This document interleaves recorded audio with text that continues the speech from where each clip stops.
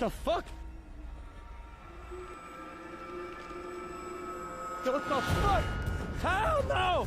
Oh. It's catching up! Oh! Oh.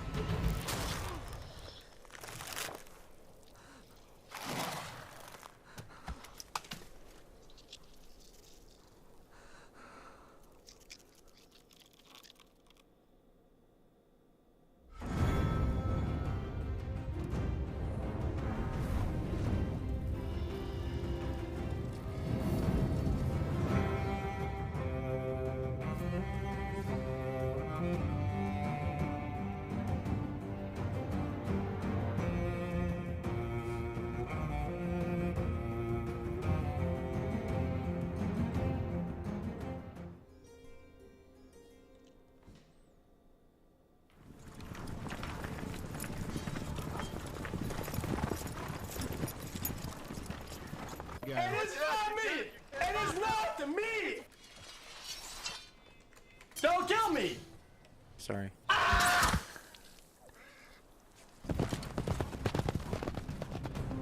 Wait, why are people saying scuffed audio?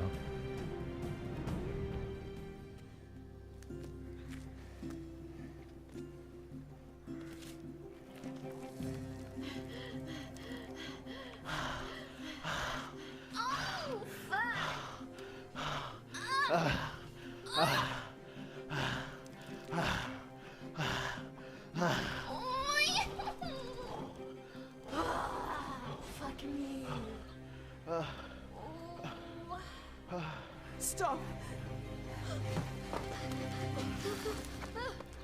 He saw us. It's all right. It's all right. It's all right. He saw us. I heard you the first time. He's gonna reveal our secret relationship. True. The things I do for love.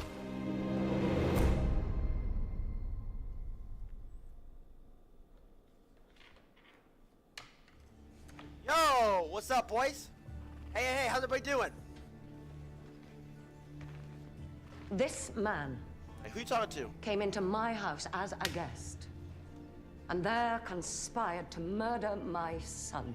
Huh? In the name of King Robert and the good lords you serve, I call upon you to seize him, Really? You're gonna tarnish my name? to await the king's justice. What the fuck is this slander?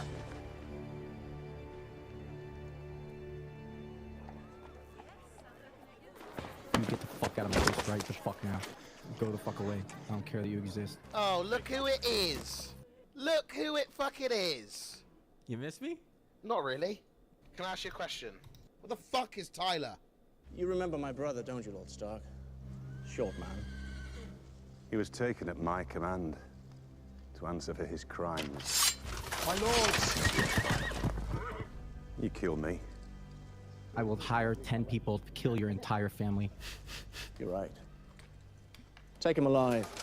Kill his men.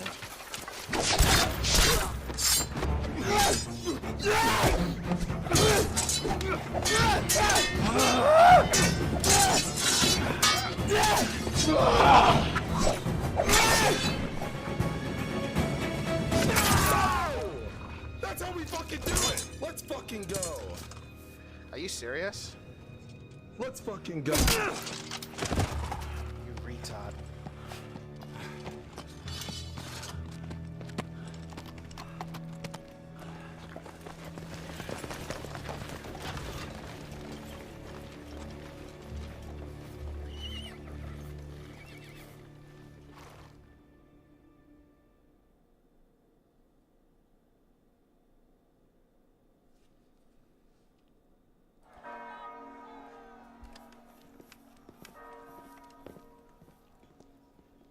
Hi, I'm Byron Bernstein? Lord of Winterfell.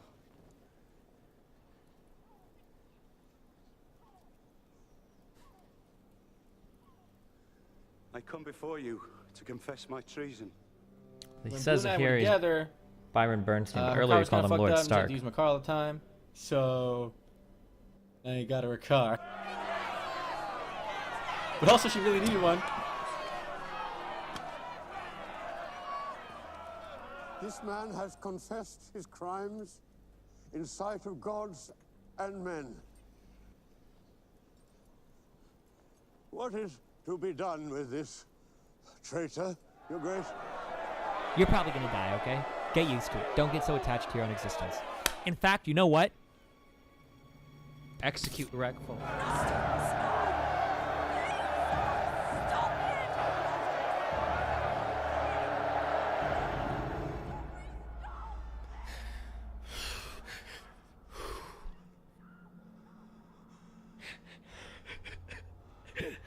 Fuck.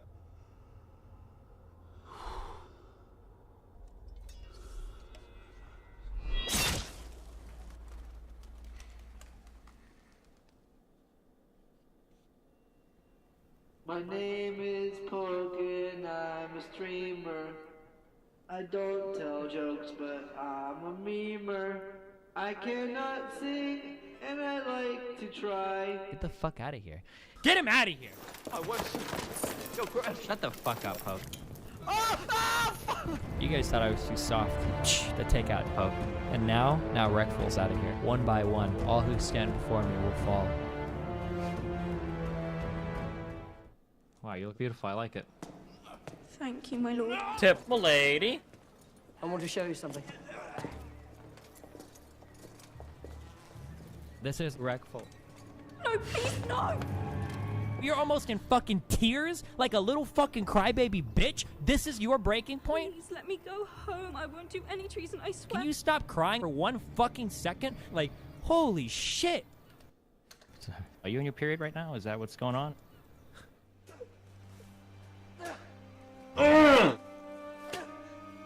Fucking damn it.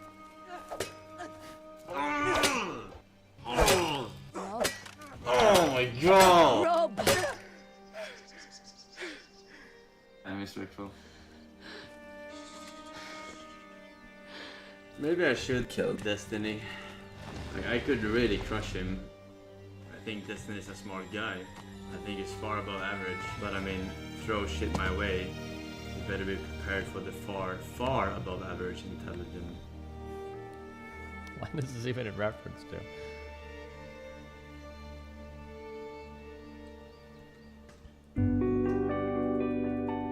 Let's PvP. I'll fight. Yeah, sure, mate. Yeah, sure.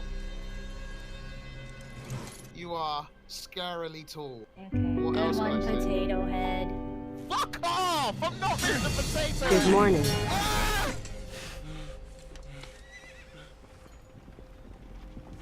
Hey, retard! What are you doing? Uh-oh. Listen, I didn't roast you, Soda. Everyone here knows he's lying. Yeah. Why do you think you're the god of Twitch, mate? I have a lot of experience. You have no power. Kill Greek. What? What? No, please.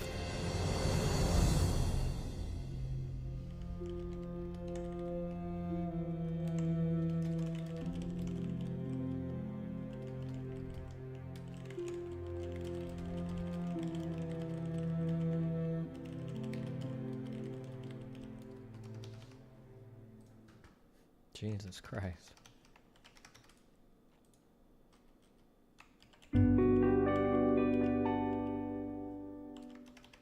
Okay. Wowie, amazing.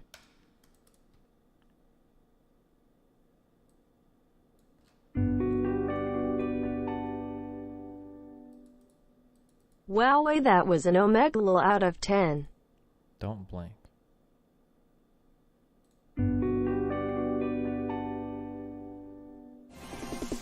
Hey, look what I got. Your UDGG. Middle finger.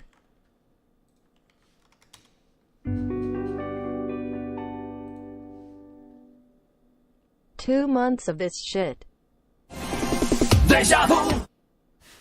What the fuck?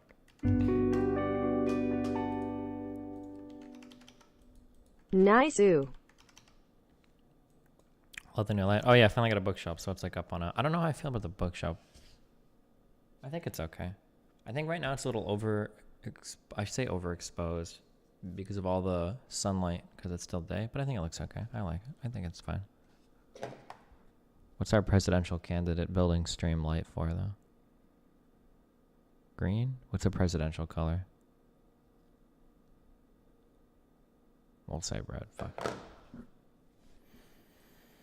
Are you using a Philips Hue bulb? No, there's some Chinese one. Apparently the Philips Hue one has a problem on stream where you can see the flicker because of the refresh or something of the light. I don't know.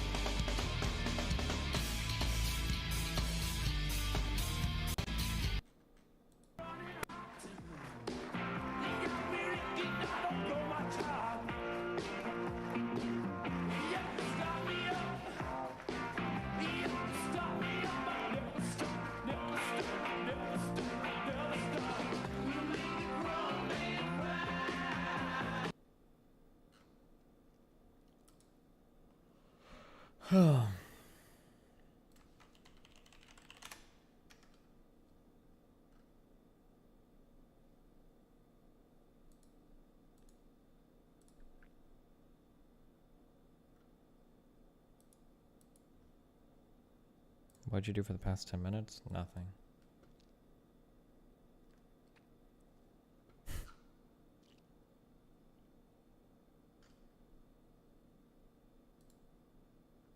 Well. Good.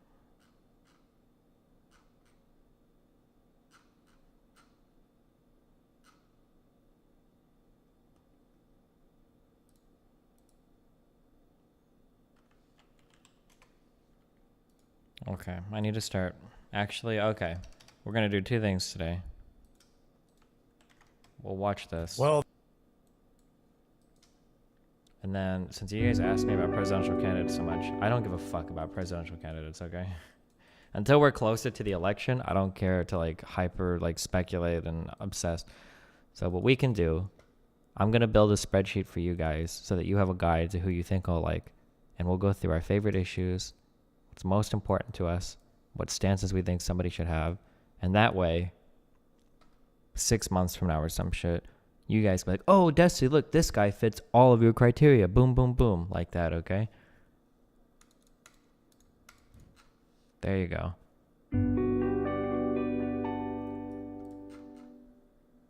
Hey, Destiny. Hey, chat. Fun fact, did you know it's not possible to breathe when you are smiling? Question mark. Just kidding. I just wanted to see you smile, smiley face. Nice. I don't think anyone is asking for hyperindulgence. Just a cursory glance. I don't care a cursory glance either.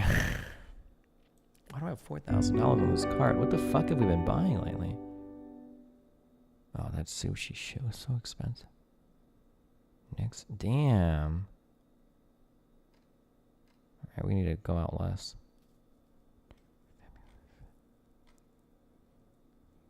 The fuck?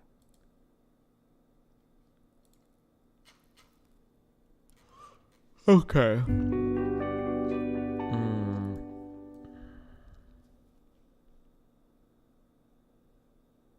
Are you going to stream more after your trip to New Zealand? No, I'm going to stop streaming forever.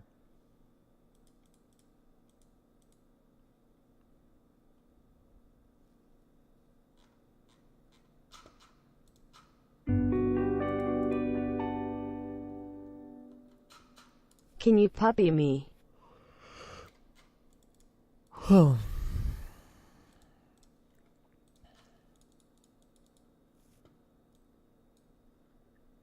I am adamantly anti-communist, I am adamantly anti-socialist, and I am adamantly pro-capitalist. Not a lot of left-leaning people are, and I make it very clear. But if I were to post a video right now saying about how much I love capitalism, I'm not going to be relentlessly shit on because I haven't built a fan base of communists. This must be an old video. This must be... How old is this video? I am adamant...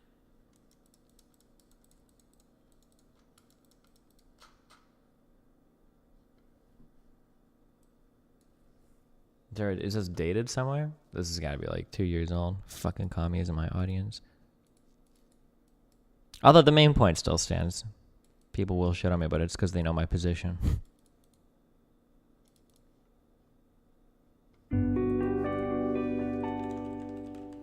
You say you're going to Nebraska soon? Yeah, I need to book those tickets right now, actually, before we do anything.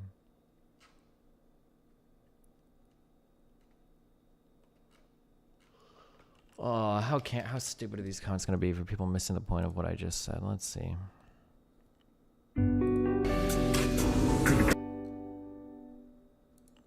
The biggest meme out of the quartering video is over-representation of LGBT people in a fictional video game. Like 2 compared to 1 is a big difference. Amazing. Amazing.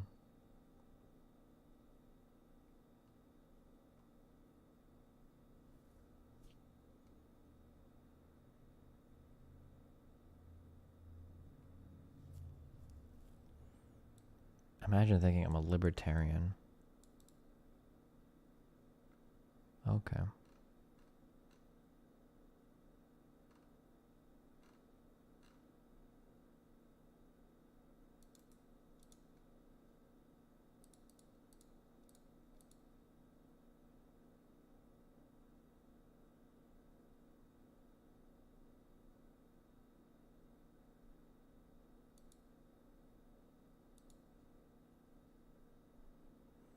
Has Destiny made an argument for capitalism yet? Oh, this is a meme, right? Has Destiny done a defeater for the Christian God?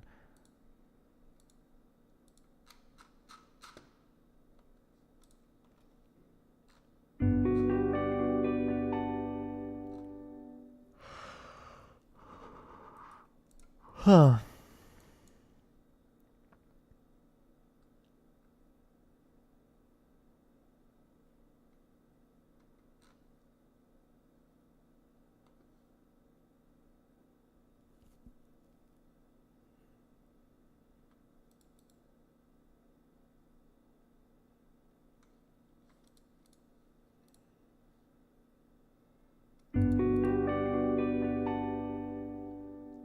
This is the shittiest Girlfriends proof I've are ever like seen bikes. in my entire The life. uglier they are, the less likely they are to be stolen. Am I right, Destiny?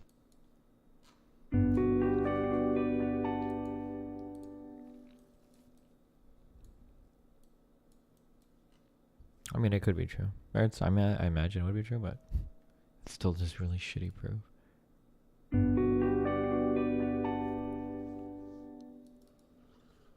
Huh.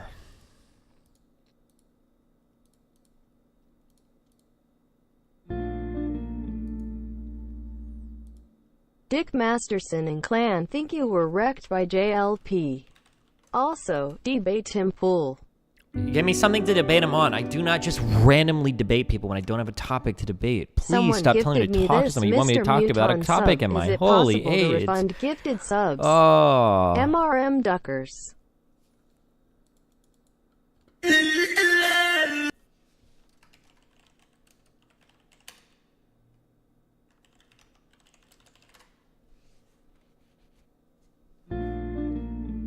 Wait, should this be 2096? It's 1000. Is the reason why you won't accept communism or socialism is because you have forgotten what it's like to spend most of your week in a building doing work for someone else, getting paid too less. Would you get the wall? Rise up, ChatterZ has changed. Burn. What? I'm against capitalism, or I'm against communist socialism because I don't think it'll fucking work. I don't think there's any world in which like a total planned economy, or even not a planned economy, like market socialism doesn't seem to be like a thing. Like if you show me it working somewhere, or if you give me, or like if socialism or socialized things can exist under a capitalist system and they start to become successful, I'll believe it more. But until then, like I don't know, everything about communism and socialism just sounds really fucking stupid to me. Or maybe I just haven't heard the right explanation, or if the answer is like, well, you have to read Capital, like okay, well, fuck that shit. That shit's never fucking working then. Fuck it, I don't give a fuck. Nah, fuck that shit, dude.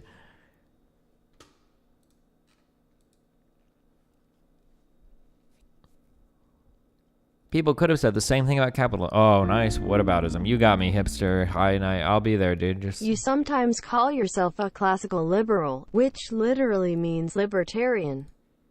And sometimes a neoliberal, which is pretty much a conservative market worshipper. Call yourself a social liberal, but don't use those meme labels. Thanks, smiley face. okay. Let Destiny know you've been subbed for 10 months.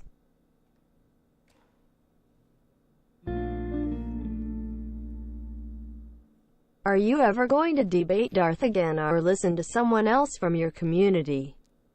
Debate him for 5 hours straight about axioms. Cuck.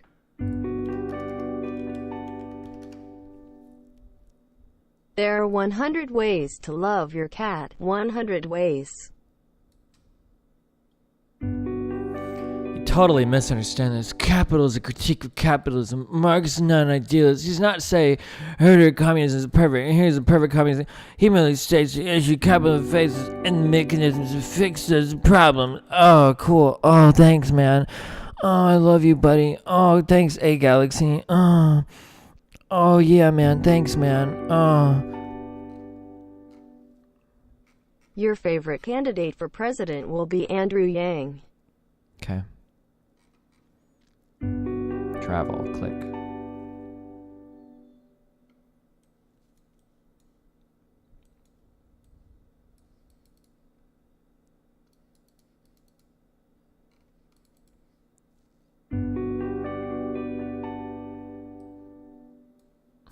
Again with the fair reading of chat messages, you disagree with Pepe.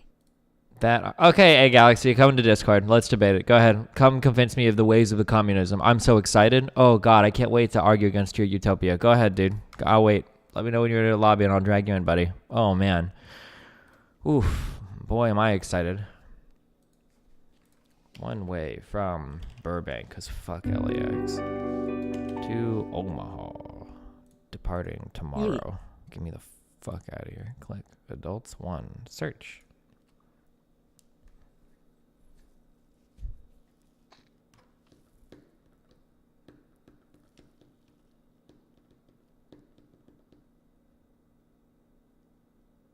$389. Are you fucking kidding me? It's a goddamn flight to fucking Omaha. Why would you do this dumb shit? Okay, fuck Burbank. LAX. So Burbank is 389. LAX search is 150. Oh wait, whoa, where did that $150 ticket go? Whoa, I saw that.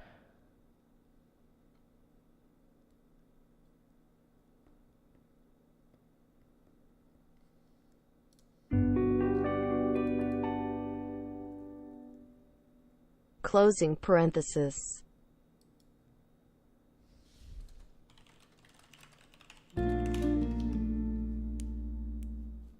Just watched your talk with Jesse Lee Peterson. Cool. Thanks for the LULs. Amazing BEYTA.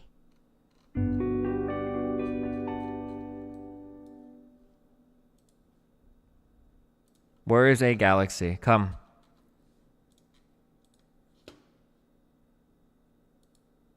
Star here? Whoa. That's intentional, my dude. He said he can't right now. Oh, okay. He is smearing communism. Get him.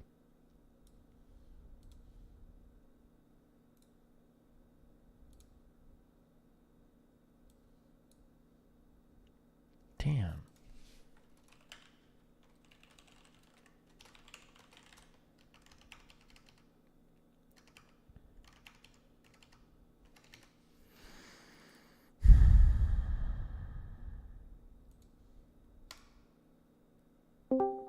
Okay, go. Talk to me. Oh.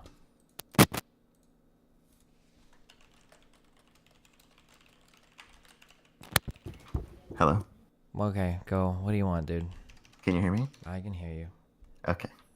So I think this is sort of misunderstood, that you sort of misunderstand, is Marx does not... No, I understand 100%. That's just the fucking answer I'm giving every single fucking time somebody tells me that I think communism is sort of stupid. I understand that the fucking communism, that fucking Das Kapital is not. This is how communism works. It's a critique of capitalism that says that it'll inevitably lead to the rise of socialism. I know that. I understand that. Do you have an argument for communism or socialism, or did you just come here to drop that totally fucking retarded piece of information that I obviously fucking know? Because I've heard it a million fucking times. So the points he makes is these are like the issues that capitalism faces, and this is how, you know, the process to fix them, right? Like, yeah, okay.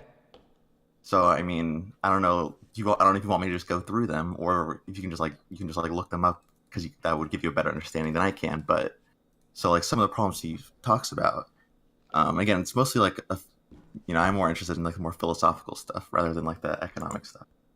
But like so let me think for a second. So one of the things he says is basically the one problem with capitalism is the existence of the proletariat. That if a proletariat exists in your society, it basically has to do with freedom, right? He really cares about freedom, and when a proletariat exists in a society, then that society is not going to be very free, right? So the definition of proletariat is essentially, a group of people where their only way of sustaining themselves is to sell their labor, right? And so if you don't have any way of sustaining yourself other than selling your labor, you're not very free, right? You're kind of at the mercy of like the capitalists or whatever, right? So for example, if you wait, how does that even make sense? In a socialist system, wouldn't you still have to sell your labor, don't you? You just get paid more for it. No, so let me so I'm not saying so again, I'm not talking about like some sort of perfect sort of society. We're just talking about the problems that we face. And yeah, that's basically just what the problems we face, right? So for example, if you are like... He is whining the debate. Again, Marxism cares a lot about freedom. And get Hassan in so Discord. For example, if you own land, maybe you're like a farmer or something, and you have like cows and sheep and whatever, and you can like sustain yourself, right? And then you could sell your labor to the capitalists in a city to work in a factory. You can choose whether you want to or not, right? So you can say, I can just stay on my farm and I can, subsist and feed my family. Or why is this a problem? Can you convince me that this is even a problem? Yeah, so so it's about like degrees, right? So slavery, you're a certain amount of sort of quote unquote free, right? You don't have to worry about like feeding yourself. You don't have to worry about like protecting yourself. And then in like a feudal society, you're a little bit more free, and then in a capitalist society, you're a little bit more free. And what he's talking about is he wants a society where, again, you're a little bit more free. So a society where you're free to reap all the benefits of society without giving anything back to it? How the fuck does that possibly work? Wait, what do you mean? I don't understand. Because you're basically telling me that there's a problem that people have to work in order to get anything out of society. You're saying that's a problem. No, it's about being a member of the proletariat, where the only thing you have is to sell your labor, so you're at the mercy of what the capitalists will give you. Okay, wait. So, and what's the alternative to that? So, again, a system in which the proletariat does not exist. Which would make them what? So, again, he doesn't set up the perfect. I can't tell you this is the perfect society. This is it. Once you get this, it's all over. What he talks about is at one point we're a slave society, then we're a feudal society, then we're a capitalist society, and then we move on from there, and then we move on from there, and so on and so forth. The point is that the whole argument is what you just said is the so on and so forth. You have to talk about that. Where do we go next? How do we get rid of every proletariat? Okay, so he talks about basically this is the mechanism. So this is the problems, and then the mechanism for action. So his mechanism for action is the proletariat violently revolting against the capitalists. Okay, so how do they all become not proletariat? Then do they make robots work for them to build everything, or what? What's next? Okay, so this is really important to note that Marx, and this is the more philosophical sense, he's not a utopian, he's not an idealist. And one of the really important contributions from Marx in philosophy is the understanding of that, how important history is to understanding scientific and philosophical thought, right? In order to, he says history is the last science. You have to understand history to understand sort of every scientific point. You can't, no person like Newton can't just pull out the fucking law of gravity out of thin air and this is the objective thing. This is the correct answer. We have it right here. This is the law of gravity, and it's correct and right and everything, right? He's limited by the time he lives in and the history and culture of his society. So he thinks of an idea, and this is a good idea for now, but eventually we have to move on and move past from that. He doesn't just what are we moving on past to? Again, the violent revolution. What does the violent revolution lead us to?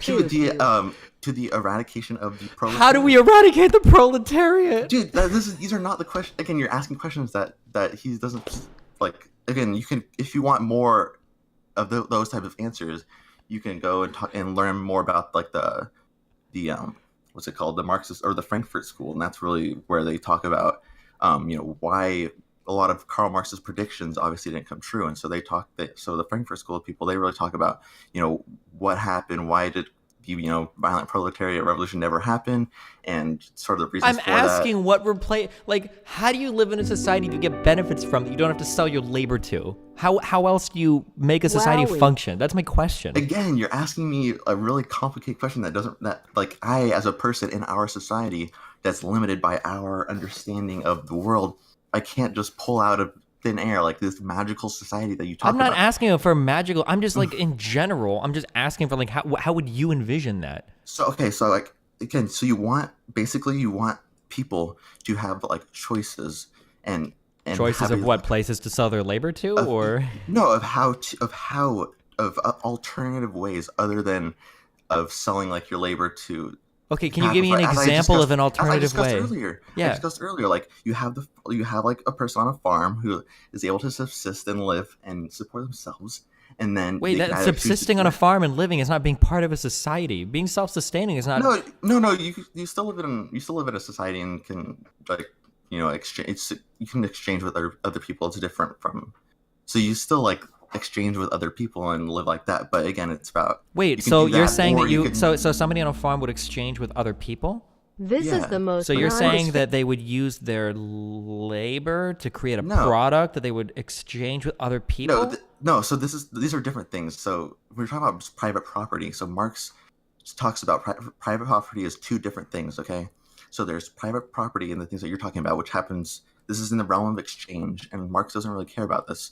What he's talking about is in the realm of production and the private property in regards to the means of production. So if you have a toothbrush or your cow or your car or whatever. I don't understand what the distinction between personal property and private property has anything to do with the question. No, it's two different types. It's two different types of private property. Well, one is personal belongings and one is private property, right? Where private property is capital. But this is not what we're talking about right now. Specifically, it's things that produce surplus value. Sure, but what I'm asking is how do you give to a society in a way that isn't your labor?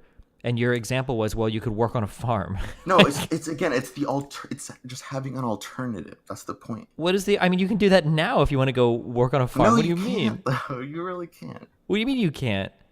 You could, but again, it's not realistic. To go plant crops but how is this not realistic? Again, it's just an example. It's not I know, but your example is even working. So can you give me what it does? I know it's just an example. Yeah, again, so the point is to have an alternative other than selling your labor. That's the point. What is the alternative? That's what I'm asking. What is one alternative to selling your labor? Just one alternative, hypothetically. What is one alternative to selling your labor? No, to be able to sustain yourself on your own little farm and your own land. So that's not being part of a society. So if I ask you, how can socialism work? You're like, we need to get rid of the proletariat. Well, how do you get rid of the proletariat? Well, every single person has their own farm and lives on their own land and their own little area. I'm just giving you one example of this. Again, I can't. You didn't give me an example. No, because I'm not trying to give you. Again, I feel like you're still misunderstanding the point. I'm not going to give you here is the solution. This is how we get rid of I'm not asking for the perfect solution. I just want one example because I'm a brainwashed capitalist, and the only way that I see somebody giving to society is through their labor right now. It seems to be that we exchange our time in the form of labor into society in exchange for some sort of currency that we can use to acquire other possessions because we have a big economy that it lets us do that. That's how I see these things working. And you're telling me that there's a way to do this without doing that. And I don't know how that works. So I'm just curious. What is it? So again, no, you're not understanding. You would still give your labor to society, but you would have alternatives. Alternative? What do you mean by alternatives? For example, okay, let me just off the top of my head, it might not be good, but we can go through it. Okay, so for example, if we had a very robust social security or social safety net system, you could choose to work or not work, right? So you could just stay at home and be bored all day, or you could. Okay, but how does a society like that work? So then we're back to what I said before. How do you get things out of society without giving anything back? So everybody would would though. People still would. How? Because people want to. You would still Okay, so you're telling me that in your system, people could stay home and do nothing, but everybody would choose to sell their labor anyway. How is that any different than capitalism? No, because it's different because you have an alternative. It's the proletariat, dude. It would be completely different. Again, Marx says the existence of the proletariat is what defines capitalism, and that is what is wrong. If you do not have that, you do not have capitalism. You have a different system. So if in this system you you can choose to sell your labor, then you are not a member of the proletariat because you can choose whether to sell your labor or not to. Okay. So, for example, if you fucking like, are a pianist and you have like another job or you have, again, like a welfare state or whatever, then somebody can come to your door and say, oh, can you play piano for me? And you can say, you know what? Yeah, sure. Or you say, you know what? I don't really need it, so I'm not going to. Okay. So again, it's about the existence of a proletariat is what defines capitalism, and that he says that is what is wrong. Gotcha. All right. Do you have any final parting closing thoughts for us? I mean, do you want to learn more?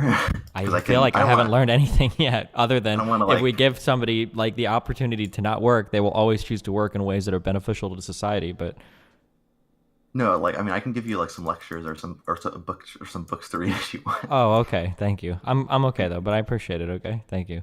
I love it. Okay, well, just one real quick. Okay, you go Kant, Hegel, Feuerbach, and then Marx, and then you'll finally realize. So I need to get my undergrad in philosophy before I can even begin to interpret or understand anything about social. Gotcha. Sounds promising. I mean, it's not entirely true. I mean, you can skip right to Marx if you want. But I'm pretty sure most undergrads don't read all of fucking Kant.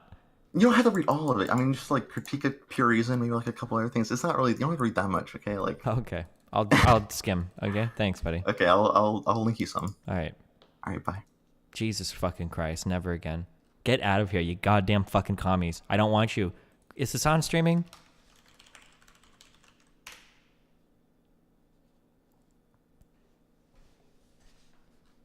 Okay, go wait in his offline chat. Okay, go talk to Hassan. He loves communism. He loves socialism. Okay, they love this stuff. Go talk to him. He'll be happy to see you there. Fuck off, Dan. Oh wait, he Instagram storied that. Oh my god. Here come all the commies. Destiny, a few minutes ago, you said you don't like/believe in communism and socialism because it has never worked. That goalpost is absurd. America has a long fucking history of staging coups, orchestrating violent fucking murders for something as simple as students protesting, and full-blown socialists taking control of the government. Furthermore, usually you force the person into a convince me that socialism is good. Can you convince your mother that Trump isn't a retard? The angle is almost impossible. You're not immune to irrationality and massive cognitive biases. You're being a bad faith actor when you engage in either of those arguments. Oh man, I'm sorry. I love. If socialism was a dick, I would suck it every fucking morning, guys, until it just busts that full-on fucking proletariat-free juice right into my fucking mouth. I would slurp it up every day, guys.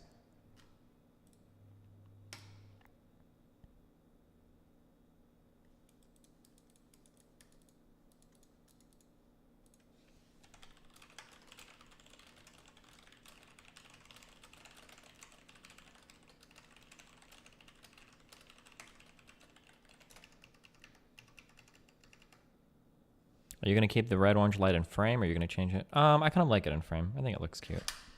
Hold on. What's our communism light? There it is.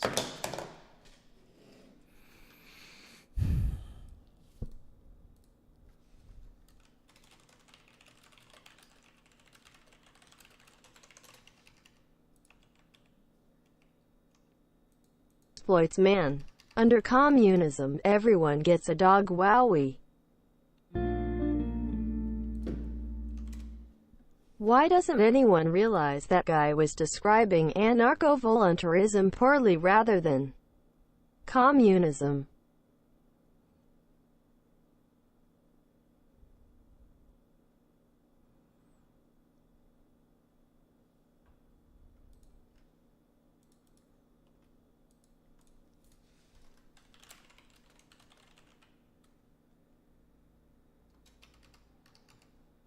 Condition people to sub when you make the light green.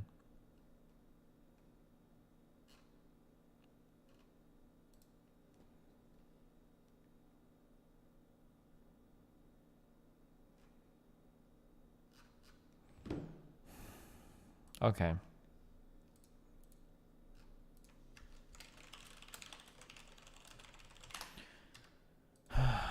What am I doing? We were going to talk about bullshit-ass presidential shit today. Hi, Destiny. Hope you're having a great day, friend. Wow, thanks, Nova Him. Bitch, I'm a doctor. Fuck you. 34 months, bitch. I'm a doctor. Fuck you, Akimbos. 27 Duckers. Oh god, this guy makes me want to kill myself almost as much as my commie fans do. Oh fuck, this guy is so dumb. Okay. Alright, Gary, here's your react video for my YouTube channel. Let me get my fucking Soylent. Fuck me. Before we embark on this fucking quest of cancer.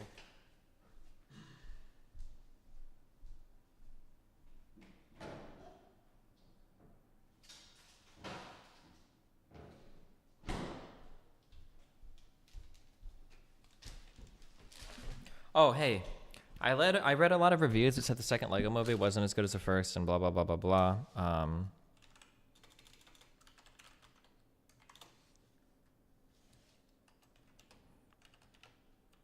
And we finally watched it last night. I thought it was actually okay. I thought it was okay. I thought it was good. I'll say that. Sorry. It was good.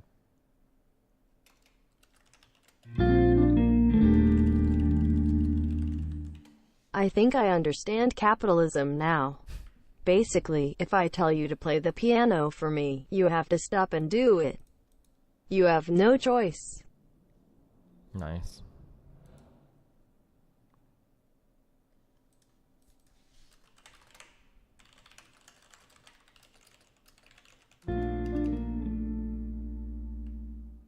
Overweight white gamer. I wonder what his stance will be. AYAYA. Chill, okay. Oh wait, I need to get my tickets. 34 months Hold of on. being a fake doctor. I made her degree is Photoshop's Artemis Duckers.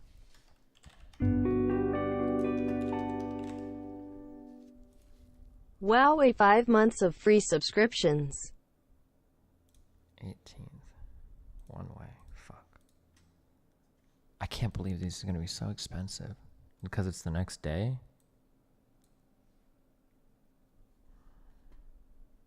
Oh, here's one for only $236 if I'm going to do a 34-hour trip.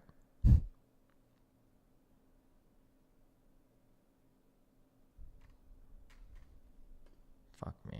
God damn it. Okay, I'll do it after this video. Okay, I have to meet you guys because you guys are too fucking obnoxious. Or, never mind. Fuck it. Alright. Well, this video is probably going to get me blacklisted from the entire games industry, but who would want to be a part of that mess anyway? Apex Legends is off to a meteoric rise, reaching tens of millions of players likely by the end of February. It is by all measurements a resounding success for Respawn and EA. Hold on, okay, never mind. I do have to meet you guys. I'm sorry. Don't donate while I watch this, okay? Video is not about the game at all.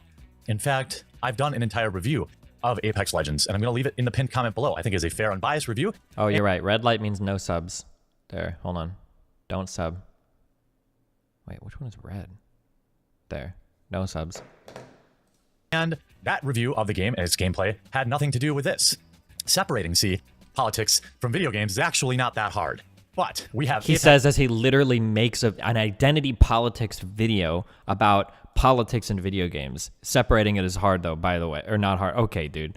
Apex Legends being awarded by me the wokest video game of all time. That's right, 25% of the roster is LGBTQ, and the games activist community loves that fact, and they are using it to market. And I have a lot of thoughts on this whole situation, on how the games industry abuses fake wokeness to get free clicks, and they don't really care about inclusion at all. They care about getting free clicks.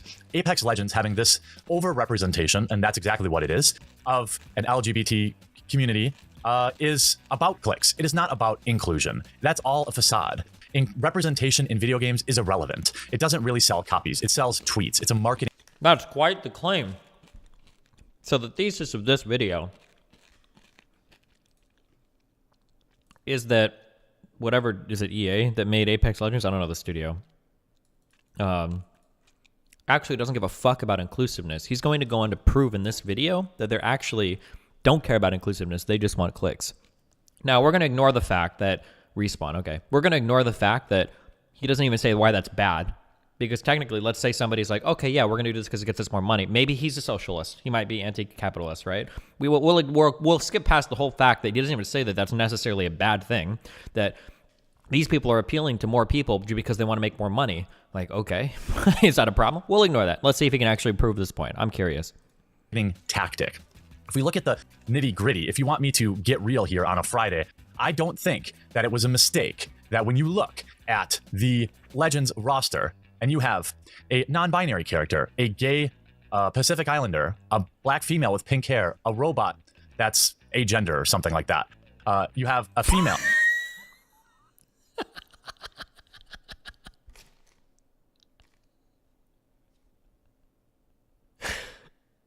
Okay. You cannot in one breath tell me that leftist SJWs get triggered over everything and then unironically script out the phrase agender robot. What the fuck? Also, I don't know where he gets this information. I'm not saying he's wrong. I had no fucking idea that these people are like non-binary. Are they saying this all the time? Is this like voice lines? Like if I was playing this character, it'd be like, oh man, like I feel non-binary today after that headshot. Like how do you even know this shit? Do you have to like read the lore? I had no fucking idea. Like Legends roster, and you have a non-binary character, a gay Pacific Islander, a black female with pink hair, a robot that's agender or something like that. You have a female and another female, and you have... I like how that's like on the same level, like agender robot, non-binary, female, another female. Like, again, just going to put this out there, the only outwardly straight white male being fat and bearded, also behind a paywall. I'm just saying that the only kind of traditionally built characters are both behind a paywall. That is genius. Because if you allow me to put my woke hat on, and I don't think like this, so I'm going to do the best that I can. Given when I play this game, I generally play Bloodhound or Wraith or Pathfinder. It really just depends how I'm feeling that day. I don't care. Is there some enormously small percentage of people that care about looking like their video game character? There must be. I've had people write me lengthy emails about how representation in video games is a big deal to them. So I don't want to discount that, but to be clear, it is an extraordinarily small percentage of people. But if representation matters, if people really did care about that. I don't really care what the characters look like in video games. 5 seconds earlier, agender robot. Then why do you think they would put the most common body type behind a paywall? If people want to play a character that looks like them, don't you think it's awfully coincidental that they put these characters behind a paywall? Just saying. And that is, of course, what I'm going to lead into here with a lot of this coverage. Coverage that, of course, would be predictable and in almost every case gets ratioed.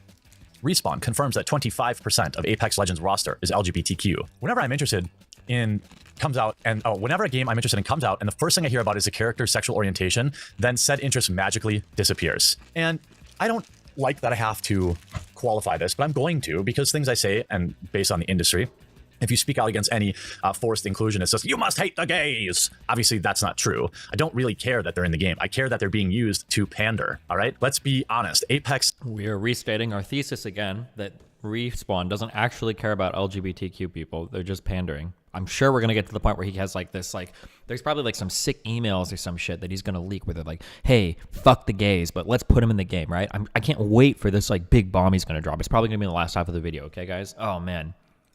Legends doesn't have a story. The idea that a particular character is gay or not is completely irrelevant. It is 100% marketing wonk. It is 100%. It doesn't matter the sexuality of a character. Agender robot. 100% walking on the LGBT community to sell copies of a game. Is that okay? How come nobody in the woke community ever points this out? You never see a lot of these blue check marks ever talking about how the LGBT inclusion is just a marketing method these days. Going beyond, all right, if you had 8 characters, again, I don't really care, but I'm using the... What is this, the 3rd or 4th time that he's like, I really don't care about this. I swear I don't care, but agender robots, 2 females. Their inclusion logic, the best I can. Having 1 in 6 characters be of this persuasion would be an accurate representation, but they go all the way to 25%. I can't even imagine thinking about... What is 1 in 6? Isn't it like 18.5? I don't actually know.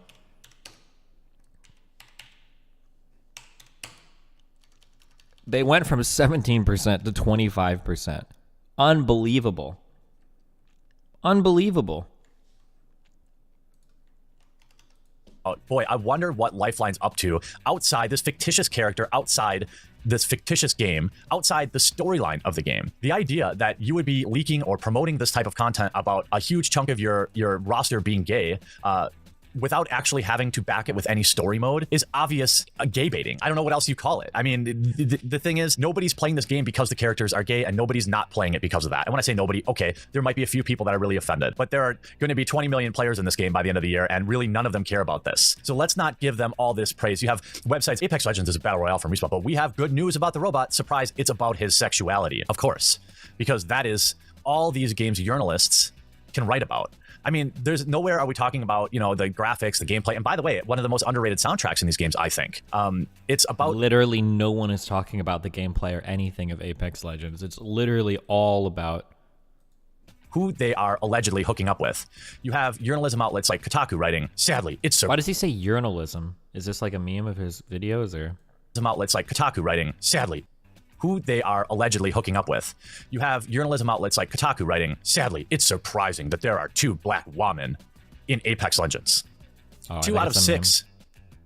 By the way, 3 out of 5 characters that have a gender are female. Just saying. Somehow that hasn't managed to... I like where we're getting into the fucking hardcore stats. Like, it's 2 out of 6, but actually, if you eliminate the agender people, it's 3 out of 5. Like, wait, I don't even know. Hurt the rapid growth of the game. I thought all gamers were bigots. This Apex Legends success completely smashes any notion that gamers are anything phobic. Think about that. 10 million players in like 72 hours. This is better than the... How can there be racism in America when Obama was black? Checkmate, bitch.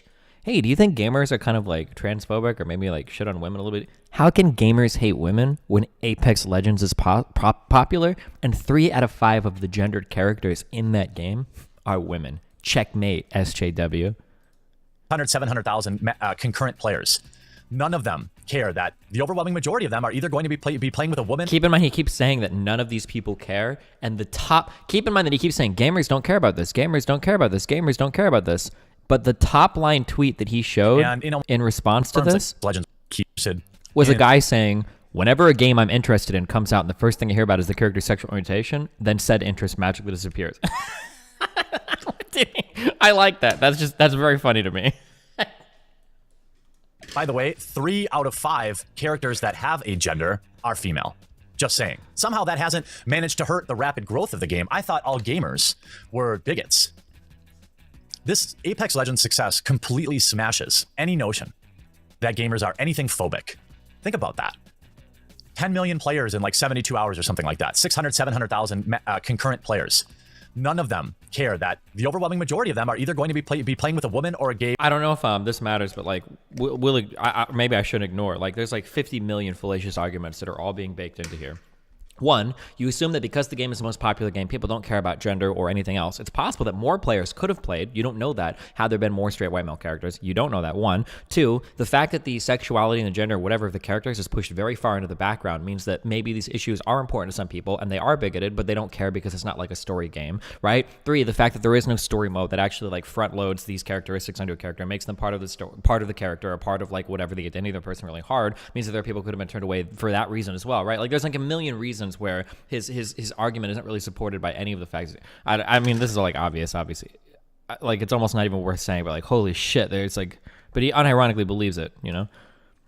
Which he even literally admitted himself that like all of this stuff is found through like tweets and backstory and shit. You don't actually see any of this in the gameplay. So, but okay. Hey man, imagine that. Where are all the articles talking about the game community embracing a diverse cast of characters? It's because we don't care. The game community doesn't care about this stuff. Games journalists, blue checkmarks who use the gaming community to write about social justice, they are the only ones that really care about this. Where are all the articles talking about how inclusive the gaming community is? None, right? Because that would smash their narrative that the gaming community is some sort of disgusting filth fest of unwelcoming people. Let's not let Respawn and other development companies reap all these benefits because they are just playing the crowd. If they didn't know that all these trash articles about who these fictitious characters are hooking up with in a fictitious world outside of the game wouldn't happen, I'm not sure we'd see this here. They are playing games journalists. So either as a game journalist, you can continue to call gamers unaccepting. Or you can write articles praising us for welcoming such a diverse cast of legends. He says after making a 10-minute video claiming that the only reason diversity is in this game is because they're just trying to bait people with it and they don't actually care, which was the thesis of his video, which, by the way, he didn't support with a single fucking statement in this entire video. The whole premise of this video was that Respawn doesn't actually care about being inclusive. They're just doing it to bait clicks. And he didn't actually support that statement a single time. 446,000 subscribers, by the way. Can't have it both ways.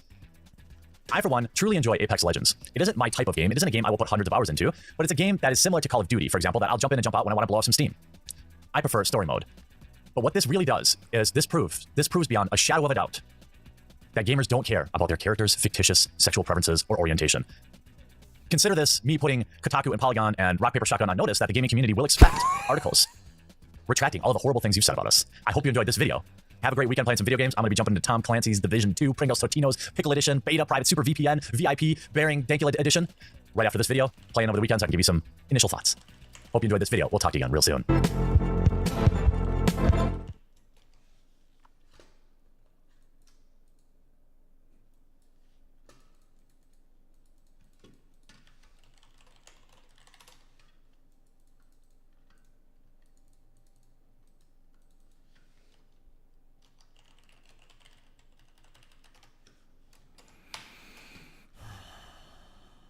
What were the top comments?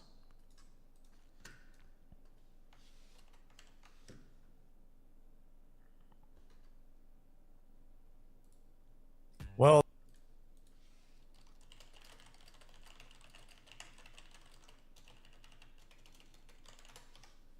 this video is probably... Nah, you're not blacklisted from the industry, just the game's journalism, but who cares about them? I must be the only one who doesn't check the genders before I play.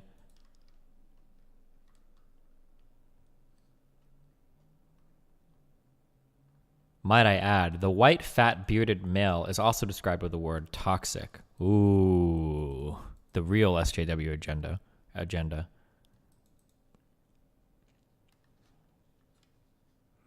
LGBTQ. There are more than two genders. Also LGBTQ. We have bisexual in our name. NAACP. Calling someone colored is racist. NAACP. We have colored in our name. This is just too woke for me.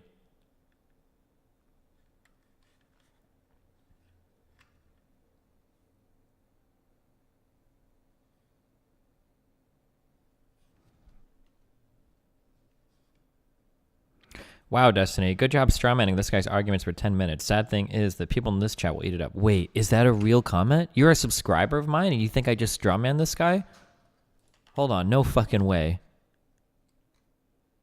Wings of... That's gotta be a troll comment. Stock. Wings... Destiny, you have no idea what you're talking about. Socialism is not a fucking market strategy. No wonder you got blown the fuck out by Hassan. You actually have no idea what you're talking about. First of all, me and Hassan have never debated communism versus socialism ever. But LOL. Stop strawmanning this guy. I really thought you were better than this. Like, you literally hated on people. This has got to be a troll. This guy's trolling, right? Destiny, just how in the fuck can you take a pro-life stance? I thought you were smart, but looks like you're just another conservatard. I think it's... Okay, I think he's trolling. Never mind.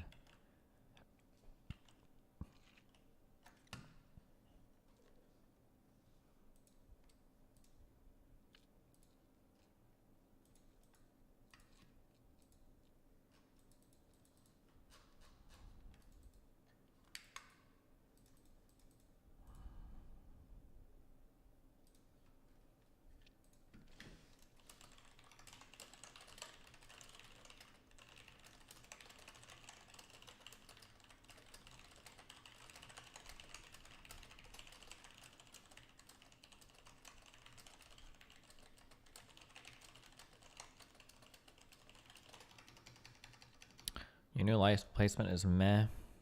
I liked it when it was on the floor lighting up the whole wall, actually. But I also like having the light bulb in frame. I don't know.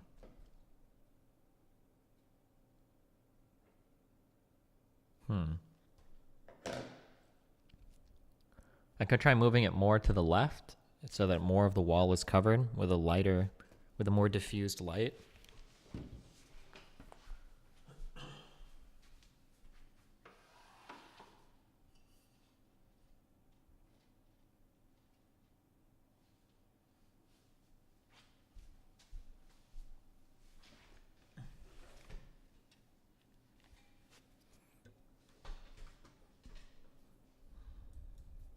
I think something like this is a little better. I wish that the I wish I could go out a little bit farther, but if I angle it away from the wall anymore, I'm gonna lose most of the light, I think. I don't know. I'd move it off screen? Hell no, I like the bulb in screen. I think it looks cute.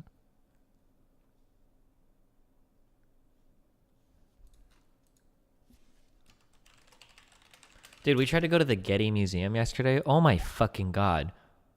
There was literally like the line of cars to drive in. We sat in that line for like 40 minutes and we moved 1 block. This wasn't even getting into the turn to the area. It was so stupid.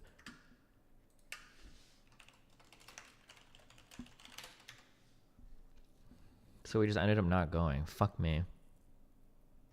Change the lamp color so we can donate again. Oh. Ooh.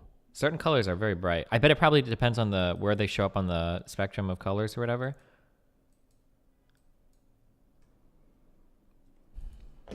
Did Lily look cute? Lily always looks adorable. Calm down. I think the red light on the wall looks bad, but the bulb looks awesome. Maybe it's just different colors. Like the green, actually, this green looks really good.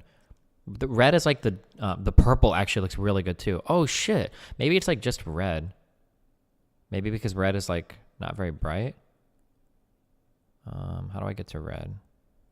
This. Did someone say cute AYAYA? Okay, back to the purple. That's my shit right there. Hell yes. Why are young conservatives so anti-free market?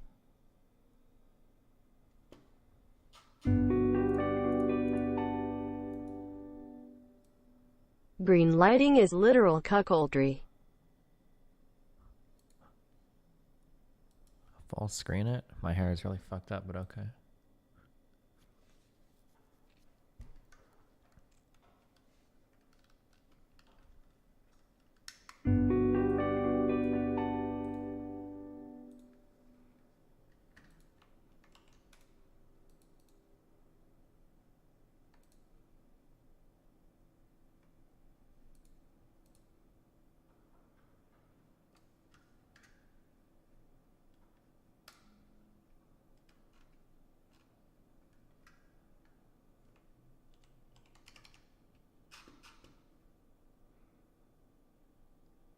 Are you content with your aggressive depth of field? No, it's a little extreme actually. But I have a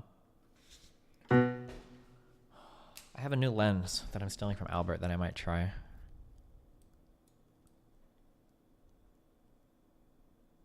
Or actually, wait, I can just set, actually, let's try it. Fucking, hold on 1 second.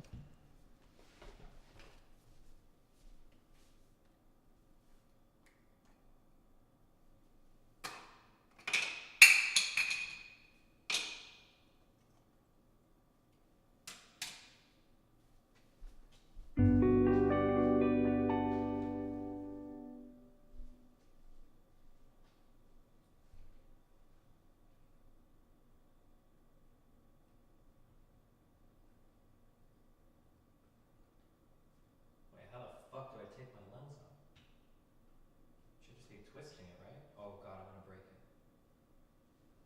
The fuck?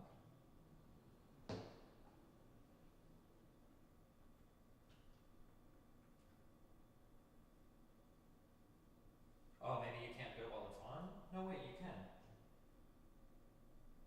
Wait, am I...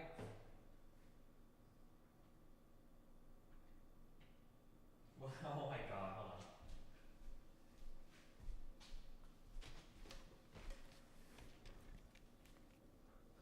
Press button Destiny. Press the little button, not just twist it. Wait, what little button? Hold on. Wait, why did I put these on to talk to you guys?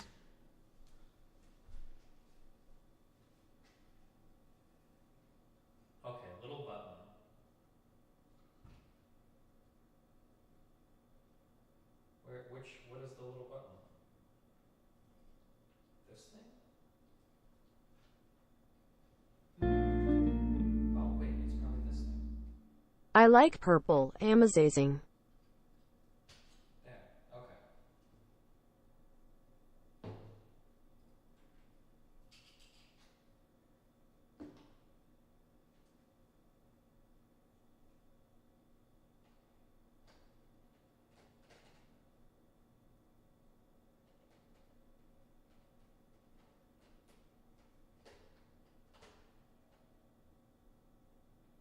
What the fuck? In there? I'm gonna break all this shit. That's what's gonna happen. Do you think I have to push the button to get it back in as well? No, I don't think so. Okay. Let's try going in from here. There, okay.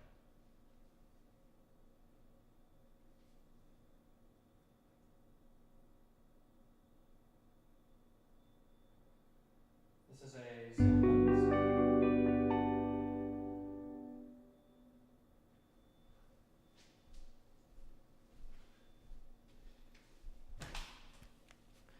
It also has a bit of it's got stabilization on it as well. Oh, hold on, I need to move the camera up 1 second.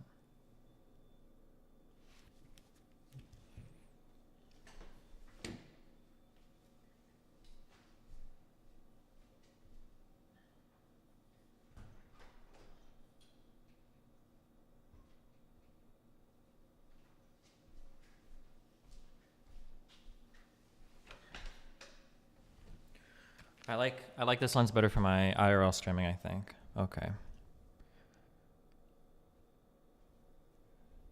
This aperture is much wider because it's an f4 instead of an f2.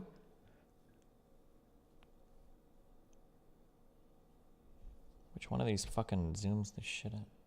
Oh. Oh. Hey.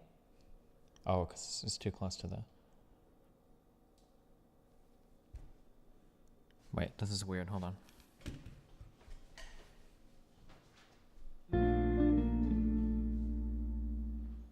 Have Kyle Kulinski of Secular Talk on your stream.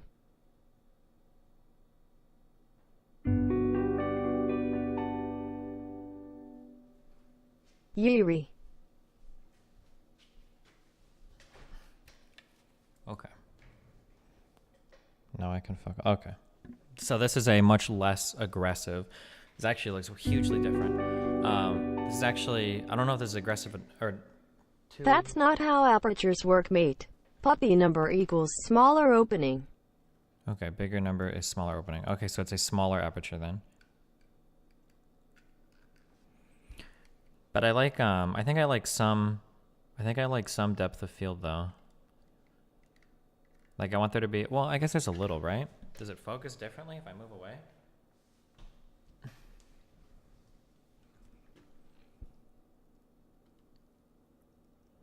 No, I mean, there is some, I guess, yeah.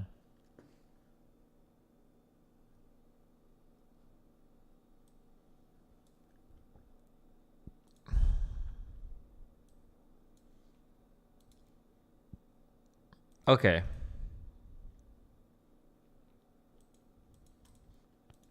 I need to watch the video on aperture again. Hold on.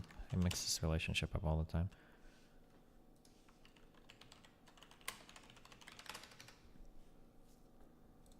Hi and welcome in this photography. You really need a 10-minute video.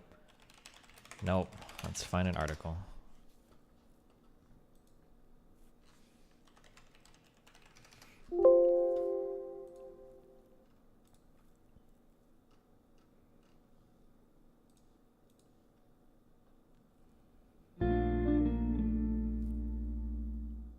I noticed one of your main critiques of Jordan Peterson is that he does not make normative claims, only descriptive ones.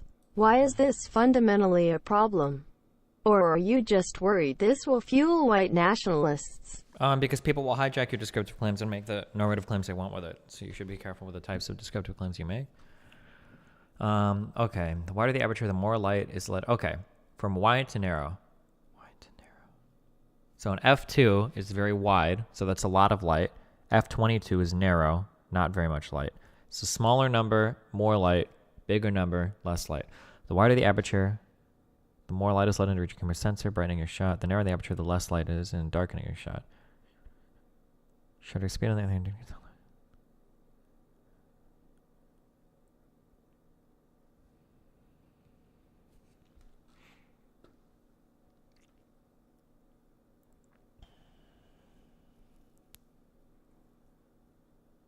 Using a wide aperture of f2.8 ensures your subject is sharp, but the background is blurred, helping them stand out.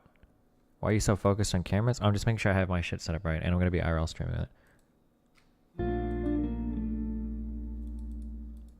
Watch this good meme. Hope Okay. you enjoy. We're Big good. fan. Stay safe. Take care. We already watched it. Fuck off. Okay, I got it. I understand. Okay. Okay.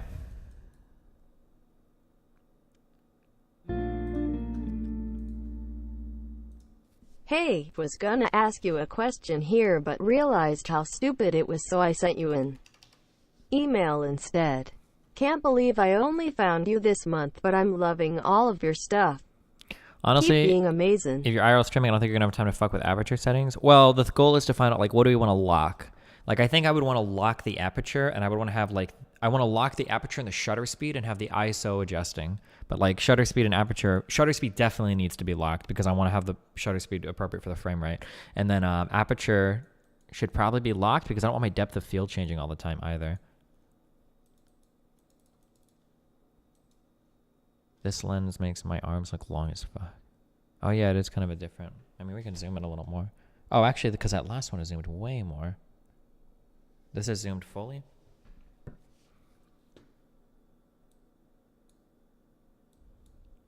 This shot also feels a lot darker now too. Do you think?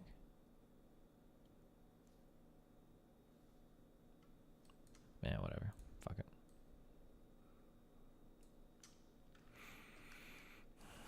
It depends on light conditions at night. You might need a wider aperture shallow. Well, this aperture is locked to 4. On this lens, on this zoom lens, I don't think it changes. Do apertures normally change? I'm not sure. Lock your ISO, not your aperture. Wouldn't I want the ISO to change over the aperture changing? Because the aperture is going to change way more of the shot than the ISO is.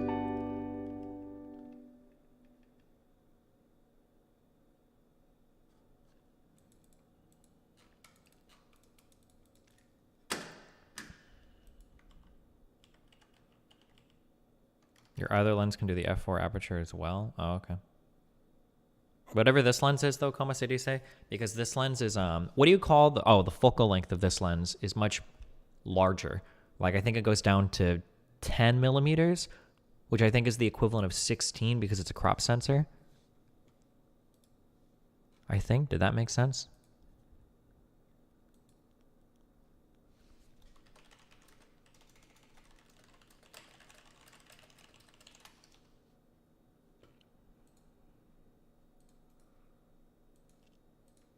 Is it possible to stay hydrated on nothing but chocolate milk? Probably, but you'd probably like get really fucking fat. Okay.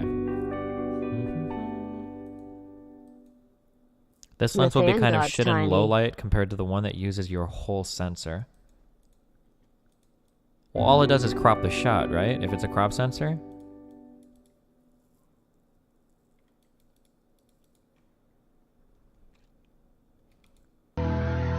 Okay, stop. No more cameras. I don't care.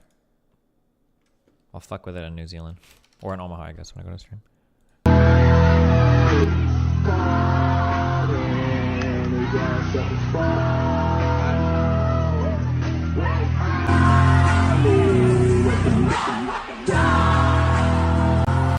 Okay.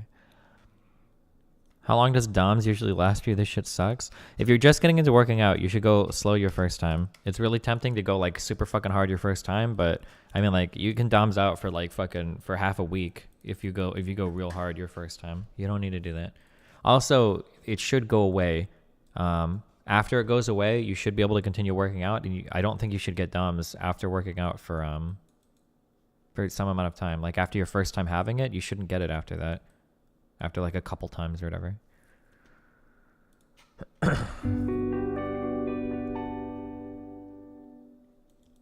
Got hoes calling a young brother on the phone.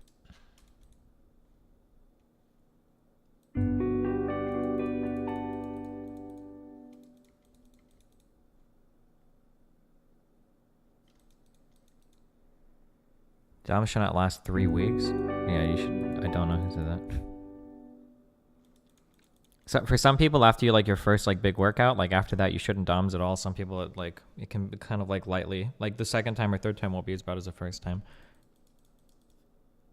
Also you can still work out if you're experiencing it as well. Like once you stretch and get like your blood pumping and everything too, it won't hurt during the workout too.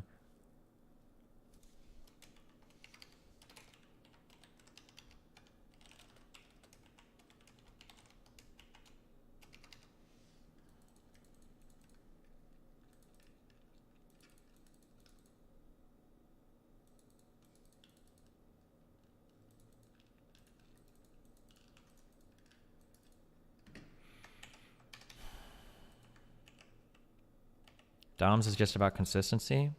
Yeah, the only time you should get DOMs is when you're working out. It's when you're working out a new muscle, you're doing a new type of workout in a muscle for the first time. But if it's something that you do, like if it's part of a routine or a schedule, you shouldn't be getting it every single time. So some people say they do, I don't know, but that should be like really fucking rare. That shouldn't happen.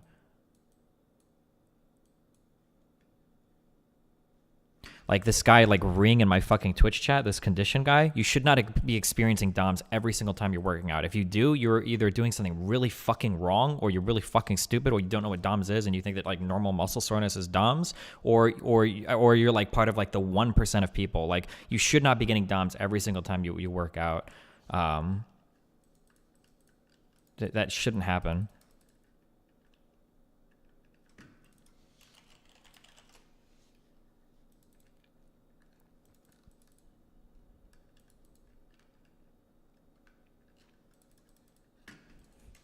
Okay.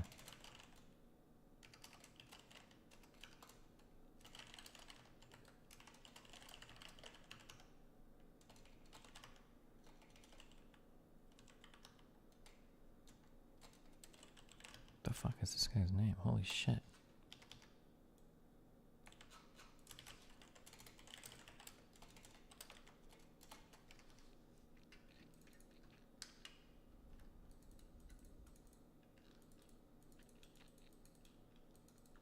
Is DOMs just when you're sore? After you work out a new muscle for the first time, you experience something called delayed onset muscle soreness. I don't know if the mechanism is understood for why it happens. You can go fucking read the wiki on it.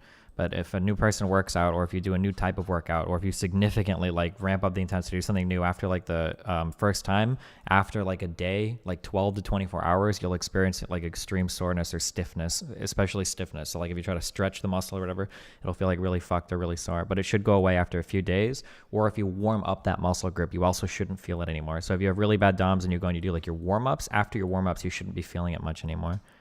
These are all generalizations, though. Obviously, there are like the one-off like exceptions, or like the very rare people that have DOMs like every fucking time or whatever, but that shouldn't happen.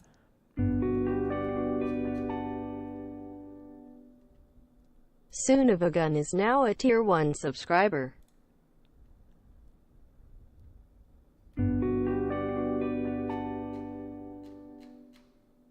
Hola.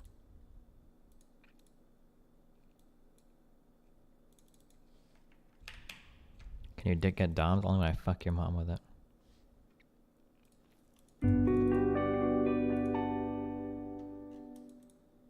Wowie.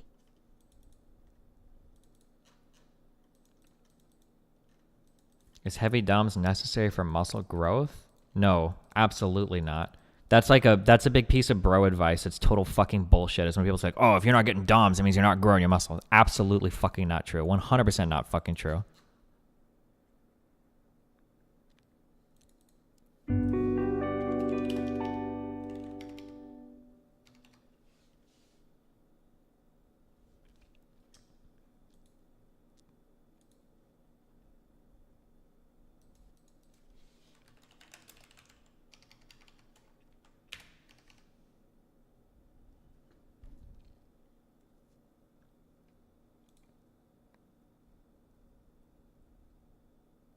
Oh shit, my computer just freaked out.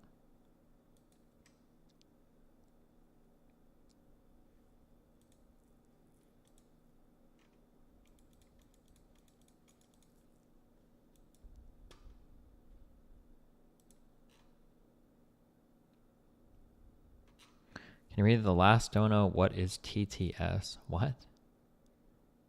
Perfect candidate would be a conservative-leaning Democrat, but Democrats are... Dude, it needs like $5 to read. You're fucking making me read your shit for $2 fucking dollars. Democrats are too stupid to understand that their far-left candidates will all lose against Trump. Okay. Kitten hablar de los posibles candidatos presidenciales ahora.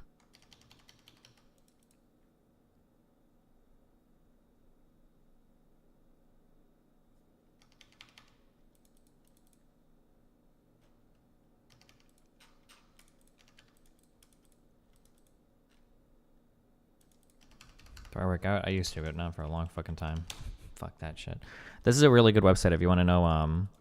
This is the best site that I found for like if you're ever curious about like a lift, like what muscles does it work out or whatever, without like any bullshit. There you go. Someone like this in chat. Some good shit. Okay. All right.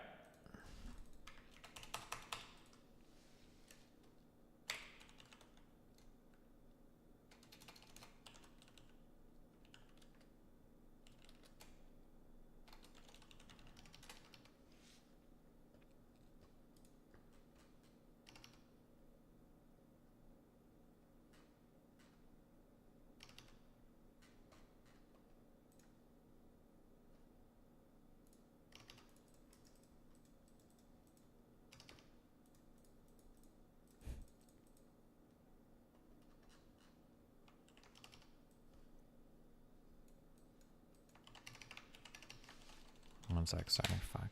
If I don't book these tickets now, I'm not gonna do it. I can't believe I'm gonna pay fucking $300 for a one-way fucking ticket to fucking Omaha.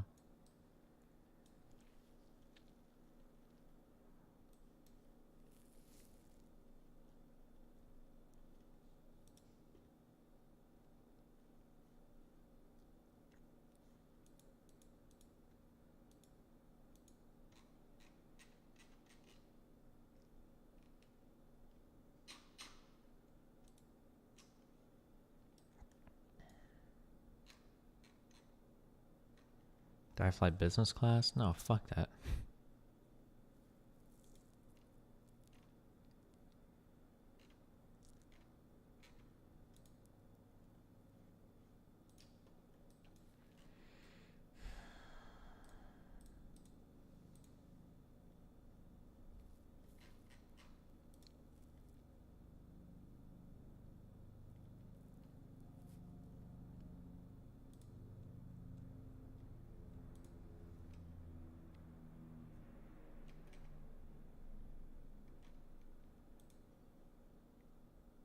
I thought you had points saved up. I do, but it's gonna eat a lot of my points. It just sucks. Alright, Burbank to Omaha. For the 18th. One way. Search.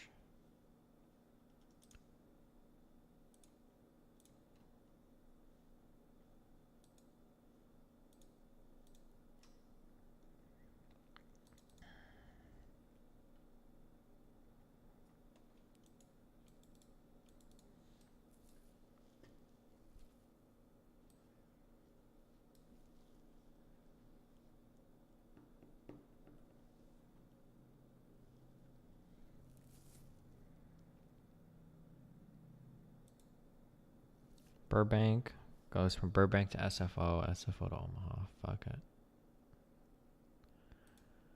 Oh.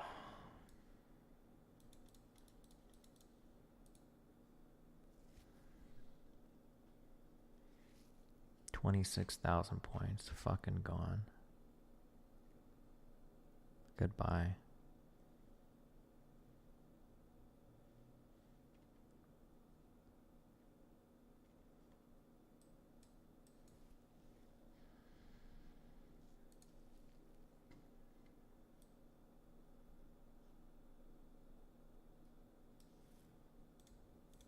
Oh, was it Trax's birthday today?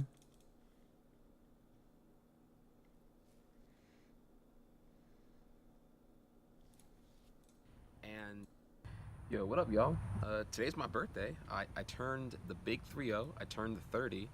And I gotta tell you, man, I know it's probably pretty scary because I dreaded this. I dreaded turning 30 as early as when I was 28. I stopped actively counting how close I am to my birthday, or even like really putting a big emphasis on when my next birthday would be. And I just want to tell you that, one, yeah, thank you again for all the birthday wishes. Two, I am gonna have a turn-ass stream when I'm live in about an hour with a fuckload of Dark Souls 3. It's gonna be super lit. And Hi, Lemmy. Hi, Destiny. But also that for those of you who are wondering what 30 feels like, I thought there'd be like a big thing to it or whatever. Like, you know, it's obviously, you know, a third of my life is now, statistically speaking, completed now, and where am I at in my grand scheme of happiness and life goals and all the other introspective shit. And it feels the same. I feel like we're definitely at an age now with the whole post-internet, and maybe because I have a very big online persona, that it feels less cementing of anything worthwhile. Like, I'm 30, but I'm still young in the game, you know what I mean? I feel like I have like reached nowhere near my full potential. And really, it's like probably one of my favorite quotes to throw out here in that context, the fact that you know, you only feel old when your regrets outweigh your ambitions. And I still got plenty of ambition here. I feel like I can't keep up with it, actually, between, like, you know, Yoshi Crafted World and Mario Maker 2 and this announcement I got going down the stream later on today. So you kind of want to tune in for that. But no, thank you all again, and I'll see you all very soon.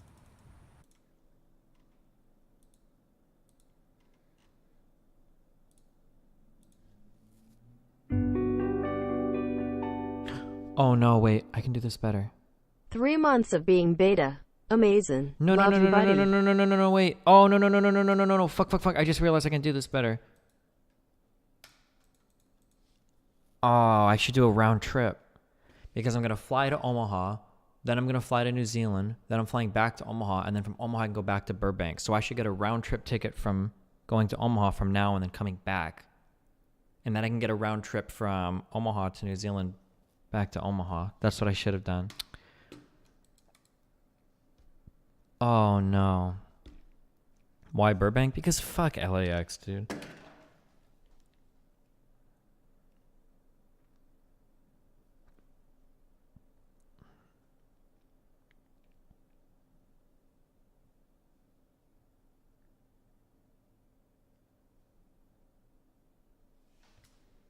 Your booking is still in progress.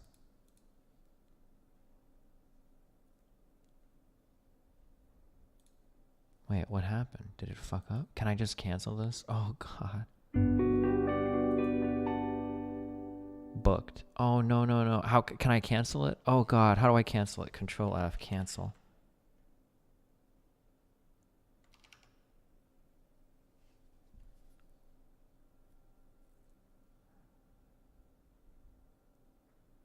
Tickets are non-refundable, non-transferable name change. We understand some expense change. We do not charge a cancel or change fee. Oh, how do I do it? Will it let me or will it not let me? Manage reservation?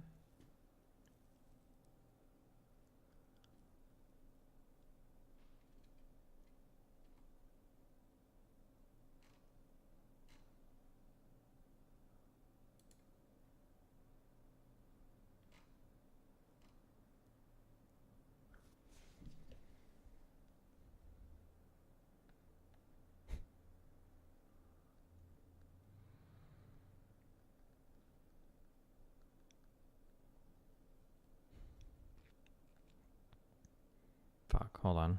I got a phone call. Oh my god, 1 second. Just chill. Please, it was like 2 seconds ago. Please.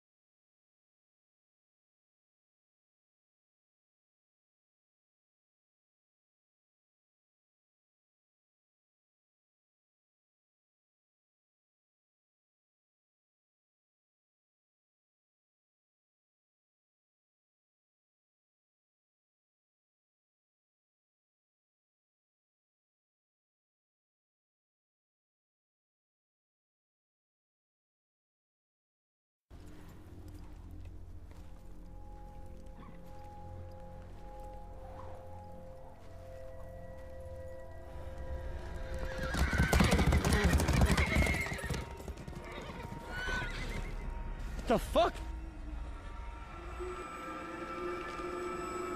What the fuck? Hell no! Oh. It's catching up! Oh! Oh.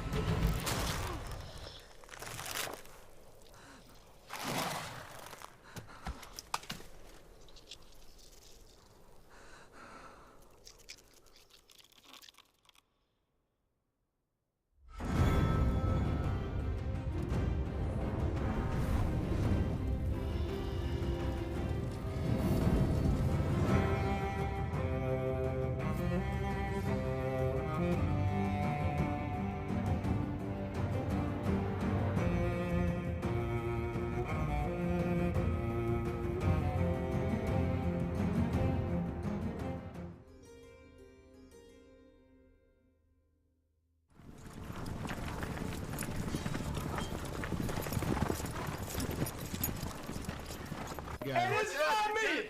And it's not me! Don't kill me! Sorry.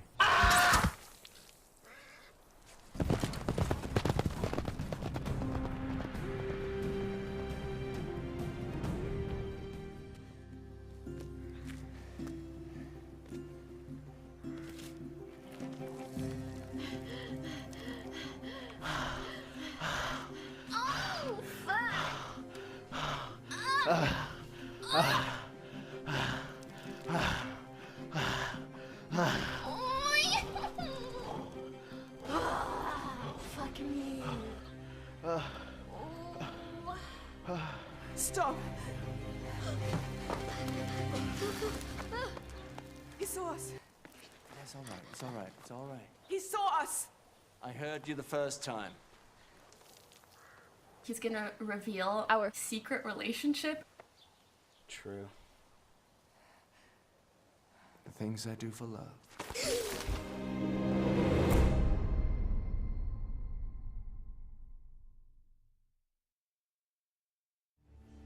Yo, what's up, boys?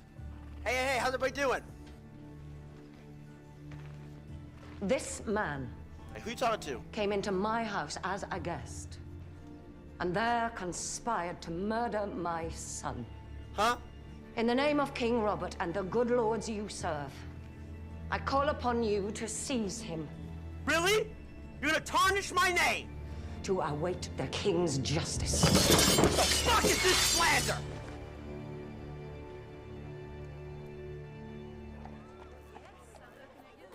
You get the fuck out of my face right the fuck now. Go the fuck away. I don't care that you exist. Oh, look who it is. Look who it fucking is. You miss me? Not really. Can I ask you a question? What the fuck is Tyler? You remember my brother, don't you, Lord Stark? Short man. He was taken at my command to answer for his crimes. My lords! You killed me. I will hire 10 people to kill your entire family. You're right. Take him alive. Kill his men.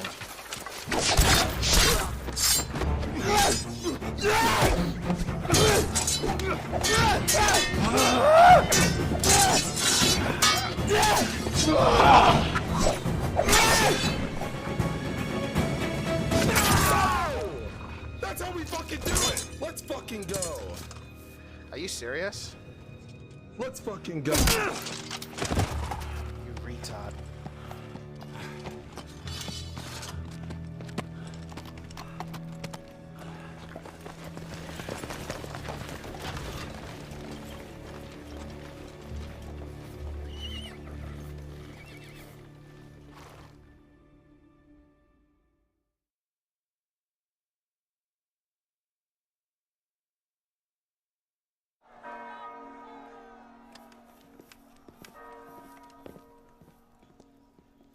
I am Byron Bernstein? Lord of Winterfell.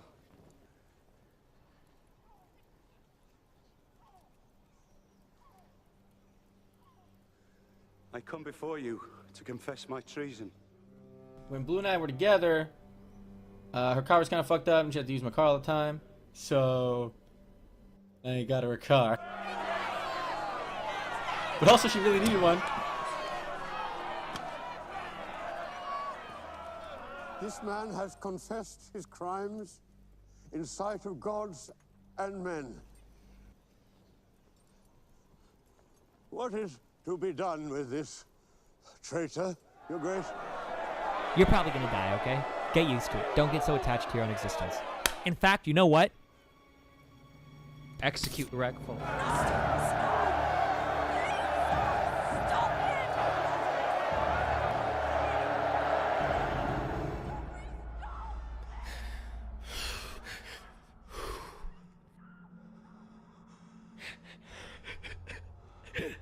Fuck.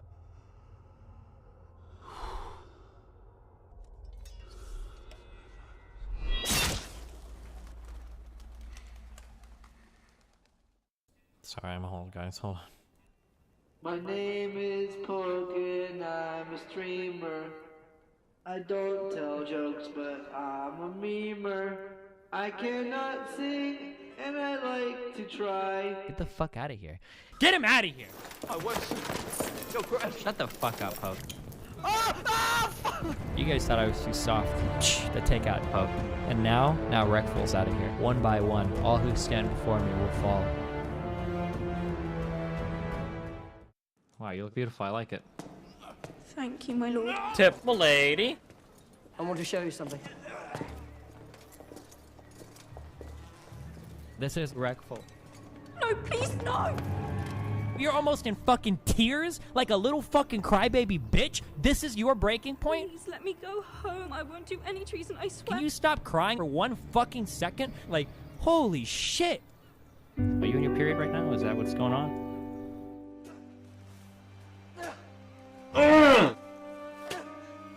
Fucking damn it.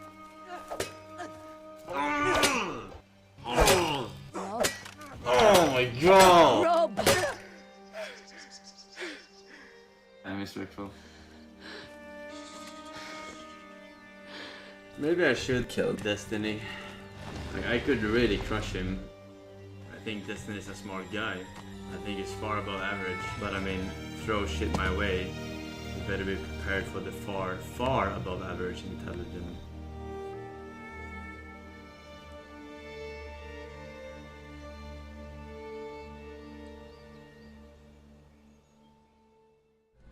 Let's PvP. I'll fight. Yeah, sure, mate. Yeah, sure.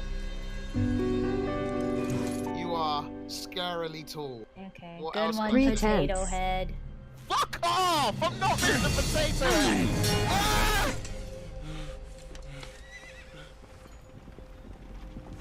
Hey, retard! What are you doing? Uh-oh. Listen, I didn't roast you, Soda. Everyone here knows he's lying. Yeah. Why do you think you're the god of Twitch, mate? I have a lot of experience. You have no power. Kill Greek. What? What? No, please.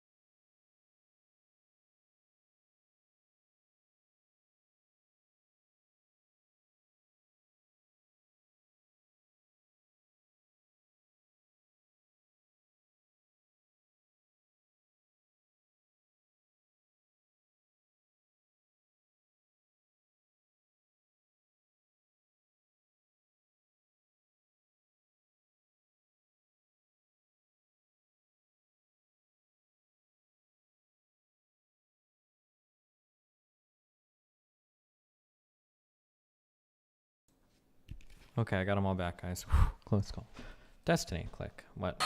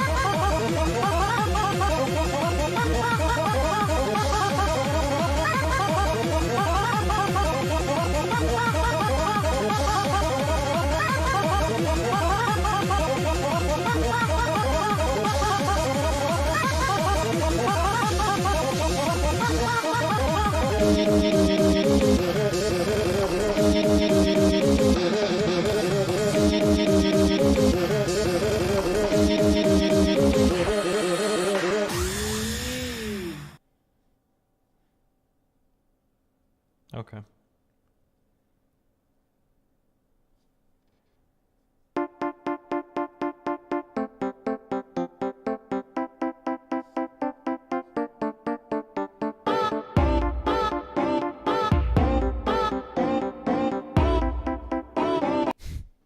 Stop.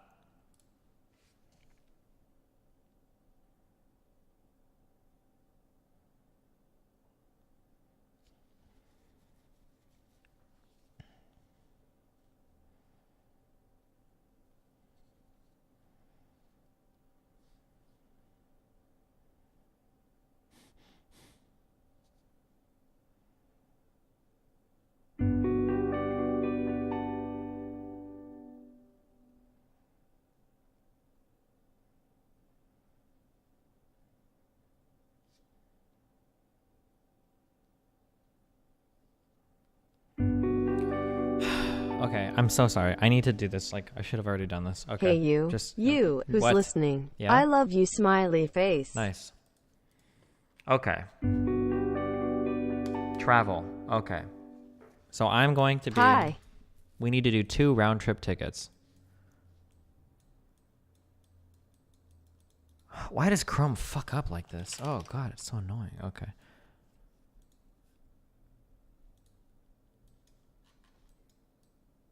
If you're going to shit on me in chat, let me in the Discord. Sure. Find a way to message me on Discord and I'll drag you in, buddy. Okay, I'm going to Omaha, then I'm going to New Zealand, then back to Omaha, then back to Burbank. So what I should do is 2 round-trip tickets, one containing the other. So I need to go, so I'm going to Omaha tomorrow, and I'm coming back here on March 11th. March.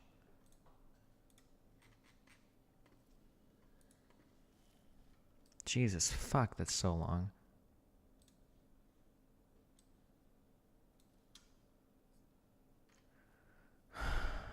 Nested round trips, yes. Okay. So, Burbank. It might be cheaper to buy a round the world ticket. What the fuck does that mean? Is that a real thing? Okay, so Burbank to Omaha. So we're going 18th and returning on March 11th. Search. Why am I going to Omaha? I want to go to the zoo with Nathan. I haven't seen Nathan in a long time, like a month or 2. Fuck. So I'll go to Omaha to hang out with him, and then when I come back from New Zealand, it's his birthday, so I'll see him again for his birthday party.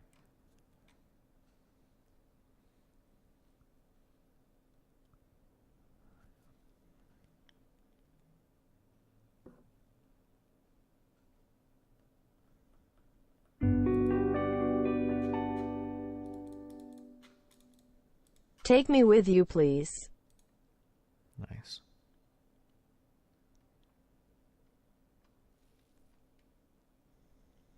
Damn, okay. Will I stream in New Zealand? Yeah, a lot, yeah. That's the whole point of this setup. We could go out and IRL stream tonight. I just don't know what I would do. Shout out to the kid in Florida who had school cops called on them because they wouldn't recite the pledge. They were taken to juvie. No America way. isn't free. 22 months ye.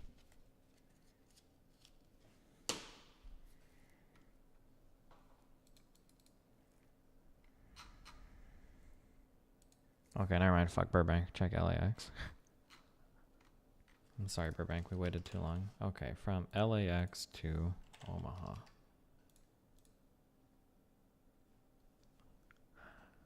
Okay, leaving tomorrow, returning March 11th. Search.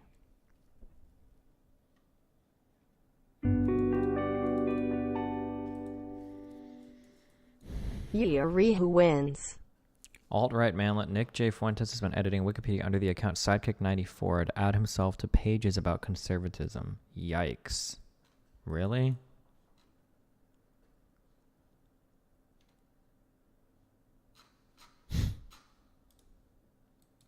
I'm guessing it got edited back. That's pretty funny. In a kind of sad and pathetic way.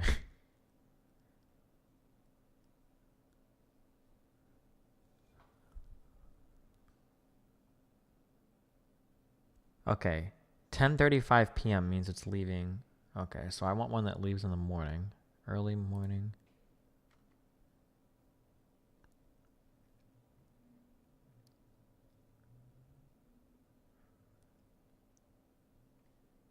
If it says it leaves 12:35 a.m., that means that this flight leaves in like 12 hours.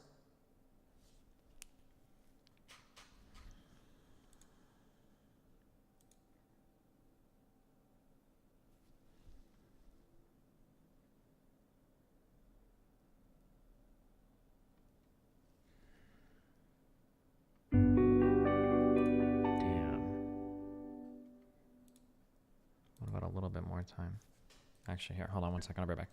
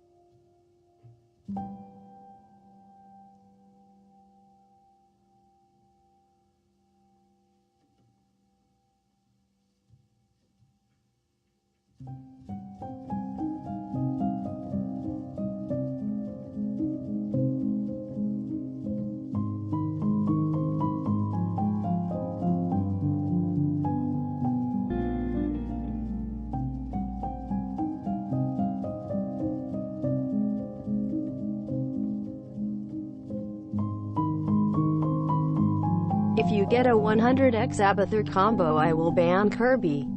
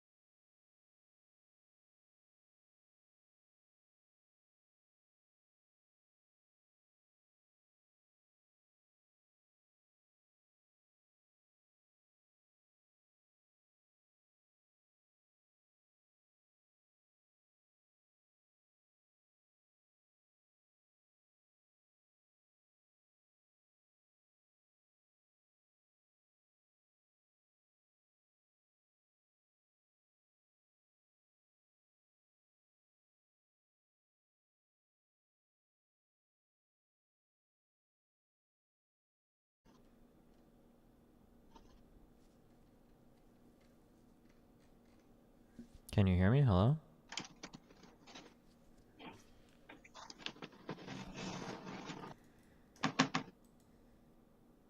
Hello, hello, hello?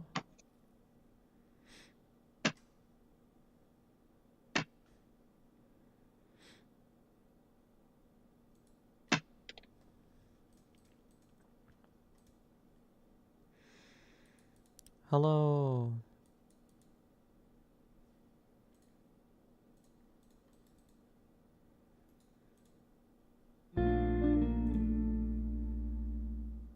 Who knew Tyler 1 was a commie?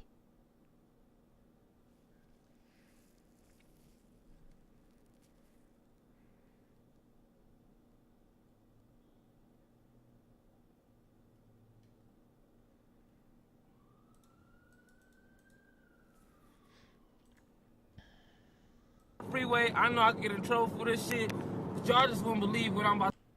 Okay. Well, if he fixes his mic, let me know. On the freeway, I know I can get in trouble for this shit, but y'all just won't believe what I'm about to tell y'all right now. When I say that nigga swag is on 100, for real though, nigga, my bitch is 100 years old, and she love this dick. She do whatever I need, take them teeth out, smoke sell it, do what she need to do to get what she have to do done. Yeah, she tapping on this dick right now, think I'm playing? Ain't that 100-year-old hand right there? Huh? Ain't she 100? My nigga, we in the wheels around this RTW motherfucker. around the world tickets are really nice, especially if you are flying overseas.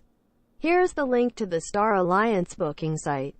If I were flying to NZ, I would definitely use it. Alright, I'll look into it later, okay? This dick For my next one. bomb.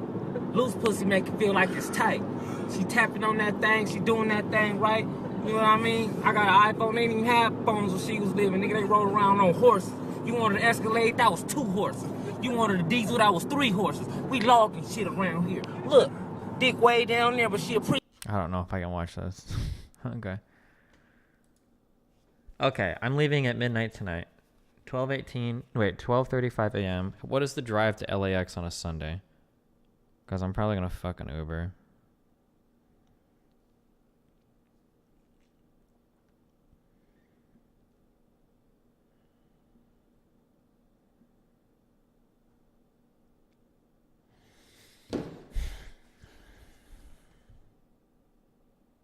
Aren't you grabbing that extra lens from Albert? I've got it attached right now. This is the one I'll stream with. It's about 45 minutes right now. It should be better tonight. So I say like an hour? Fuck.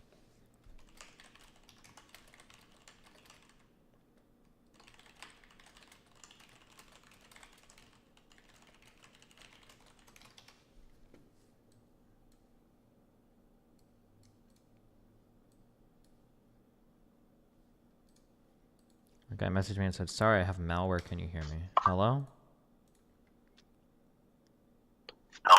Hey, what's up, man? Hello? Hello? Big fan. Okay. Yeah, I just... Of that, global poverty is getting better each year. Oh shit, what was that black dude doing with my grandma? Wait, what? Say that again? I hear you, you bring up a lot that global... Your mic just keeps cutting. Cheer. Hello? Yeah, I have malware, dude. I don't think you have malware, my dude. Hear me?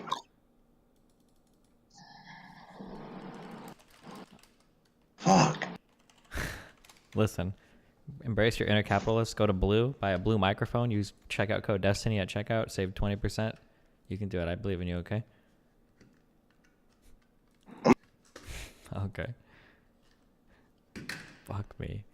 What is my stream title set to? Wait, memes. Set it to memes.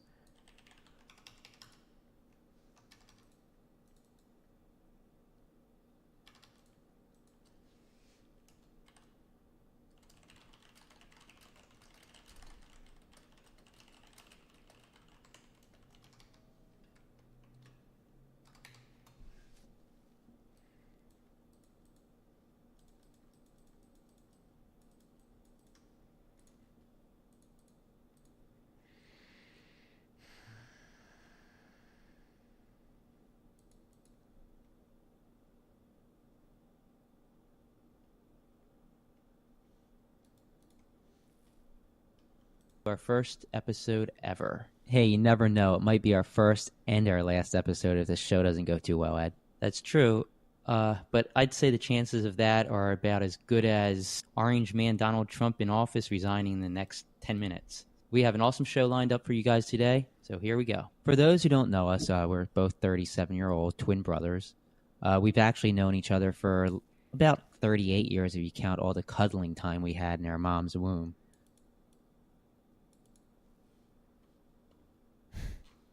Okay.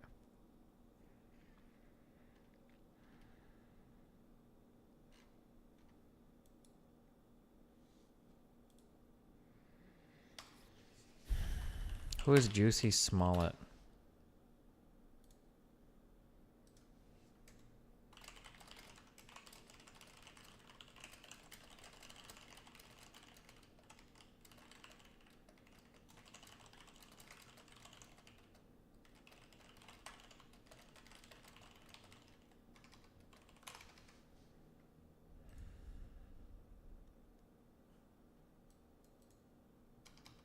The guy who police think faked a hate crime on himself.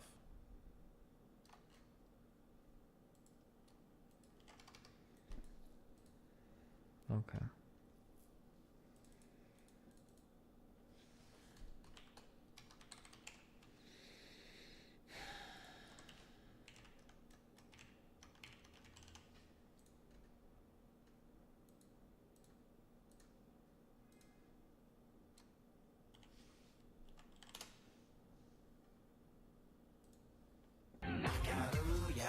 Bruh, you know what I was thinking, bruh? If your leg get cut off, would it hurt? Duh. How though? Cause your leg got cut off, fool. Where you gonna feel the pain? In your leg. Exactly, bruh. How you gonna feel the pain in your leg if your leg is gone, bruh? Bro, I've been thinking about this shit all day, bruh. Where would you put the pain in? That's the point. There ain't no pain. Once your leg gone, your pain go with it. Where you gonna feel the pain if your shit gone, bruh? Oh. I'm telling you, bro, smoking, bro, we be smart as hell. Man. What, is Gmail not working for anybody right now? Are you fucking serious? What the fuck?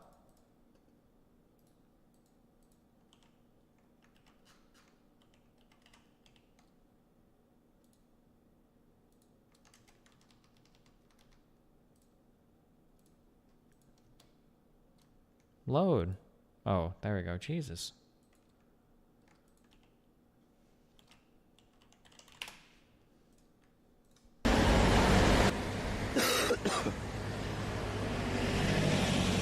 Jesse, you can't. Whoa.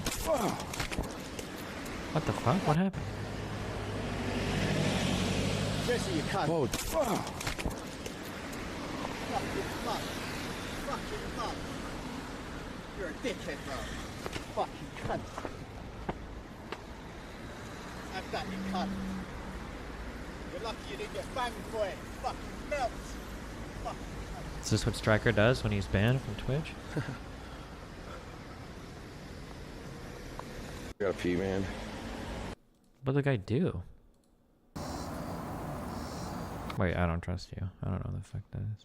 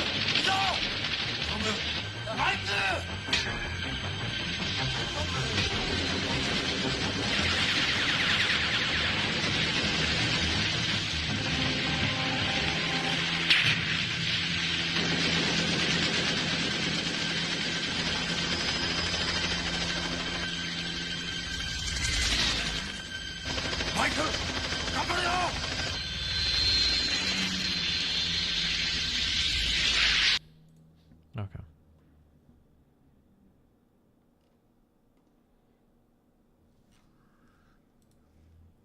Jesus. Crack in Atlanta. And living and dying for crack in Atlanta. These people are to the point now where nothing else matters. Where nothing else matters. Where nothing else matters. You're talking about people who are in an altered state. There's nothing funny about it. There's nothing funny about it.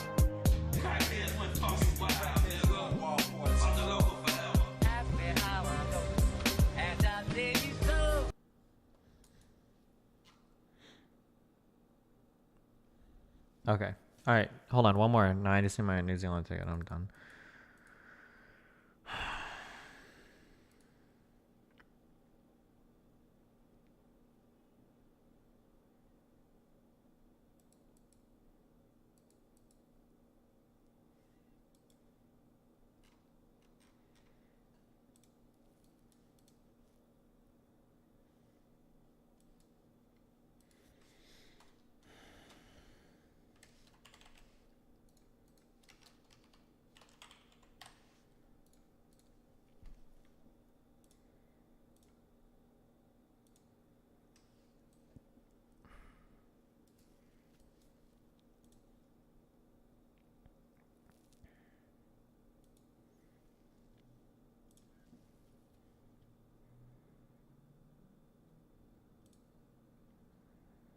Can you please take a look at the labor theory of value? I feel like every time leftists try to use this as an argument, it's completely off base from what Marx actually said.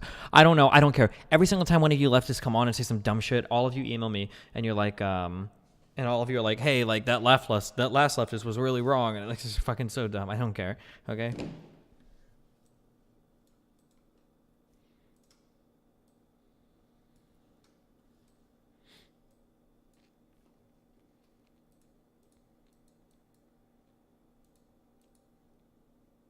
Art into that wanted poster. Love ya, bro. Bonus meme, we should have emotes for D&D on each streamer stream. Maybe.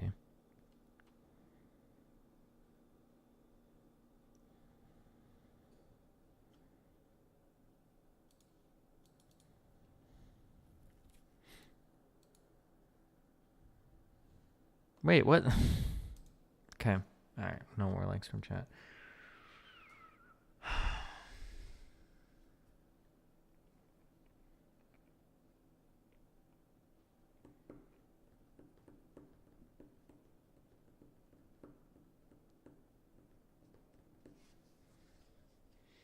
Omaha to SFO, SFO to Auckland, Omaha to...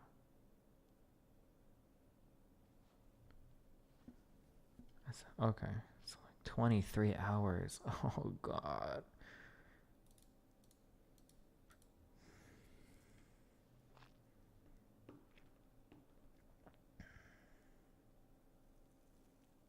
The trip there is 23 hours. The trip back is 18. Is that like wind currents? Does it really make that much of it? Oh, no. It's probably has to depend on where I stop or something. Huh?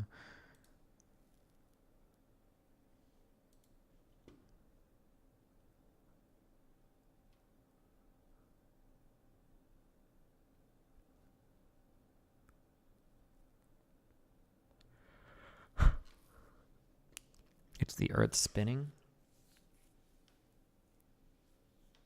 Oh yeah, that's unironically true, isn't it? Because once you're in the air, the Earth is moving beneath you.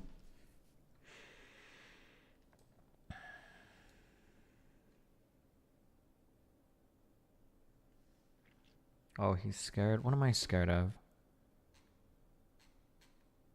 We haven't even talked about the labor theory of value. Too bad your voice is fucked.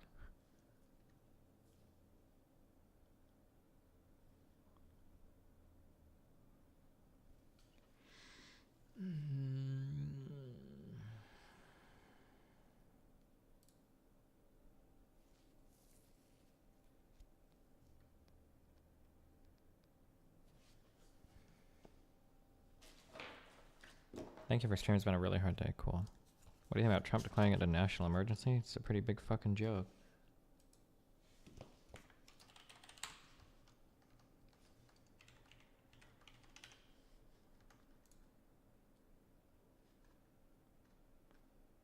Fuck, I need to get that TSA pre-check. I can't believe I didn't get that global entry shit. God damn it. Do you think I'll be able to do it coming back?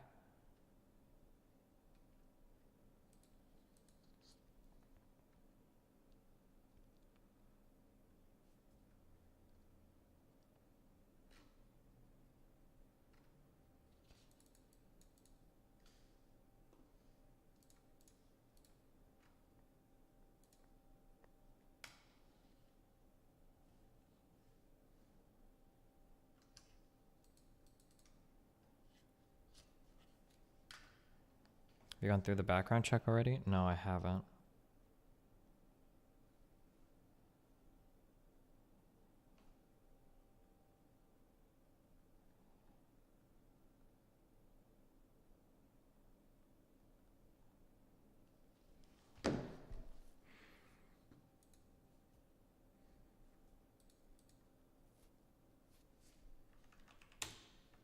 There is no interview place in Omaha, but I think when you fly back into the US, I think you can take it somewhere, but...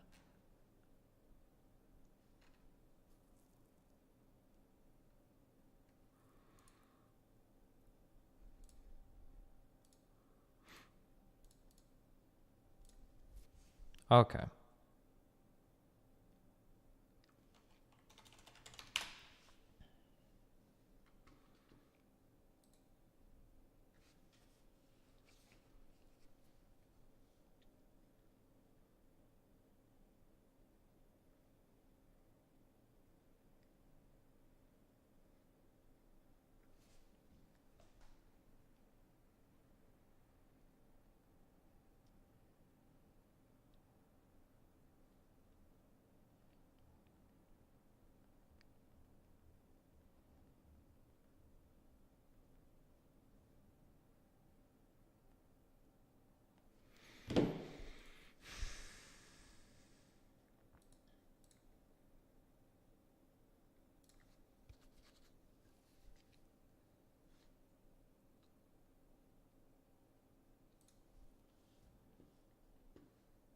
Have you ever played a grand strategy game? Nope.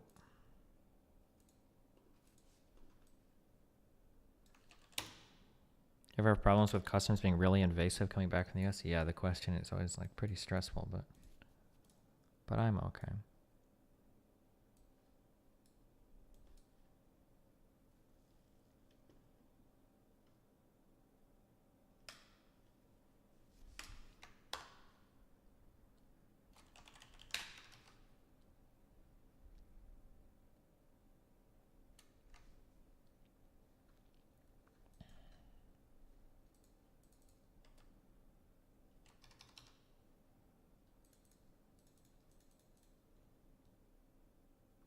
Every time a woman of color orgasms, we get closer to dismantling systems of oppression. Okay.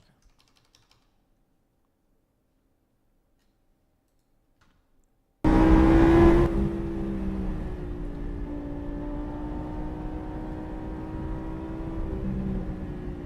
feel like I drove on this road when I was coming back that fucking my U-Haul with my fucking RS attached. There are a few roads like this in this California area that are scary as fuck. Well, not in my RS, but like in that U-Haul. I don't know what. I mean, maybe it wasn't this one in particular though. I don't know. Why does this guy look so angry?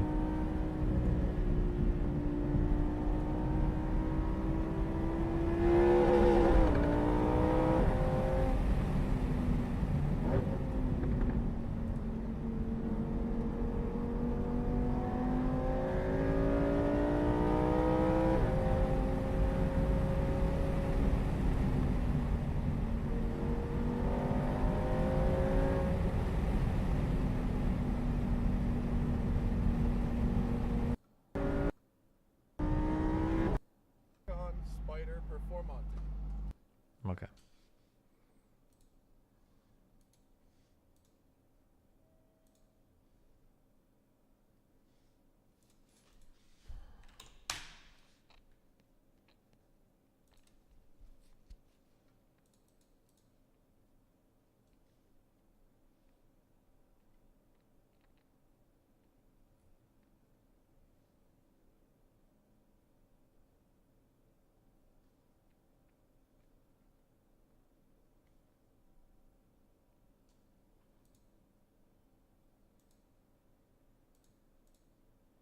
It's a day ahead of New Zealand, right? So if I land there midday on the 22nd of my calendar, that's going to be early. That's going to be like late morning on the 23rd for New Zealand, right?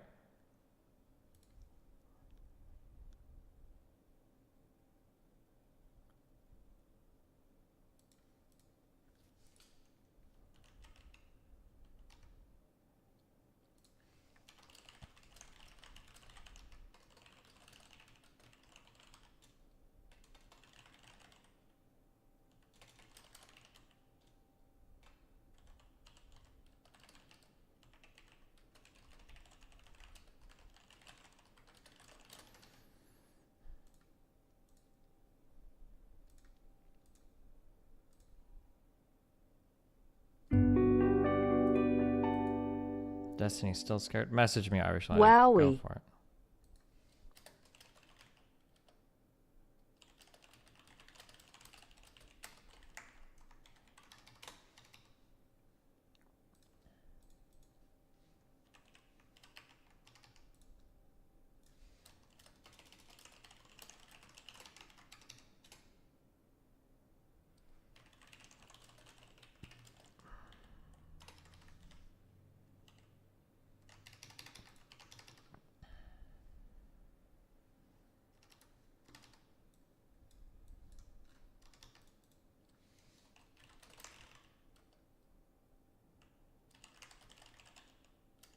Do you have any hard feelings on Brandon Tatum, guys? I don't even know who the fuck that is.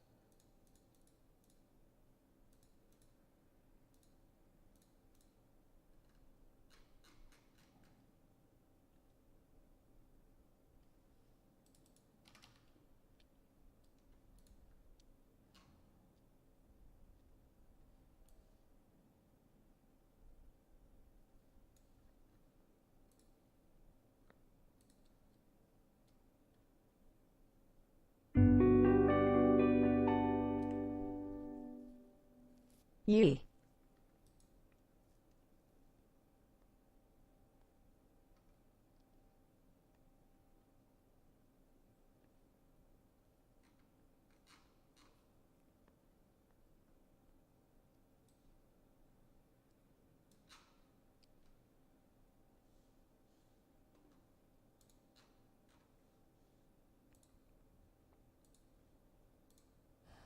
Okay, after this, I'll do the presidential shit. Okay. Alright, go. Quick. Hit me up. All right. Why do you have such a... By the way, sorry about my voice. Why do you have such a problem with labor theory of value? I don't know. I've just never heard it explained in a way that makes sense to me. Okay. So you know that it's a normative claim. It's not. It's a moralistically driven claim. It's not like a objective analysis of existing markets and the objective value of any given commodity, right? Well, no, I didn't know that. So it's just something that should be? Well, the idea is that in a capitalist system, value and price are dissonant from one another. There are many market failures, like, Amazing. For example, in healthcare, where in a capitalist system, the price of a commodity is determined by what people are willing to pay for it. However, in certain instances, there is not a good metric for determining what a person is willing to pay. Say, for example, healthcare. A person would empty their bank account to ensure they don't die from appendicitis. Does that mean every life-threatening injury should have its treatment cost the maximum amount of money a person And can so pay? labor theory of value just says that we compute the time it takes to do something or whatever, and that's how you figure it out, or? Well, the idea is that the price of a commodity in a capitalist system is determined by the supply-demand factors. But if you no longer look, because there are many moralistic failures when you look at it through those lens, he posited that there should be a more morally consistent way of determining what something is worth. Not necessarily what something should be priced, but just what something should be worth conceptually. What actually determines the worth of an item, not necessarily what it should sell for. It's actually a super non-controversial concept, but people banty this around like it's some divinely inspired determination of what an object should be priced at in the market, which is not at all what he posited. Okay, how do you determine what something is worth? What something is worth, or how something is priced? What something is worth. He posited that the total amount of labor value that it took to produce something, like some cheapo thing, for example, like some ritzy toy you'd buy off the Chinatown street markets. That's not cheap because people aren't willing to pay much money for it. It's cheap because it was produced quickly, cheaply by Well, low careful, you're moving workers. from normative to descriptive now. Well, that's true, but there's always going to be some kind of descriptive supplementary assertions that build a normative claim. Like, we can't say objectively, is plastic worth less than diamond? I mean, that's kind of a subjective... Wait, yeah, that's the whole point of a normative claim, is to get away from the... it doesn't have to be attached to the descriptive at all. You're right. I'm sorry. I should rephrase. The determining factors behind what something is worth are, in a capitalist system, equally subjective as one would be in a system that determines labor theory of value to be its like metric of determining value. Because what someone is willing to pay is a super fucking contextual, arbitrary determination of what something is worth. The fact that there are fluctuations in prices, that something may cost more. I understand all that. Tell me how you value something then. That the worth, the value of a good or service should ethically be equal to the total amount of labor value, the total amount. How do you calculate the total amount of labor value? I think the best sort of metric for calculating it would be what the I guess arbitrarily determined value of the materials were in regards to their production, how much it took to assemble them, and how much people were paid, or the value of their payments that went into the construction of the item. What? Like, for instance, what it took to produce it, how those materials were assembled. Okay, but then but now we're going to be recursive, because now I'm going to ask you, well, how do you figure out the price of those materials? Well, don't we reach that same level of recursiveness if we look at things through this hyper market focused? No, because I can use the supply and demand curve to figure out. You're the one making the normative claim. Capitalism, or rather, pricing mechanisms are only descriptive claims. But you're that's true. Yeah, that's so you're true, jumping farther to say that you should be able to determine the value of something. I just want to know how. Well, we're looking at what things should be priced at. Yep, and I'm trying to ask you how you should price something. Well, I am only suggesting that there is a degree of arbitrarity in both cases. Well, but there's absolutely not. You're... Well, wait. Hold on. Wait. There's a can of beans at my local supermarket that costs $1.29 per unit. And the same can of beans goes for 89 cents at a local bargain discount shop that I could go to the next town over. Which of those is the morally correct price? Well, I'm not making any moral or normative statements about the pricing of goods. Just because I'm not making a moral claim about something doesn't mean my claim is arbitrary. Right? The sky is blue is a descriptive claim. That doesn't make it arbitrary. Well, no, but just because the descriptive price of the beans varies between supermarkets doesn't address the central question of which is the right price. Well, no, because because normative and moral statements or normative and descriptive statements are completely and totally disconnected. Nobody in capitalism claims to make a normative claim about what the price ought to be of any given object.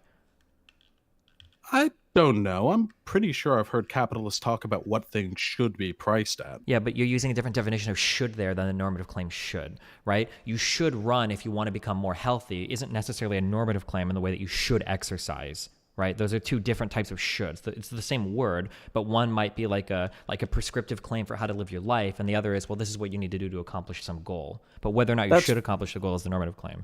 So that's fair, and that kind of addresses the disconnect here, right? It's easy to use descriptive terms to assess the value of an item in a capitalist system because we're operating within that diaspora. But if we're asking the moral question, what should a can of beans cost?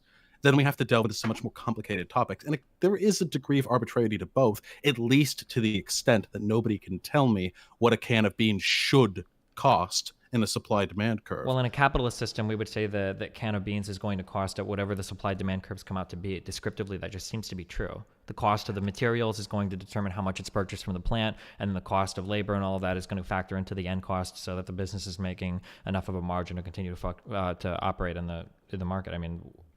Yeah, in a 101 sense, but how much does the supermarket price to account for the profit dividends that the owner must extract from the labor? How much do they pay their workers? That's all going to come out to supply and demand curves as well, right? Like the cost of investing in a business is going to have to come out. The margins that you earn for investing in that business are going to have to be like pretty similar to the cost of investing in any other business, because if it's way down, then people aren't going to invest. If it's way up, then you're probably not selling a competitive product. Like all of these. Completely true, but all of these factors involve a degree of arbitrary consideration. In a very 101 sense. Wait, hold on. Let's define words. I'm sorry. When you say arbitrary, what do you mean when you say arbitrary?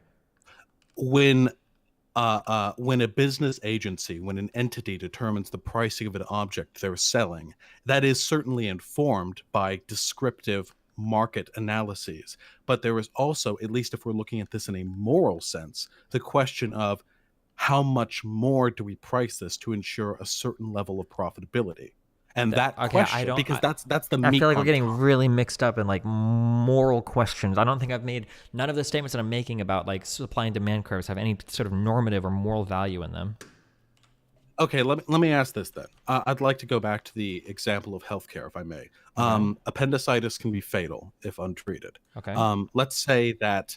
Let's use labor theory of value. Okay. Let's say that the time of the surgeons, their training, the materials required to conduct the actual surgery, every sort of physical, every descriptive component that goes into treating someone's appendicitis, $10,000. I don't know, arbitrary number. Okay, but it doesn't cost $10,000. If you don't have insurance, you'll get fucked if you go to the hospital trying to get your appendicitis treated. So what gets added on top of that beyond just the supply and demand curves? It's the hospital deciding to charge for profitability. It's the insurance companies meddling, setting prices to determine that they get a certain level of return on their investment. These factors, while they are affected by a consideration of market forces, are also arbitrary in the sense that someone sat down and decided with no sort of guiding moral input, how much money do I want to make off this? And that is what someone who subscribes to the labor theory of value would say is an immoral imposition of value extraction upon the current system of value divination. Okay. So what is the alternative? How do you value something? You determine something's value not by what people are willing to pay for it, because in many instances people are willing to pay far more than what an item should probably actually cost. Well, hold on, no, careful, you're begging the question there. So when you say people are willing to pay more than what an item is actually valued at, why? What is the item actually valued at? That's the central question we're asking, right? You can't. You're right. We have to take a step back. I want to use a theory of determining the value of items which makes society as ethical as possible. I want to ensure that people are able to obtain the resources they need in ways which don't fucking cripple so everyone isn't driving around. Yeah, but what you're talking about has nothing to do with labor theory of value then, or it doesn't seem like it. Let's say, for instance, I want to give a piano concerto performance and this takes me a lifetime of practice to perform. Should I charge $10,000 per ticket to see this performance, or because that's what your value, that's what you would value it at, or? No. Because you could never objectively determine the value of something artistic like that. The value is very much subjective. But if you're talking every about single thing, commodities, so the entire entertainment industry has to all sit outside of this whatever theory you're constructing right now. Well, but right? that's the thing. The labor theory of value is not this holistic way of assessing the price of every value and service. What does it assess the price of? It doesn't assess the price of anything. It assesses the value. Right, I'm sorry. What does it assess the value of? It assesses the value of things which can. It assesses the value of things whose value can be determined by the amount of labor value that went into its construction. Something like a piano piece falls at least not outside necessary, but at least somewhat outside the core of the system, because there's so much non-specificity when it comes to the value of a pianist performance. But if it comes to something like a physical commodity, if it comes to something like a service being okay, performed, let's talk about the beans then. How do we value. use labor value theory to figure out the value of a can of beans? We should determine for one, we should determine how much it actually costs to produce that can of beans. You can't use that. That's not fair. You're no, loading your labor value theory with capitalism and then trying to spit out a value at the end. You're cheating. No, that's not cheating. How much does it cost to create a can of beans? Like I don't know, because the cost of everything has to be reevaluated using labor value theory. Yes, but even so let's in go a back to the very first product. Let's go back to a little fucking bean in the ground so that we don't have to play the recursion game. So let's say there's a bean that I'm growing on a farm. How do I determine the value of that bean that I'm going to sell to a plant that's eventually going to can it and make canned beans? At that point, the labor theory of value does not presently apply because no value time has gone into the construction of that bean. Okay, so then you're literally saying labor value theory will assess all of the costs that go into producing a good, and then that will be the actual value. But then when I ask you how you compute any of those costs, you're going to say, well, it's based on prior costs. And then when we get back to the fundamental cost, which is finally growing something, you're going to say, well, I don't know how to do that. So your whole thing is vacuous. It's not, whoa. It's not vacuous.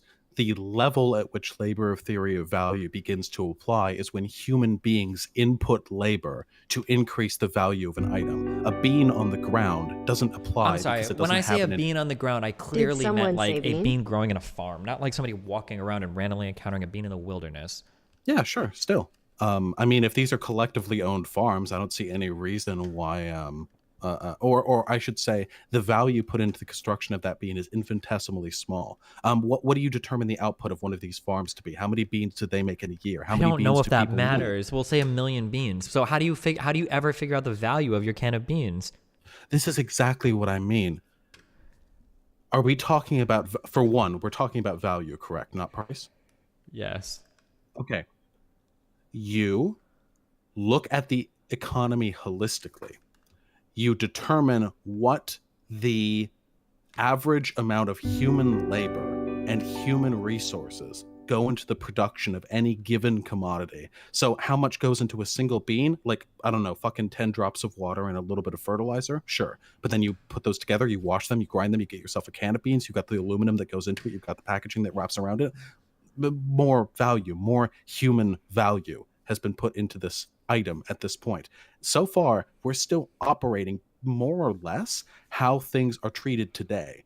Now, there are market curves that determine the value that goes into the production of these items. But when you look at the factory level, a can of beans costs like 2, 3, 4, 5 cents or something like that. So you bring this can of beans up. And while the holistic way you determine its value is a little bit different from this market-driven assessment, it still fundamentally produces a comparable result. Where the result differs is when this thing reaches the market. Because then you have to ask, if this thing actually costs 5 cents to produce, and let's say 15 cents to bring to market, where does the extra fucking 79 cents that I have to pay at Safeway go to? Now, a capitalist would say, well, the owner of this product has the moral right, the duty, one might even say, to beholden to their stockholders, to charge an additional surcharge onto this item to ensure profitability for everyone along the supply chain. But that is not necessarily an objective, a descriptive assessment. That is in communism, normative. all these people work for free, or what? No, of course not. If they worked for free, that their contribution of labor to the construction of this can of beans wouldn't add to its labor theory of value. But they do. They are compensated. Well, there wouldn't be money in a communist society. But I understand what you're saying. But again, we're dealing with the same level of descriptive prescriptive. No, fuck. What is it? Normative. We're dealing with the same level of normative insertion you deal with in a capitalist system. Not at all. I don't think I need to make any prescriptive. I don't need to make prescriptions to understand or analyze a capitalist economy. Okay, how much should a supermarket? I don't believe in should statements. Okay, should for what? But that's the thing, though. If you have an economy where people don't have some kind of moral system, some kind of broad moral determinant for deciding what things should cost, you get surgeries costing $3 million. You need insurance. You just die in the street bankrupt. Okay, these have nothing to do with communism or socialism or capitalism when you talk about like pricing in the healthcare industry. Like, I'm not entirely sure what you mean. If we subscribe to a completely moral, neutral, capitalist, market-driven system of determining something's value, there will be market failures where people will get bilked the fuck out because they have to pay those costs. Okay, let's ignore the fact that I'm 99% positive that if we were to sit here and play enough, that I could show you how your system could have intrinsic failures to it as well. But we'll ignore that. We'll say we don't. The fact that a market failure exists has nothing to do with this end claim where you want to make a normative statement about how much a good ought to cost. That's a totally different thing. It's not. These are two totally different conversations. The analysis of price or value in a capitalist system is a totally different question than what should people have the ability to afford or what ought to be provided for citizens in society. I strongly disagree. I think those two you're just questions wrong. are They're totally fundamentally different questions. Like, no, I'm. One of these questions is a way that how we determine the value of something. The other question is what ought something be priced at. These are two totally different things. They're completely and totally different questions. No, strongly disagree. Okay, I mean you're just wrong. This isn't even something we can disagree on. You are like logically, by the laws of logic that have been a priori granted to me as by virtue of being a human being, you're incorrect. Okay, you can falsify the Christian God in a different discussion, my dude. How is I incorrect? Because in capitalism and socialism, we are analyzing what the value of something is, right? And your way of doing it is some weird compiling all the labor or some shit. My way is via supply and demand curves. And now you're trying to link that to the statement, well, what ought we be able to afford in society? These are two fundamentally, radically different questions. The labor... When we are deciding what things should cost in a society, if we're looking at the economy and thinking, hey, what is the system by which we should determine the value of something? In and of itself, that decision is a moral one. No, you're literally engaging in a post hoc fallacy here. When you say, like, this is betraying your whole argument. You're basically saying, well, medicine is too expensive. It ought to be cheaper. Well, okay. So you're literally starting with the conclusion that it ought to be cheaper. I don't give a fuck how you calculate that if you're trying to get to that end goal no matter what. Do you understand? Okay. Like, if I want to combine them for you, if you really want to make these the same thing, that's fine. But now your entire way of evaluating the cost of a good has turned into a post hoc rationalization. Okay. Where you're basically saying, well, medicine ought to cost this, and I'm going to value things to get it there. Let me take a step back, okay? Because this is an important distinction. When we decide how we organize an economy, we have to assign certain normative values to our assessment of things' worth. There is no objective, godly, determining, divine inspiration which let humanity know that the price of an object should be where the supply and demand curve meet. That is by no means an objective. The normative statements that you're going to be making here are going to be like epistemic ones. We're nowhere near making like more like the kinds of moral statements that we're used to making. We can bring. We're so close. We're like 3 jumps. We're so close to labor theory of value. Okay. So first, we must say, when we decide how things are priced in an economy, what something is worth, that is a moral assessment. It didn't always used to be a supply-demand curve. This is a relatively new phenomenon. We recently decided this, and we can decide to move away from that too. So we currently operate within the supply-demand curve. I want to operate under a different system. The reason why I want to operate under a different system is because I think the way by which we price things in an economy should be organized to ensure the maximum number of people can have access to the greatest number of goods and services, which improve that the claim quality that of you their just made, that normative claim, has nothing to do with how we evaluate the cost of or the value or the price of an object. Okay, I feel like you're jumping over a point of logic here, because I feel like right now I'm arguing it's like the fucking Rem Bad Bunny argument where they don't understand the inherent subjectivity of like scientific analysis. When we set the supply demand curve to be the determining factor of the value of an object, we have already made a moral statement. I don't think we set the supply demand curve as a determining value. I think it's just something that happens. Like, people get together and create products, and this happens to be what people will pay for. This isn't like a moral claim that I think we have to buy into.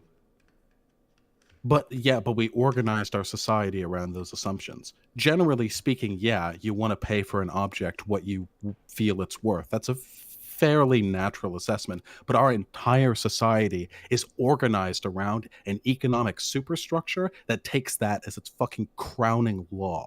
It's sure. Okay, yeah. purpose. So if we back up like hardcore, we could organize society in a different way. Sure.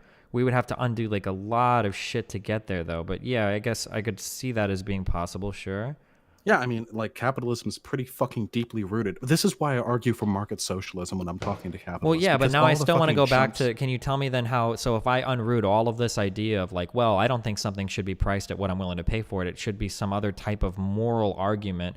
How do you make these values then? Or how do you make these assessments of what the value of a product ought to be? Well, it's moral in both cases because there are costs either way. When you say, hey, let's let the supply-demand curve determine what an object is priced, then there are additional stipulations that kind of sneak in there. Oh, so you're No. saying I don't know if one of us is having a fundamental misunderstanding. I'm either fundamentally misunderstanding your philosophy or you have no understanding of economics. The supply-demand curve is not something that is axiomatically valued by people. We don't make a normative claim in society to value the supply-demand curve. That's just a description of what happens naturally in markets when buyers and sellers come together. That's not like a prescriptive normative thing. Okay, I think that you might misunderstand the degree to which the supply-demand curve is imposed on the economy. You realize the supply-demand curve, as it's described, isn't just like, oh yeah, this is how prices tend to fall. It is used as a moral justification for the pricing of certain goods. It has gone beyond a natural law, and it's extended to a rule which is enforced. I don't agree with that. Can you give me an example of this? Excuse me, I'm sorry. Yeah, absolutely. Again, why the fuck does a can of beans cost 50 cents more at my local grocer than it does at at one the town over? Because that's the cost that it gets to get there once everybody has extracted whatever value they think they can out of the can of beans by the time it gets to the end. Well, it's not, because the grocer in the town over is a co-op. The owners of that co-op have decided they don't need to extract that much additional value from the sale. Well, then their can of beans should be cheaper. It should be. Why? Why should it be? Why should it be cheaper? Why should the co-op not extract additional labor from the sale of that can of beans? Well, if they want to maximize the amount of units they sell in a society, if they're not extracting any extra value, they can probably price it a lot lower than their competitors. Right? So why does the local grocer then charge an additional amount? Because he wants to make more money? I don't know. What do you mean?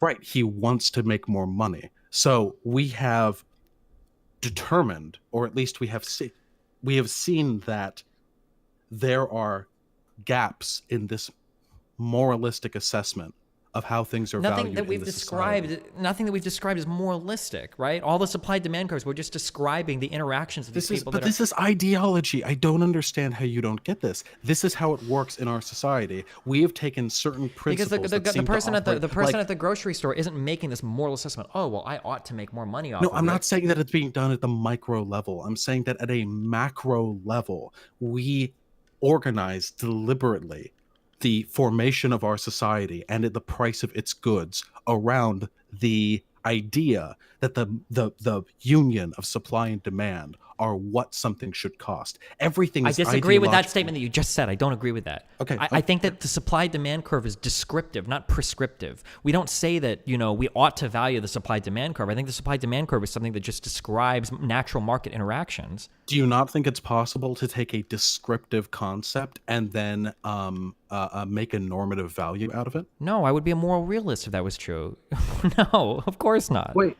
That has nothing to do with moral realism. Of course it is. If you can take descriptive statements and somehow extract normative statements out of those, yeah, then you've solved morality. I'm not saying you've objectively made a normative statement out of it. I'm not saying that you've bridged the Izot gap. I'm saying that you've seen something that takes place in reality, and you look at that and yeah, that's how society should work. We do this all the time. Do humans have kind of self-serving tendencies sometimes? Yeah, that's pretty objectively true. But the capitalist might say, yes, humans are greedy. Society should be organized in a way which takes advantage of their greedy tendencies. That's a way in which someone can extrapolate. God, this is so complicated. Okay, when you say society ought to be organized around the supply-demand curve, your normative statement there isn't the supply-demand curve, okay? Your normative statement is coming way, way, way earlier. Your normative statement might be something around I think that humans ought to have the most goods available to them as possible. And then through a long process, eventually you might get to, we ought to use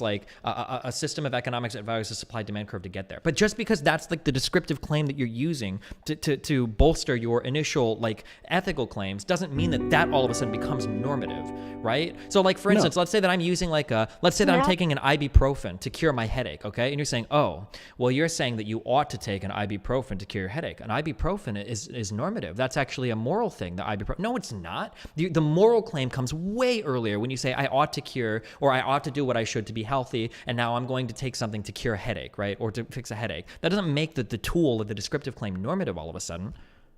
I think we disagree on the way in which there is an emergence of normative values from descriptive statements in a capitalist society. This is very frustrating for me. I imagine it's the same for you. Labor theory of value deals. It is a normative statement, and it is based upon normative values. The idea that we should use a system of evaluation which is ethical, which I understand that. Right. Okay. So I'm not basing this upon a set of descriptive assessments. Sure, and I understand that, but what I'm saying is especially because I'm a moral anti-realist, what I'm curious in is how do you value anything in society? Let's say that somebody spends an equal amount of time learning how to smith a set of armor versus somebody that learns how to perform a musical instrument. Do you value both of these exactly the same? What if one person grew up in a family of musicians and another one grew up in a family of carpenters and they both learned a musical instrument? Is one of their value higher than the other because he had to spend more time learning? Like, how do you ever get to any of these evaluations? Well, ideally, the labor theory of value would be applied to a society in which money isn't really a thing anymore. But it can be applied to a society in which money has nothing to do with money has nothing to do with any of our conversation right now. We're just using it as a currency. It does. Well, right, it does. But the determination of something objective value matters a hell of a lot less when money is no longer a problem. Because when you take away compensation, all that matters is determining that the right institutions get the right amount of value and resources they need to complete their tasks. That makes it a lot easier. Okay, well, hold on. Well, now, if you're talking about like a planned economy, then none of this value shit matters at all. But that's what I'm saying. For one, I'm not talking about a planned economy. I was just talking about a moneyless economy. And for two, no, hold on, stop. That's not true. You just said that you want to ensure that everything is assigned to it the resources that it needs to get its job done. That's a planned economy. That's not just a lack of money. I'm sorry. No. For one, I did not say that a central agency assigns resources as needed. I just said that these resources get to where they need to go. For one. For two, I don't believe in a planned economy. That's not my preferred system. For three, that's totally fine. We can talk about this operating within a money system. I feel like we're dealing with the issue. We can use a barter system as well. Let's say we're trading cans of beans. Would you trade more cans of beans to the guy who's a carpenter or the guy who's a musician if they both spent the same amount of time learning their craft? Okay, so what you're asking, so your issue with the labor theory of value is you don't understand how it could determine the subjective value of services which have a very sort of esoteric, hard to determine worth, or like anything. Let's say the same amount of work goes into a desk and a chair. How do you value which one is worth more? Well, what you need to do is you need to determine a starting point. There needs to be some basis. And by the way, all the numbers that I'm about to suggest right now are completely fucking arbitrary. Okay, they don't need to be these numbers, but the numbers need to exist. Everyone in DGG chat pretending as if they understand any of this. In America, the average citizen needs $60,000 to maintain a comfortable middle-class lifestyle, right? Okay. Right, so we operate on that, okay? From that boy, just base in time for economic memes. Universal income is probably somewhere down the line, so this isn't all too unrealistic. But we have $60,000 as the base minimum living wage of a human being. I'm sorry, my voice is getting more hoarse with time. Does it sound like terrible? No, you're fine. All right. So you use that as the starting point. From then, you can start to extrapolate the comparative worth of the services and goods they intake and the labor they produce. Let's say they work at a factory. From that base value, we determine they need to be paid such and such. Therefore, this factory needs to make such and such to produce so many goods, which ensure a certain level of profit, which can ensure... Okay, hold on.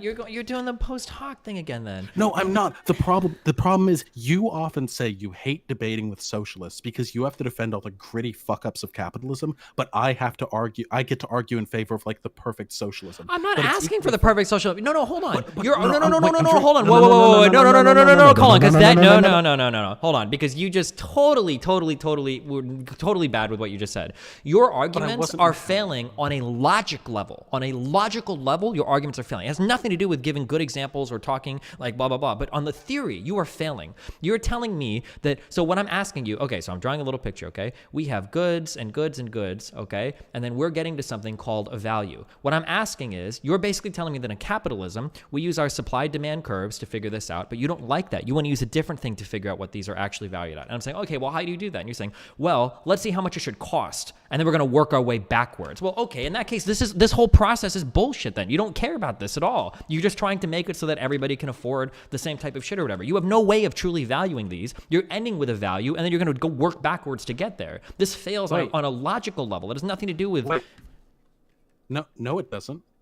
Wait, that's completely valid. Yeah, I think that the output... Okay, then you have no labor theory of value. You just have end prices in mind, and then you're just going to say whatever the fuck to get to those end prices. No, because the end prices are determined by a subjective assessment of the labor value that goes in the production of a good or service. That it's not a concrete mathematical formula which can determine input, output, what costs what, who gets what.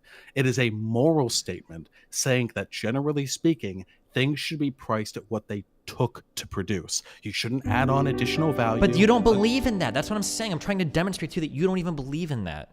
That things should cost what it takes to produce them. What if Can you name for me a good or service in this economy which costs a certain amount to produce, which I would not agree with the outcome? Sure. Let's say there's some pharmaceutical that can cure people that have HIV or malaria or some shit, and the cost to produce that good makes it so that you'd have to charge every patient $100,000. You probably wouldn't be okay with that, right? I'd be okay with heavy subsidization of that. So you're okay. So you wouldn't be okay with it, right?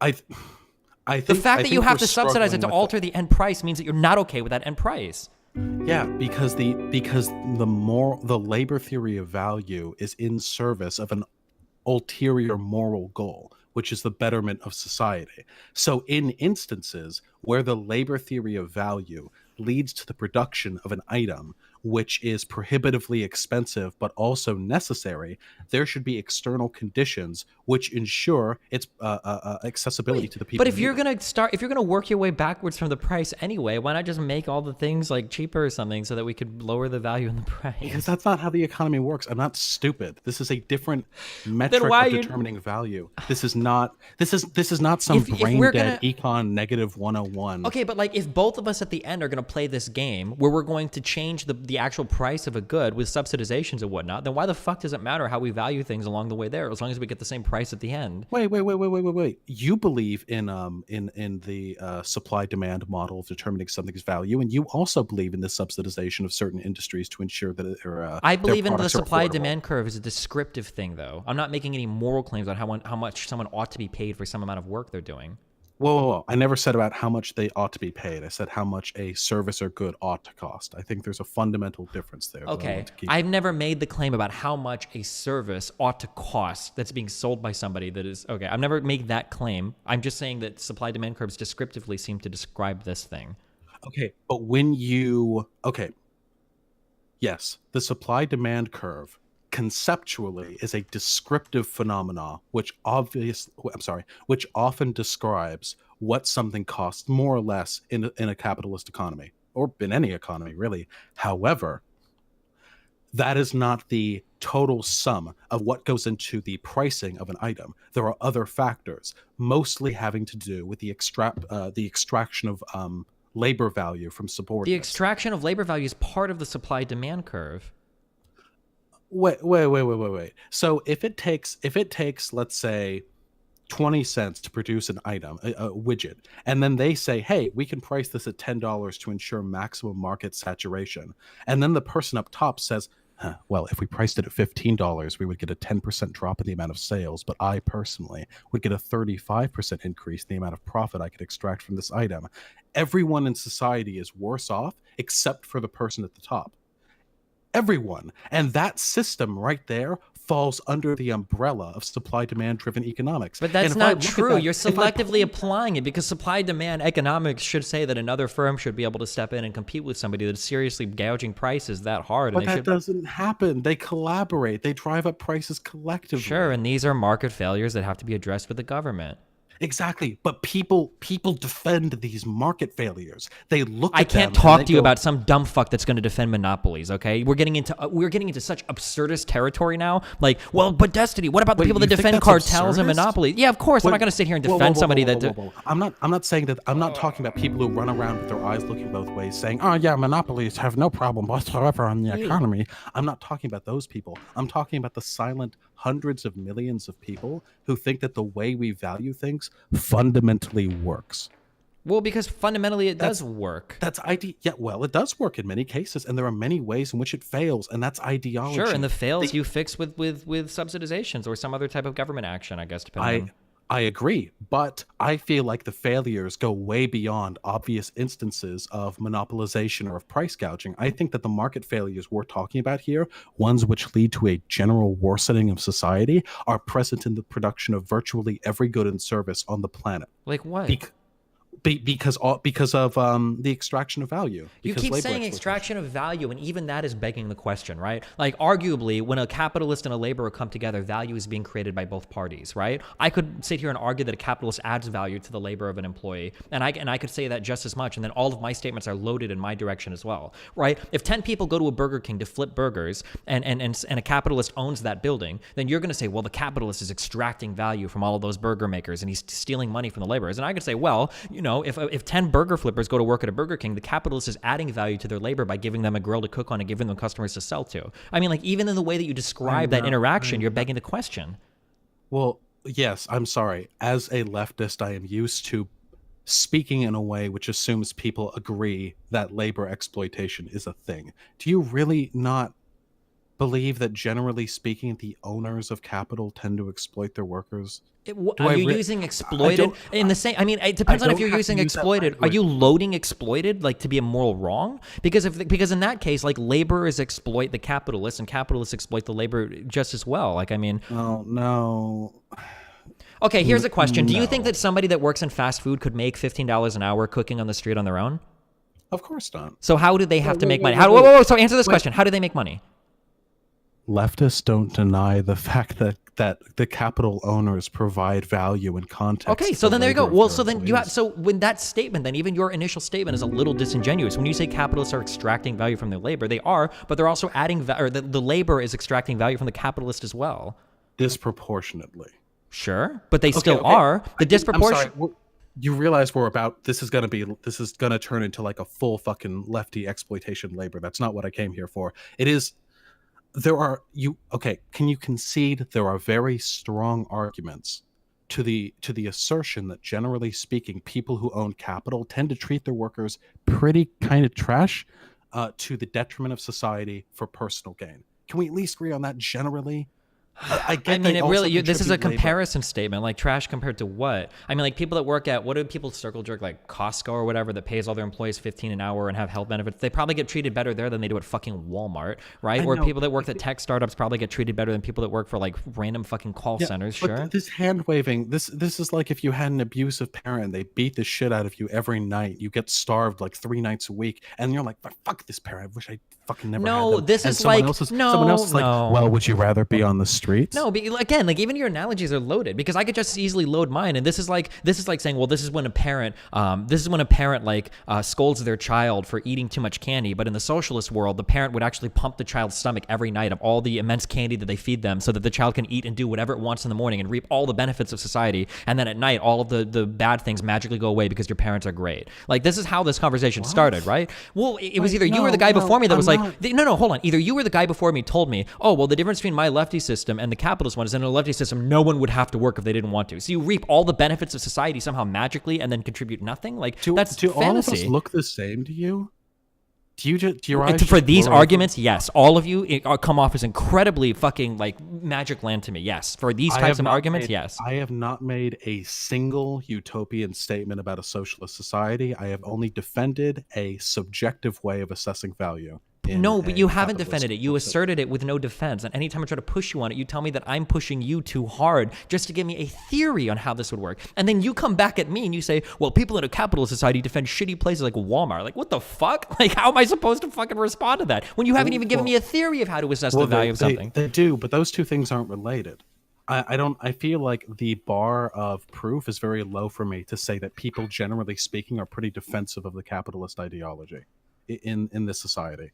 I feel like that's pretty straightforward. I don't feel like I got to provide evidence for that one. I can if you want. That people defend capitalism, sure, but that people defend cartels and monopolies? That's like a much more extreme claim. That people are unwilling to address unethical aspects of capitalism, especially those related to the invocation of the supply-demand curve, because they buy into the system as a whole. Because you don't invoke the supply-demand curve as a way to argue normative statements. That's just a descriptive statement of how people come together and tend to buy and sell products. People can extract normative values from descriptive statements. No, you can't. Not in some objective Sam Harris is-ought gap-defining way, in a fallacious way, which I want to get rid of. I'm not saying the is-ought gap has been breached by fucking Adam Smith. I am saying that people can look at these tendencies. Hey, humans tend to be self-serving. Hey, the supply-demand curve is a good way of determining the value of an item in the open market. Therefore, it is good for corporations to use the supply-demand curve to determine the value of a good or service. See, right there. They look at it. They look at the two things. They see two descriptive statements, and they say, oh, yeah, normatively, okay, yeah, we can parse that out. No, your normative statement is coming a lot earlier. You're getting mixed up because you're using the word should, and you think that all shoulds mean the same thing. That's the problem, right? Like, I know. I understand philosophy. Please don't patronize me. Then why are you saying that that should statement is a normative? You should use the supply-demand curve. To what? To accomplish some end? That end that you're trying to accomplish, when you choose the end to accomplish, that's the normative statement. Saying that you should jump 10 feet tall in order to jump 10 feet into the air, that's not a normative claim. That's like a descriptive one. Even though you're using that word should there, that's not a moral statement.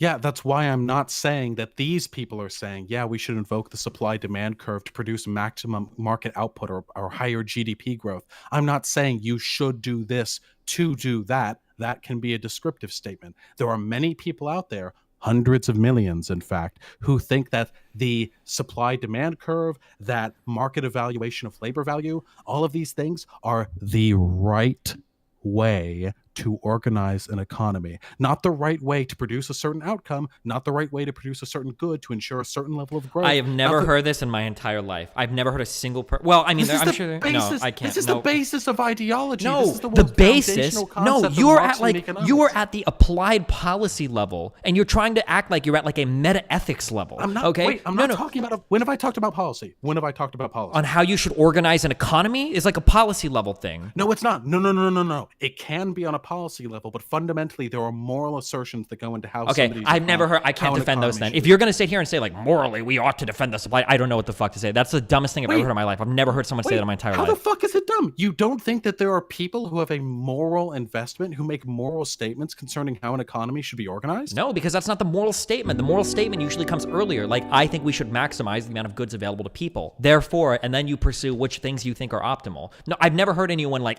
by axiom like assert some like meta ethical position and then get to like an applied ethics position of like, therefore, the supply demand curve is a moral good. I've never heard that type of argument in my entire life. Economics is a descriptive science. It describes how things work. Economics is just, do not make me, I am sick, my throat hurts, do not make me laugh, you comedy man destiny. Economics is a descriptive science. Fucking please. Economics as is a way of ideologically justifying certain moral assessments. Okay. All right. I don't think we're ever going to agree on this. Okay. You know what? Can we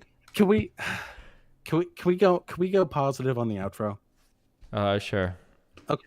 Look, we both want to make society as good as possible, right? Me because for my reasons, and you because if you do it, then reciprocally it comes around to make life better for you, right? What? Yeah. Okay. Yeah, we both want to make society as good as possible, right? And there are certain assumptions that one has to make, certain normative values that one has to inject into their decision making in order to best suit that axiomatic principle, right? Okay. So come on, labor theory of value, man. Why the beans got to cost so much? I don't know, my dude, because that's just the way that it is. Yeah, because that's it. That's what they say. All right. Okay. Well, you know what? Thank you for giving some time to entertain the idea. Okay. Have fun. Be careful, buddy. Bye. Fuck me.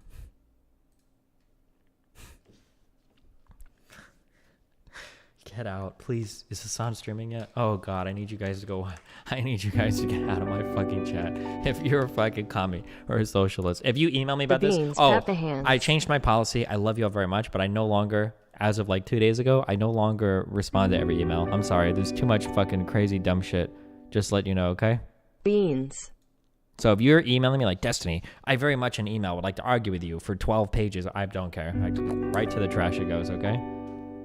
Why are all these socialists here? Because I defend so Commies much get time the arguing wall. against stupid fucking capitalists and stupid fucking liberals that for some reason the lefties think they have like refuge in my fucking chat, that I'm gonna become like fucking Chapo Destiny House or some shit. Yeah, so no. I don't know, that's so we got him here. This Ryoga V guy wants to talk. I don't know if I should do this. We're never gonna get to our presidential, and I want to play games. I probably have to stop streaming at like 8 so I can start packing and shit. Do you consider yourself a sock down? Yeah, probably. Wow, X X, welcome to the Tier 3 Supper Clubber. Zardemis is now a Tier 3 subscriber. Zardemis.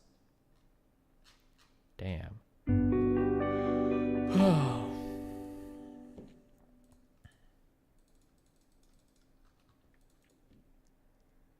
I just don't want to be the alien guy. He said, do me a favor. Don't use your brain for this one.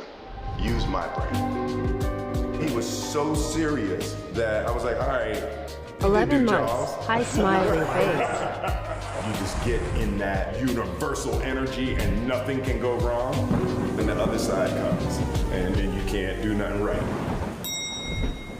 So after we made Men in Black, the Wachowskis, they came in and it was like they had only done one movie. They did a movie, I think it was called Bound.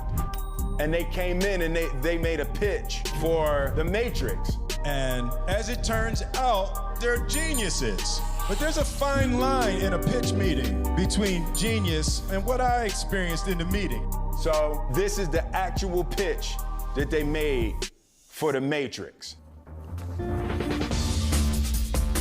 Dude, we're thinking like... Holy fuck, stop saying fucking, stupid fucking liberals, without saying classical you are.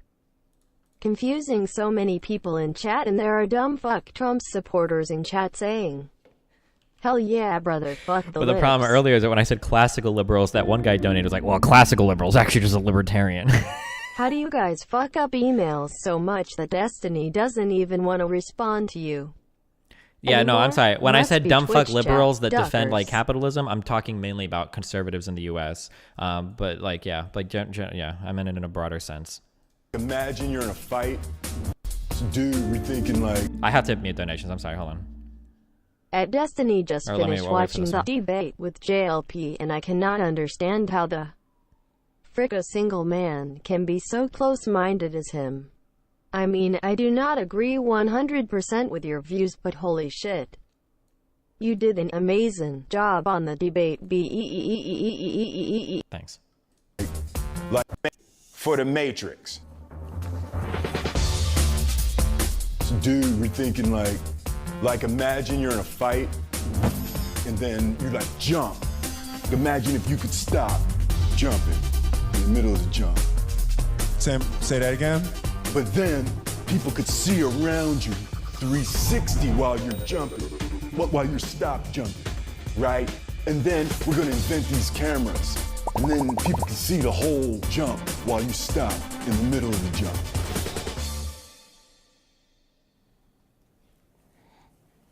So I made Wild Wild West. When I roll into the when I stroll into the I'm not proud of it. Like, you know, you see people, that Monday I was walking around, hey guys, sorry. Hey, listen, I'm working on Bad Boys 2. Don't worry about it, sorry. But it ain't like it would have been that, like Keanu was perfect. Lawrence Fishburne was perfect. If I had done it, because I'm black, then Morpheus wouldn't have been black. Because they were looking at Val Kilmer. So I was gonna be Neo, and Val Kilmer was gonna be Morpheus. So I probably would have messed the Matrix up. I would have ruined it. So I did y'all a favor. Oh, man. Okay. Ryogo is not picking up. Okay. What do we value in a presidential candidate? What are our top issues? Well, let's just, before we list them, or before we rate them, immigration is important. Healthcare is important. Foreign policy is important. Climate change is important. LGBT values, I guess. Should I just socially progressive, I guess? The economy? That's kind of broad or vague.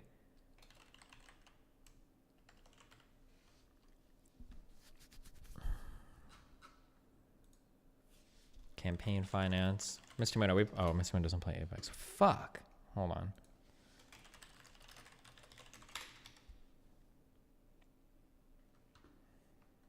Can you zoom in?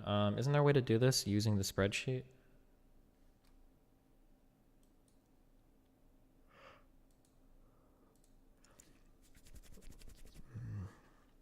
Consistency.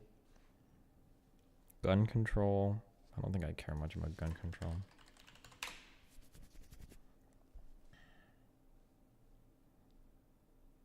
Oh, education is important.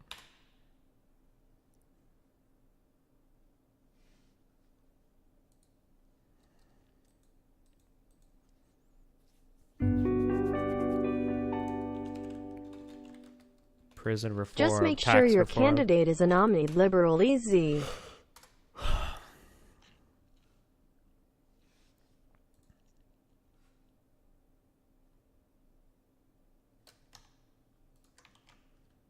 I wasn't expecting Destiny to be so uncharitable. Oh my god, please. Why does every lefty... I feel like a lot of the points of that conversation stem from the fact that you seem to want to estimate value based on the principles of labor value theory, or labor theory value, and that's a big point of contention even for most lefties. Maybe you would have had more success if you stuck to it as a framework in which to evaluate the merits of capitalism as a system of production. Okay.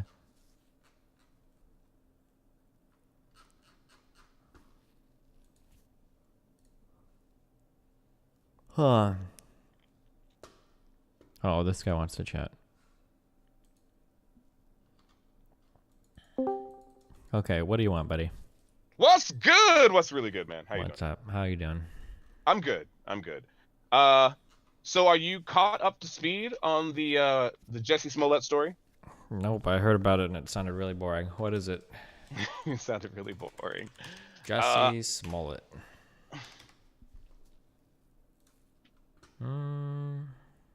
Chicago incident. On January 29, 2019, Smollett alleged he was attacked Chicago's Streeterville neighborhood, in which was initially investigated a hate crime. Police sources later alleged orchestrated the attack himself. Smollett told police he was attacked outside his apartment building by 2 men in 6 ski masks who made racial homophobia using hands, feet. According to a statement released by the Chicago police, the 2 suspects that poured an onion liquid on Smollett and put a noose around his neck. Smollett said he fought them off. He was admitted to Northwestern Memorial Hospital, not seriously injured, and he was released in good condition later that morning.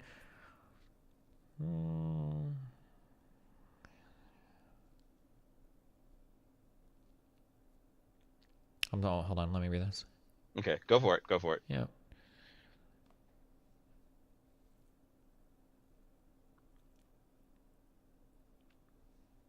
I mean, I could tell you, but you know, I love to rant on stories, and this is one of those stories How that good I think candidate is can shoot actually home deserving of a intruders. very long rant.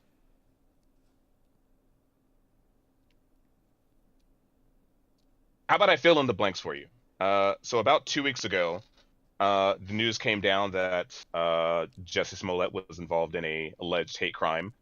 The media went full on that he was attacked by... The initial story, which really got blown up by TMZ, said he was attacked by 2 white men with MAGA hats and ski masks. They beat him up. They called him the F word, the N word. They wrapped a noose around his neck. They poured bleach on him. And as they ran away, they yelled out, "This is MAGA country." Now, this happened at around 2 a.m. in Chicago, Illinois, in the middle of the polar vortex. And that evening, I believe it was a Wednesday, the combined with the wind chill would have been negative 23 degrees. Okay. So TMZ runs that story. Everyone gets all crazy about it. Any We start hearing fans in words chat? of condolences from other members of the Empire cast. Lee Daniels was the first to post a photo of Jesse from a FaceTime call. Sure. So the media reported this and it ends up being false. Wait, so what about this? Well, we didn't. Now, so here are 2 weeks and some days later. Now it is turning into, which is believed to be a false story. But the entire narrative for the time being was that 2 white men in MAGA hats, pro-Trump supporters, beat up a gay black man in downtown Chicago. Okay. in one of the most liberal areas, there is in the country.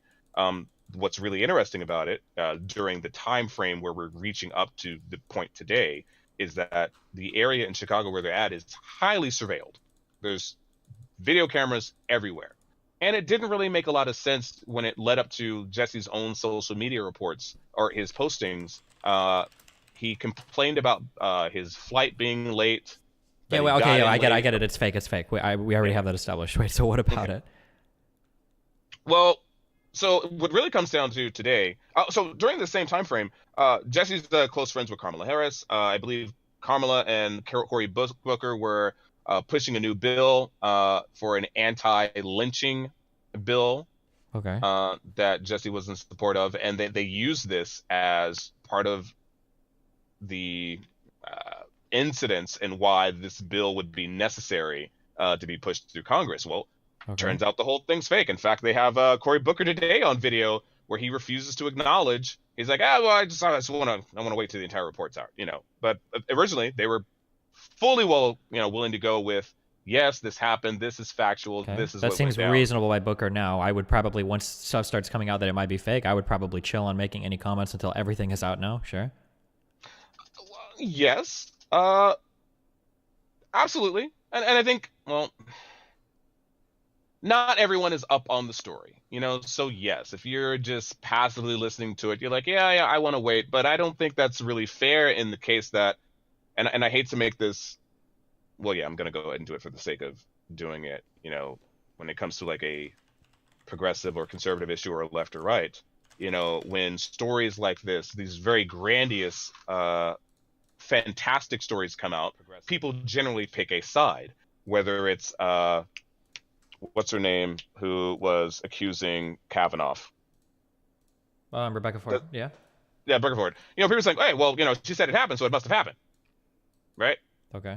Yeah. Or... I'm very uncomfortable, by the way, equating this to Rebecca Ford's testimony, but I'll let it continue. Go ahead. Well, okay, then I won't equate that, but I'm giving that as an example where people will hear a story and only get the soundbite or the headline, and then immediately say, yes, this person said it. Well, like the hashtag believe all women, right? Okay. That's a thing that's going around, that you can't question. Oh, Christine Ford, not Rebecca victim. Ford. I'm sorry. Christine Blasey Ford? Yeah. Okay, yeah. So what's our point? What are we getting to? Well, here we are with a person who is of a marginalized group. He's black. He's gay. He has a great amount of status. He's on a highly rated show on Fox. Okay. And he has been very vocal in his hate for the current administration. Okay. He's been very vocal in his support for his community. And he has, if anything, has made it extremely difficult for people beyond this who might be in similar situations to be believed. And I think this incident really hurts him, not only him. I mean, his career is basically over, but this hurts like real victims, and the fact that, we had 12 detectives of the Chicago Police Department and allegedly 4 FBI agents working on this simultaneously to try to get. Yeah, this is. Hold on, I understand. This is really bad. Where are we ultimately going with this? He faked the story. It was really bad. Yeah, where are we getting at the end here? Well, I think part of the question to be asked is, so the target of the incident was that white Trump supporters are the ones who committed this against him. Okay. And should we question if people on the right, white Trump supporters or any Trump supporters, are they like the new boogeyman?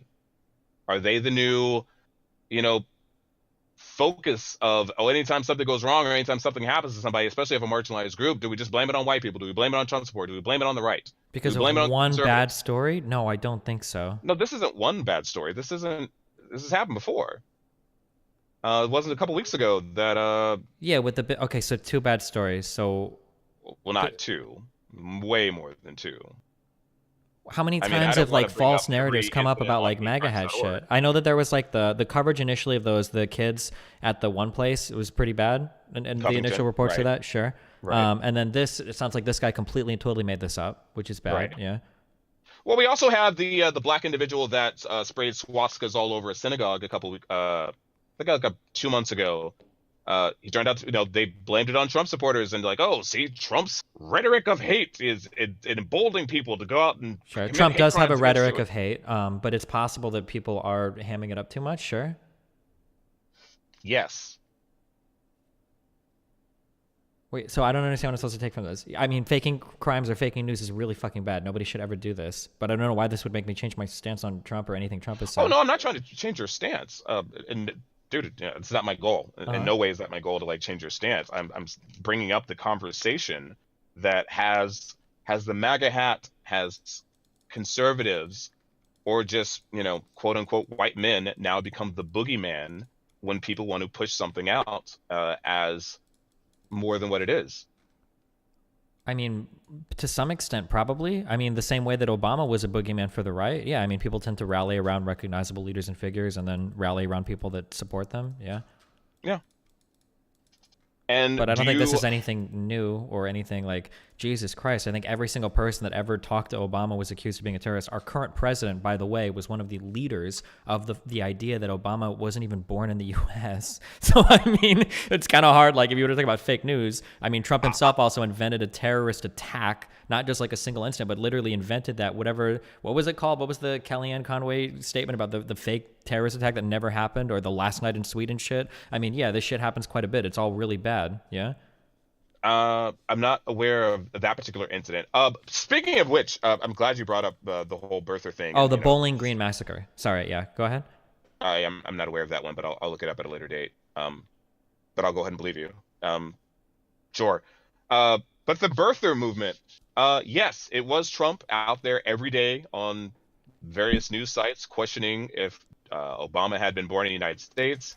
I laughed at it myself every other day where he was on CNN or MSN or Fox News saying like, show the birth certificate, and I was like, okay, I didn't care one way or the other. If they told me he was born in a U.S. territory, I'm like, all right, fine, that's the end of it.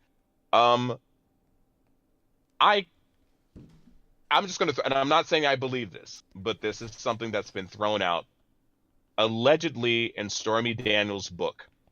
They had spent a night together, and after they had done whatever they were doing, she says that Trump took a call from Hillary Clinton, and that something along the lines, I can't say verbatim, but something along the lines of they were talking about something that was going on, and either she said or Trump said, our plan is going as expected or something. And I do remember when Hillary Clinton was asked, do you believe that Barack Obama was born or in the United States or that he was a Muslim? And she didn't give a straight answer. She said something and she's like, well, as far as I know, which isn't a definitive, of course he's, American, or of course he's Christian or whatever it might be. And I have to go back and look at that clip again. But I remember there was a hesitation and not a very clear, assertion that either she believed he was born American or that he wasn't Christian or was Christian as he says he is and is. But what I'm getting at is it possible, since Hillary Clinton and Trump have been friends for many, many years, is it possible that as a favor to her, he went through the media cycles for those many, many months on her behalf? Because since she was actively running, she couldn't get away with that kind of rhetoric. So he was doing it for her. And they gave him tons of airtime, to make those false claims. So I'm just saying, like, is it possible? I don't know.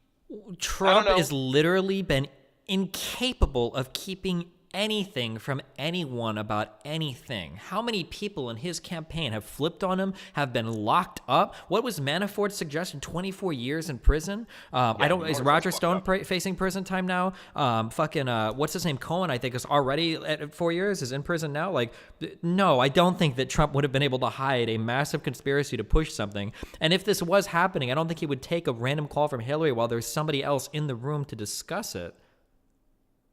Wait, you think he's smart enough to not take a call from someone he's fucking to like talk to Hillary Clinton? I don't think that Hillary... you're pretty stupid, right? I think it's that dumbass. Trump is stupid. I don't think Hillary would work with Trump on something like this because I think Hillary Clinton is very politically knowledgeable. I don't think that she would do something this fucking stupid. There's so much risk here. Why would you ever involve? Like if this were to get out, it would destroy the whole Clinton legacy. Why would they ever risk that?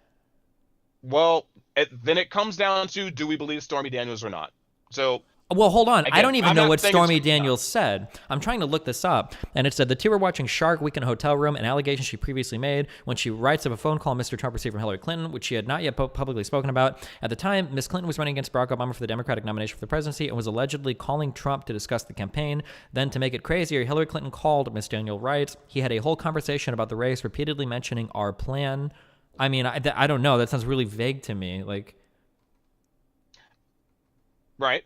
So, listen, I'm not saying it's true, all right? But, and it's whether you believe her or not. You can or can't. Whoa, but I don't even know if she said this. What do you mean? It's not about believing Stormy Daniels. I don't even know if she made the claims that you said that she's making. Also, to the person in your chat, this guy's an idiot. Clinton legacy? Clinton was president for 8 years and Hillary Clinton was Secretary of State. That's a massive political legacy. And if you don't see that, you are so fucking stupid. Sorry, that was for Amy. Go ahead.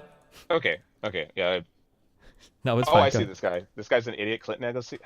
Whether you like him or not, I mean, they obviously have a massive anytime you've been the president of the United States for 2 terms, even 1 term, that's a massive political legacy, of course. But sorry, go ahead. Yeah, of course.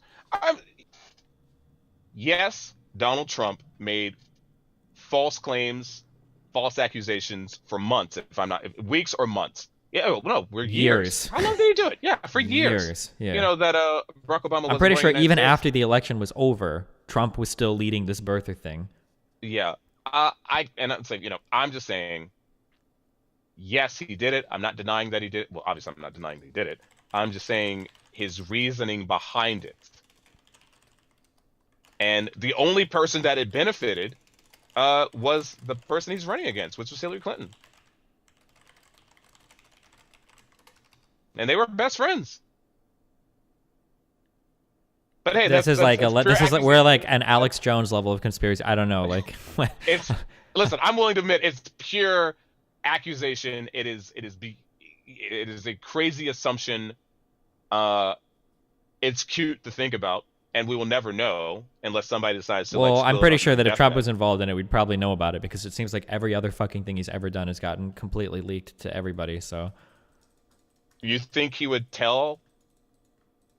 Either now or at a later date that, I worked with Hillary Clinton during her campaign against Barack Obama to... Yeah, he's literally said this in debates before. He's literally said, didn't he literally say in one of the debates that he went to their wedding? That he's literally had conversations with these Democrats and are good friends with them? He said this multiple times. No, I'm saying, do you think he would admit that the entire narrative of Barack Obama was supporting the United States... to tear apart the Democratic Party? Yeah, sure. Why wouldn't he? And to go into Hillary? Yeah. He said he would change laws to lock her up. Why wouldn't he admit something like this? That's true. He did say that. Oh, man. I remember that night during the debate where he's, said, under my DOJ, you'd be in prison. He 100% would say this. It would be completely and totally consistent with everything he's done. Yeah. I don't think Trump would hide this even if he wanted to. I don't think he would have the discipline to do it. He would have tweeted it or something by now. Yeah. I don't know. You might be right. I don't know. I don't know entirely. I don't know if he has... I think he would have the discipline to keep it quiet. Okay. But he hasn't been able to keep anything else under wraps. Fucking porn stars behind his wife's back, that leaked tape about the pussy shit. Wait, no. He kept that quiet. Other people brought that out. That's my point. He isn't able to work within the realm of things to keep anything quiet. This conspiracy between the Clinton campaign and Trump would have involved more people. I don't think he would have been able to keep anything like this under wraps. The fact that he's having this conversation with Stormy Daniels, I'm sure he's had it with other people. Yeah. Well, let's run with this hypothetical for a moment. That you're saying that it would have linked out and might have been involved more people if this hypothetically, if this were true. What if it was just between 2 friends?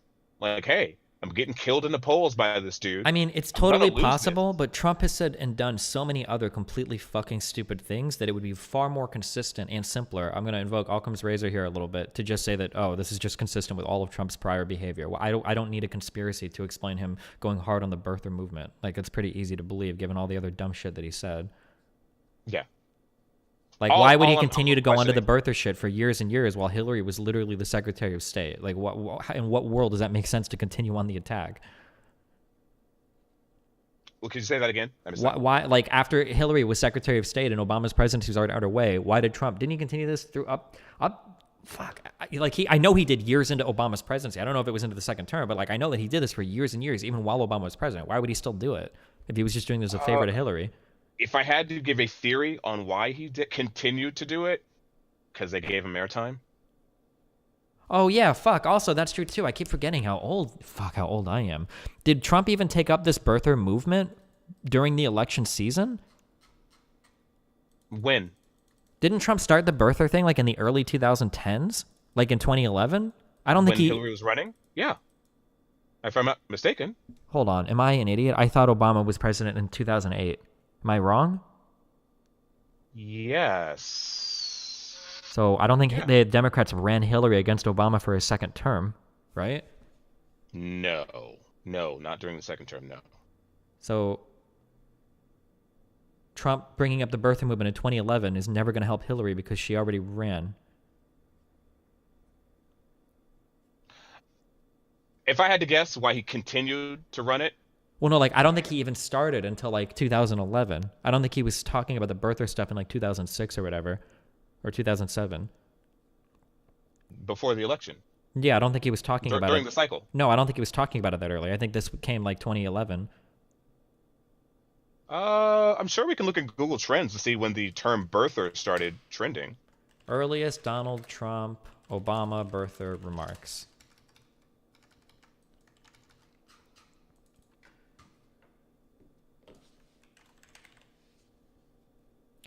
Okay, so there is Barack Obama citizenship conspiracy theories. I'm just on the wiki for this. Okay. In 2010, at the urging of Donald Trump's lawyer Michael Cohen, the National Enquirer began promoting a potential Trump presidential campaign, and with Cohen's involvement, the tabloid began questioning Obama's birthplace and citizenship. In March 2011, during an interview on Good Morning America, Donald Trump said he was seriously considering running for president and that he was skeptical of Obama's citizenship. So it seems like he didn't even start this until 2010, 2011. So this is way after the Hillary had even ran. When was Trump with Stormy Daniels? I don't know the date. When did Trump fuck Stormy Daniels? Yeah, that'll do it.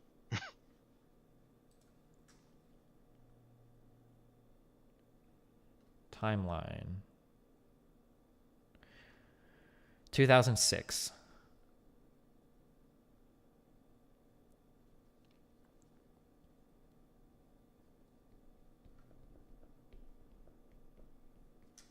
When did that end? Because allegedly they were with each other for quite some time.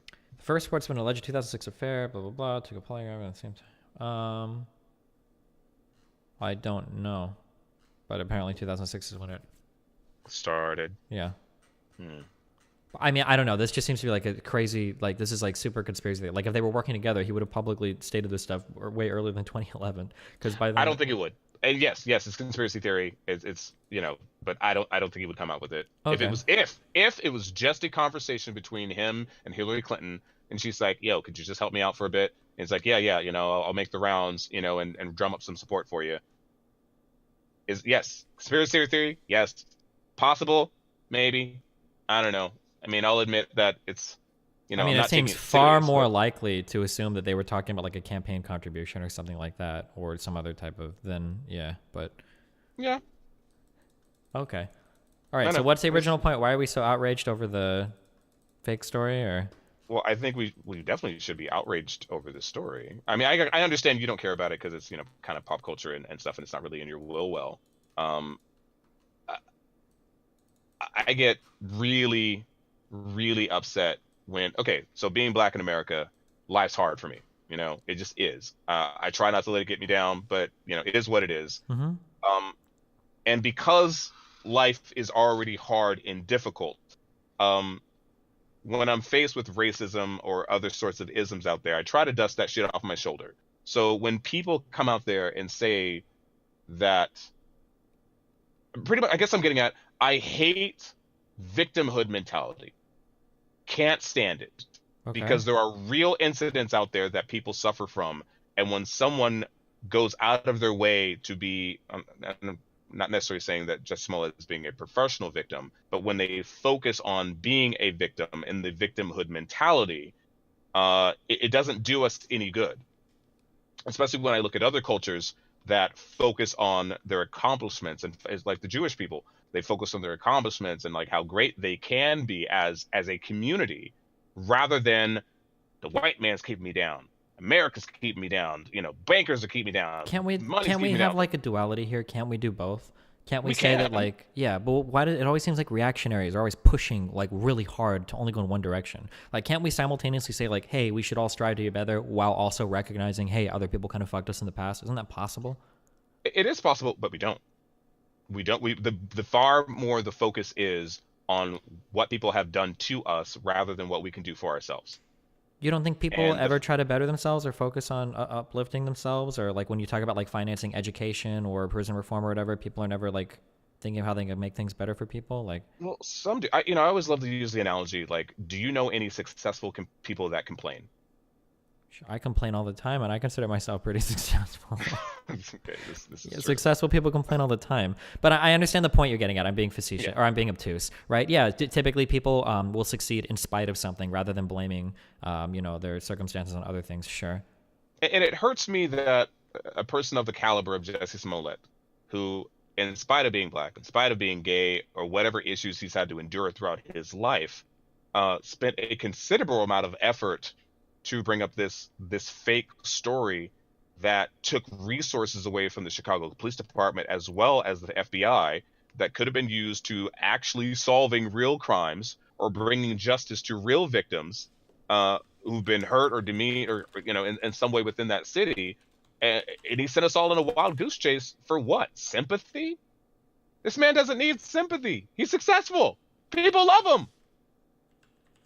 Okay. So I get if you're not really into it, you don't really care, or if you haven't been really up on it. I mean, I've been on the story since day one. Well, no, the problem is that like people, the problem that I have is like this is bad and it pushes a bad narrative, but people will hijack this or hijack your message and be like, oh look, all the blacks, all the Dems, they fake this bullshit hate crime shit. There's not actually real hate crime in America. Like we're gonna talk for 10 fucking weeks about how horrible it is that the Dems fake this one thing while ignoring the fact that Trump has literally faked terrorist attacks, has literally done this exact same thing. Remember that shooting in Canada at the mosque where he initially blamed a Muslim for doing it, and then the story came out changed, and he didn't even recognize that he was wrong initially. Oh yeah, some white remember? guy did it, right? Yeah, you remember? You're talking about wasting money and resources now because of a bad report, which did happen and is bad. But did anybody talk about the fact that Trump literally tried to throw together a panel to investigate illegal immigrants voting, and that turned up absolutely nothing and was disbanded? Like, how much money did that waste? I mean, fake news is bad. I shouldn't say fake news, but people that like make these like fake reports are definitely bad. And personally, very quickly, and I'm sure your room can correct me if I'm wrong. Didn't they find out that 58,000 did? No, the Trump panel No? found absolutely nothing. That's why he said nothing and disbanded it. They absolutely found nothing about it. Where am I getting that number from? I think Texas a few weeks ago released Texas. something about 80,000 registered- people, but then they registered 80,000. Yeah, but then it came out later, and I don't know what the current status is. It came out later. The report was like, well, hold on. Initially, it sounded like they said 80,000 people that were unregistered voted. Well, now it's like, well, hold on. It was actually 80,000 of the things might possibly be mismatched, and they walked that back really hard. And I don't know what the current status is of that investigation is, but And again, Mhm. I don't have it in front of me, but yeah, so it was 80,000 that were registered, and then I think 58,000 of those registered, they actually matched to having signed up, or God, I wish I could remember correctly. Yeah, And then it's there something was a that like it's smaller number. ongoing. It's something that I'm not comfortable commenting on because I know it's ongoing. Okay. Like yeah, because it is definitely ongoing. Also, breaking news is fucking cancer. And I think that it is something that absolutely should be, and I call out everybody that does this, even people on the left. I got into a huge disagreement over Hassan Piker about the whatever black shooting or whatever. I think breaking news is fucking cancer, and I don't think we should ever fucking report on breaking news. Everybody that obsesses over that shit, trying to figure out like 2 minutes after a shooting, the fucking native birth mother of like a random person is like absolute fucking cancer. And Well, you saw how quick they shut up about the shooting in Aurora the other day. Sure, what happened in Aurora? Well, that's you didn't hear it. they shut up real quick. Well, I heard there was a shooting, but I never follow breaking news because it's fucking cancer. I don't know what happened. Some black dude got fired and he shot up the place. I mean, that's pretty much the gist of it. But let's just be honest. I'm just gonna be honest. Had it been a white guy with an AR-15, we'd still be talking about it today for the next couple weeks. That's absolutely not true. It is true. If it had been a white guy with an AR-15. We stopped talking about the Still be talking Vegas about it. shooting in like a week, and that was like over 500 people injured. Remember when the group of white people took over federal land in the United States and pointed guns at federal officers? We stopped talking do about that in remember like that. 4 or 5 And that days. Like that. What do you I mean? couldn't understand why they didn't run up there and take that shit back. That didn't make no sense to me. Sure, but I'm saying like, yeah, we stopped talking about like all shoot because it shit happens so often here. We always stopped talking about that shit like pretty fucking soon after. You know, like, wait, I would argue that they were still talking about the Vegas shooting for at least 3 weeks. I mean, like it gets brought up like every now and then, but the coverage, like the wall-to-wall coverage or whatever, no, I don't think it was that extreme. Like pretty quickly after that, I was surprised at how quickly, like a month later, I was like, damn, we've moved on that shit real fast. That was an extremely fucking crazy shooting. It was like I think over 300 people actually had like a bullet wound in that, and it was like 600 injured or something. Yeah, yeah. Yeah, but And like they I think we shut the fuck moved on from that like pretty quickly. Like within Actually, just a couple weeks ago, the FBI released their final report and uncovered pretty much nothing, said, right? we don't know. Yeah. They were like, yeah, well, you know, some people kill people. Yeah, we don't know what the fuck happened. Mm-hmm. I'm sorry. So 422 injured by gunfire, 851 non-fatal injuries altogether. Like, so I mean, I think in general, I don't think that like the media moves on because it doesn't fit its narrative. Like, how much coverage has this recent Democrat thing gotten? I even looked at this because I don't care so little. About the anti-Semitic comments at like Tusi or whatever. Who the fuck made whatever? Like, people have been covering that shit a lot too, right? I don't know. Omar, what's her name? Omar. Yeah, whatever. Yeah. So Yeah. I mean, I don't think. Yeah, she really doesn't like Jews. Yeah, I don't think this idea that like oh well, we just don't cover it because they're black. I don't think that's necessarily true. Like, I think they covered that pretty extensively. From at least my feed was filled with it. You know, it was trending on Twitter. CNN even spent I think they spent 2 days. yeah, like at the end of the day, the media is like people act like there's some giant conspiracy in the media. The reality is the media is shit in America because it's all for profit. Like, and if there's something that's sensational, they're gonna fucking report it. Like this. You know what I found out today? What?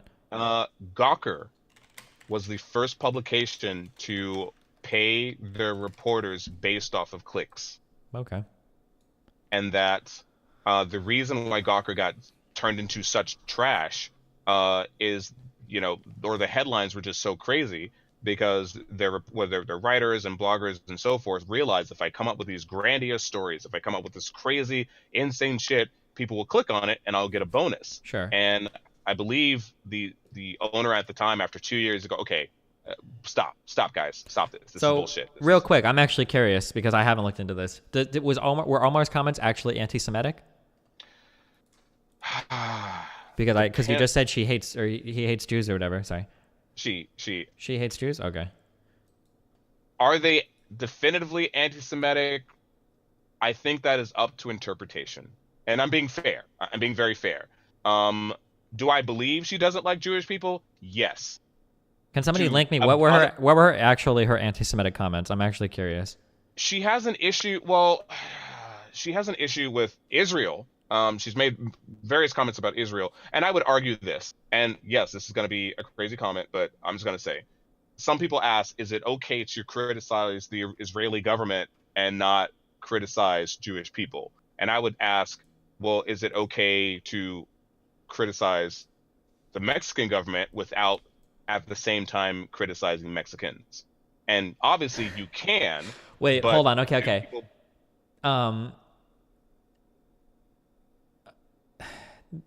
This is kind of complicated because, first of all, the answer is definitely yes. Yes, you can.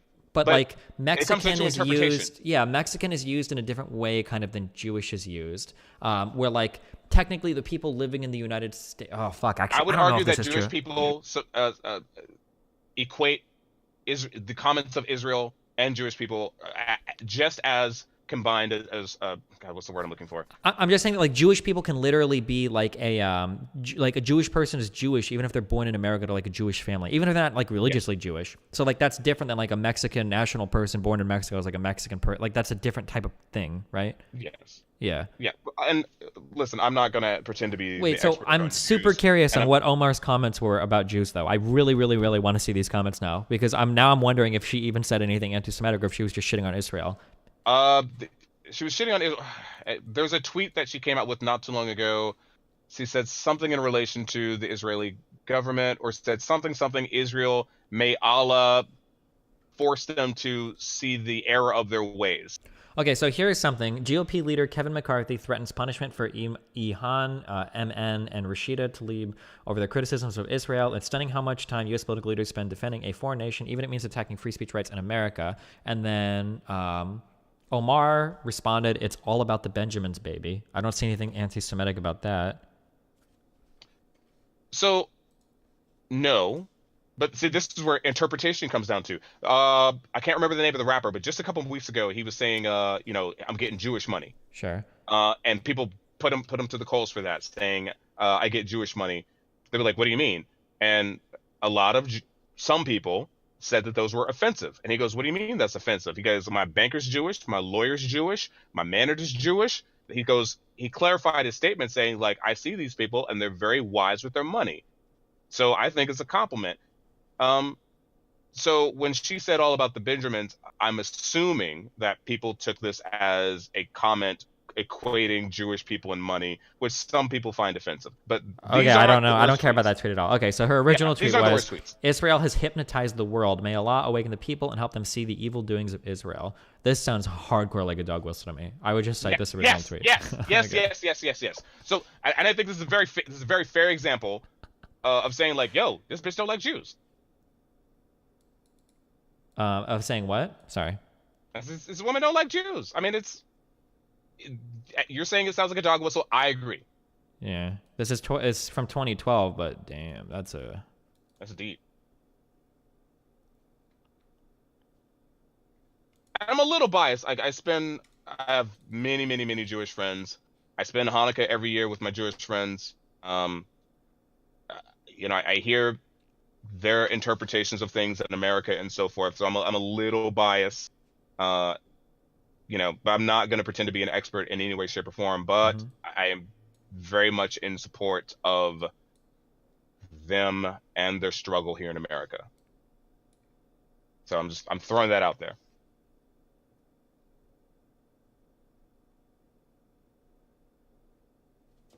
Well, fuck. Hold on.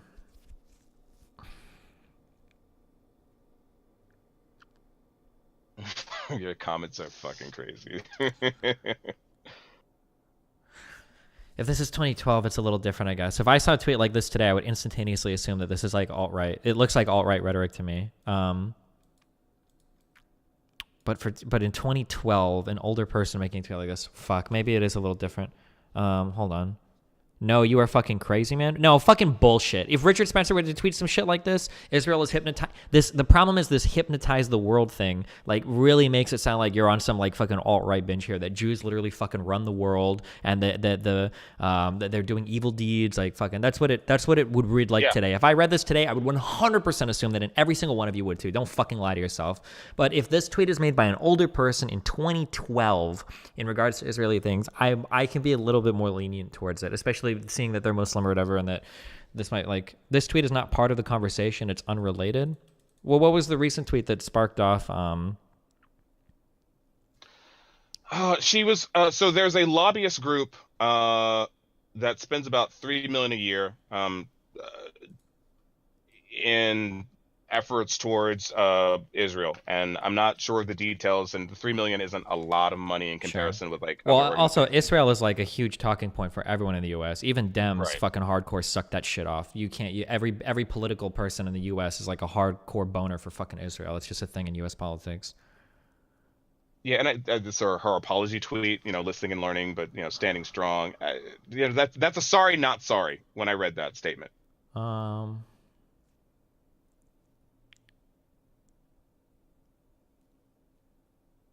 I don't know. I don't think this is a sorry, not sorry. I think this is okay.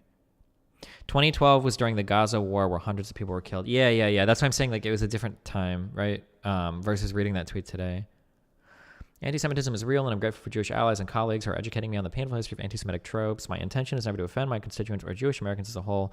We have to always be willing to step back and think through criticism, just as I expect people to hear me when others attack me for my identity. This is why I unequivocally apologize.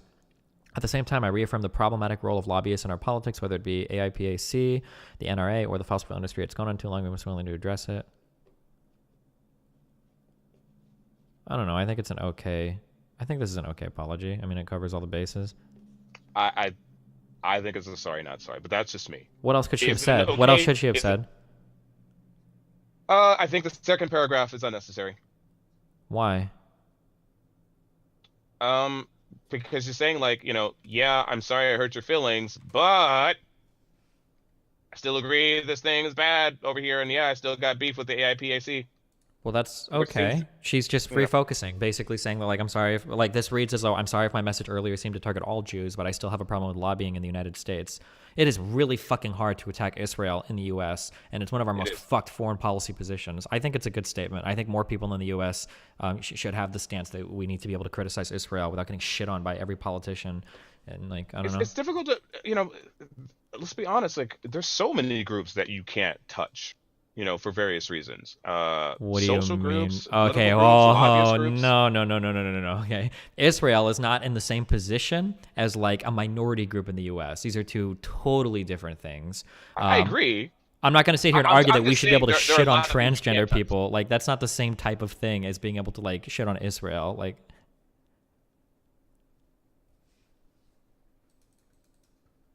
yeah, I mean. It's like that really edgy joke that all like the 19-year-old white kids like to make. If you want to find out who has all the power in society, find out who you can't criticize. It's like, oh, I can't call black people the N-word anymore. Those have the real power in society. Like, okay, dude, like, nice. Wasn't that a Churchill quote? I don't even know, but it's the one that gets cited all the time. I don't know who originally said it. There's like a million things attributed to Churchill that were said by Voltaire, that were said by, they were like, it all goes back. I don't know who originally said it, but I'm just saying, like, that's the one that like people cite and like, see, I can't make fun of transgender people, so they are actually the most powerful people in society. It's like, that's an incredibly fucking simplistic view of how shit works in society. Yeah, I believe in intent. Like, especially, I always say that, for me, comedians get a pass. Oh, people are saying that the quote is literally made up by a Nazi and it was attributed to Voltaire. Okay. I don't know if that's true or not. It's literally a quote from a neo-Nazi. I don't know if that's actually true, but that's... Wouldn't surprise me. But yeah, like, I mean, we try not to offend certain people in society, or I should say offend, but we try not to shit on certain people in society because we deem that they need help. That's a lot different than we can't attack Israel for some weird reason when Israel is like its own nation state that is like, has some of the biggest technologically superior military in the entire fucking world. Like, and is constantly fucking, like, their relationship with Palestine is very strange. Like, yeah, I don't think these are the same things. Yeah. No, you're right. You're right. But I still believe that some of her comments and tweets, as you said with the one from 2012, and yes, that was very long ago, but even still now, it's a little dog whistly. But then again, if you spent your entire life... Well, it is dog whistly, but it's dog whistly when you read it today. But if you read this in the context of what's going on in 2012, the fact that this happened like right after like hundreds of people on the Gaza Strip were like fucking killed by Israelis, and the fact that no one in the U.S. can like has the gall to stand and actually criticize anything that Israel has done. I mean, like, in that context, the tweet seems a little bit more reasonable. Like, Israel has hypnotized the world. I mean, I could be wrong, but I don't know people in Europe that call out Israel and what they do, because I'm pretty sure they're at like the beck and call of like U.S. foreign policy there, and neither party in the U.S., definitely not back in 2012. That's a very recent thing, I think, where even Democrats have had the gall to step up and question things going on with Israel, and even that was only like Bernie, I think. I don't know if like mainstream Democrats do it. I know fucking Hillary doesn't. I mean, I think this tweet comes off as like a lot more reasonable. Speaking of Bernie, you think he's gonna run? Didn't he already say he officially was? Did he? I heard he was thinking about it. I didn't get the news that he officially said he was gonna run. I thought he did. I could be wrong, but I thought he like made his official statement. I heard that he was twirling it over. If he is, my news cycles have not pushed that in my face yet. Oh, he has a running video prepared. He filmed an announcement video. No, he hasn't announced yet. He said he would announce. Okay, so he's announced the announcement, I guess.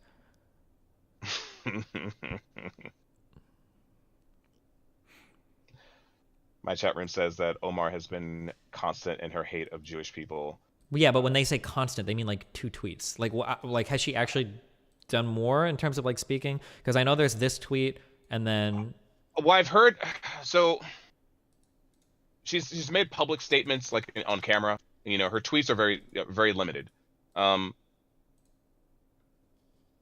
believe, and this is just me personally, that she's got beef with Jewish people. But we have to base this off of... She's a politician, so she's smart about what she says and what she doesn't say. Like, God you're not going to fucking hear damn it. her Hold on flat one out second. come out and say, like, fuck Jews. You know, it's not going to happen. Well, yeah, sure, but oh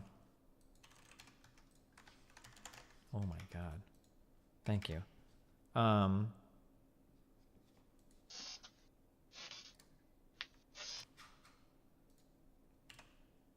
We stand with the victims of the shooting in Pittsburgh and all members of the Jewish community. I mean, like, what are some examples? Why do we feel like she's anti-Semitic, I guess? Let's start that. Let's start with our initial assumption that she's not, and then what do we use to build up our Bayesian to get her to being full-on anti-Semitic? What are some things that she's done? So we have that tweet from 2012, which now that I think about it more in that time period, I'm a little bit more forgiving of it. Like, what else has she done that's like anti-Semitic? No, this is good. Let's unpack this. Let's find something more definitive, you know, so we can both educate ourselves and you know, come to a consensus, or just, you know, leave it as is.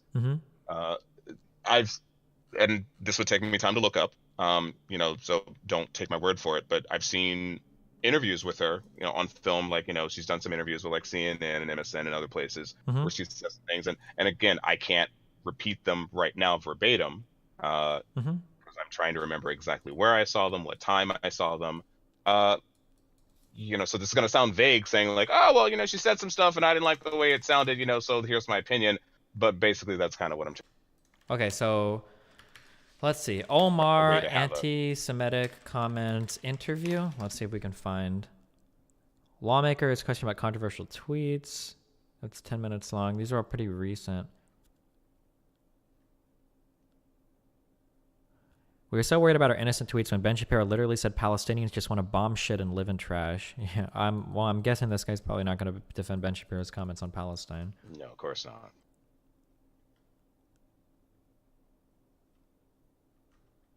No more. Okay, so someone in your chat, I'm curious. I want to see them do it. Someone in your chat, Crawdaddy, said no more than 2 tweets, bro. She's pretty outspoken, man. So Crawdaddy, if you have a link to her being anti-Semitic, Yeah, please I would show very the much link. love to see Like, it. yeah, please throw the link up, dude. Also, Crawdaddy, something that you said earlier in chat is a really, really good example of what it's like living with an extreme amount of privilege. And it's very funny that people like you let it seep through without you even realizing it, right? So your thing earlier, when we were talking about like who you're allowed to criticize, earlier in chat you said, tweet something about transgender and see what your life is like, LOL. The fact that for you, oppression or shitty stuff in your life comes from what you do on Twitter is a great example of how insanely fucking lucky you are to live the life that you live.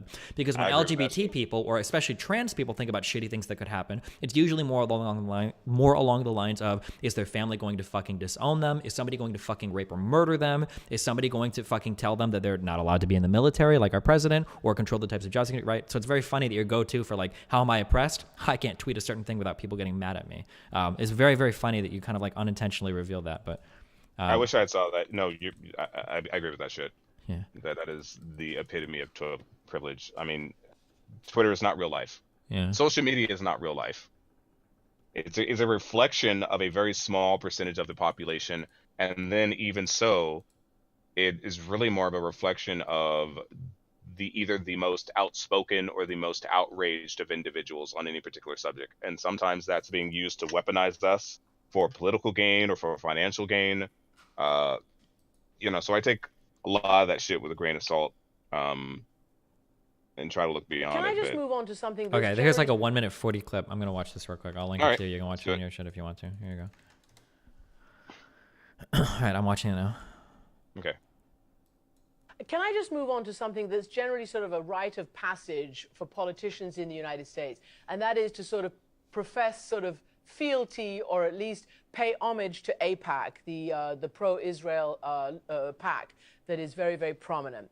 Should Jewish Americans be worried about Congresswoman Ilhan Omar or Rashida Tlaib because of the BDS movement, because of one of the tweets that you made a long time ago? You know, you're part of a new wave of Democrats not afraid to be critical of the government of Israel. And during the 2012 military offensive in Gaza, you tweeted, Israel has hypnotized the world. May Allah awaken the people and help them see the evil doings of Israel. How do you put that into context now, and what do you say to American Jews?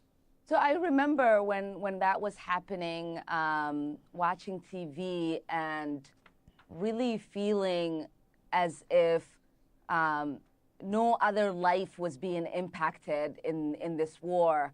And that really, those unfortunate words were the only words I could think about expressing at that moment. And what is really important to me is that people recognize that there is a difference between criticizing a military action by a government that has exercised really oppressive policies and being offensive or attacky to particular people of faith. Okay. I mean, yeah, I don't know. It's fair. No, that's fair. That's fair. I would have to see more to think that like she, especially because now like because of all these tweets, like I'll just throw these at you. Like I mean, but I mean, you could say that well, she's just doing this to disguise her anti-Semitism, but it seemed genuine. I liked it. It's okay.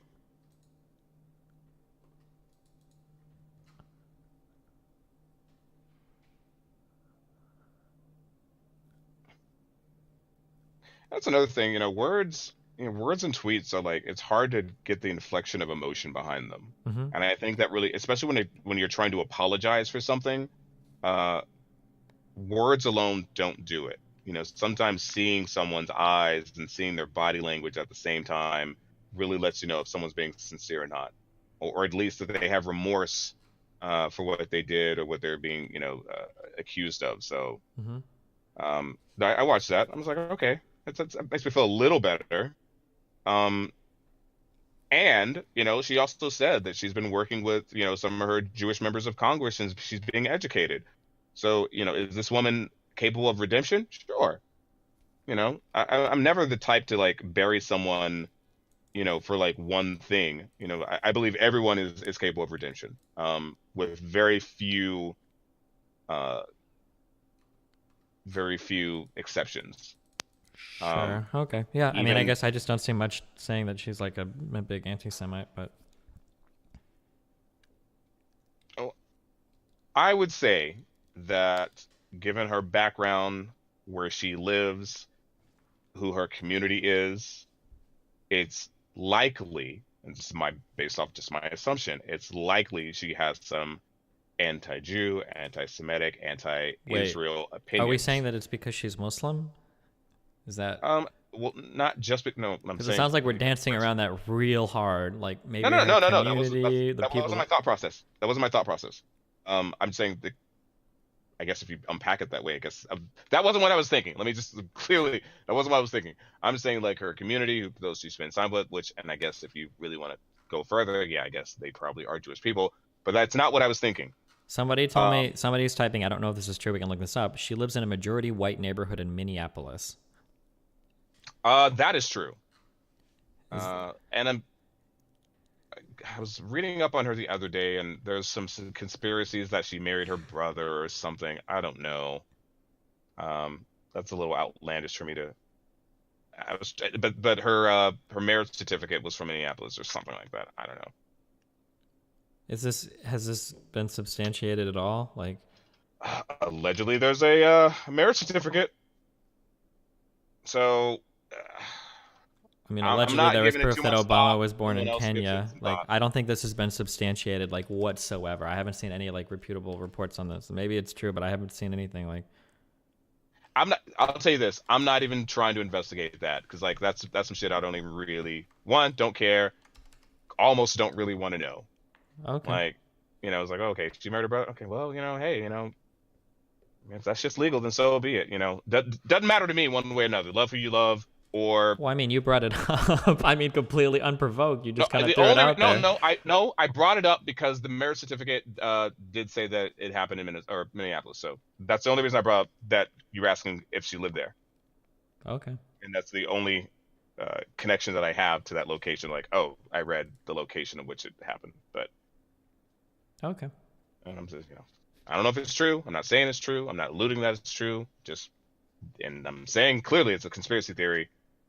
Some people think it's a thing. Gotcha. I'm not even saying people think it's true. I'm just saying people think it's a thing. So. Okay. Well, hey, thanks for the conversation. Have any final points for us or anything? I wish you had more opinions about the Jussie Smollett story.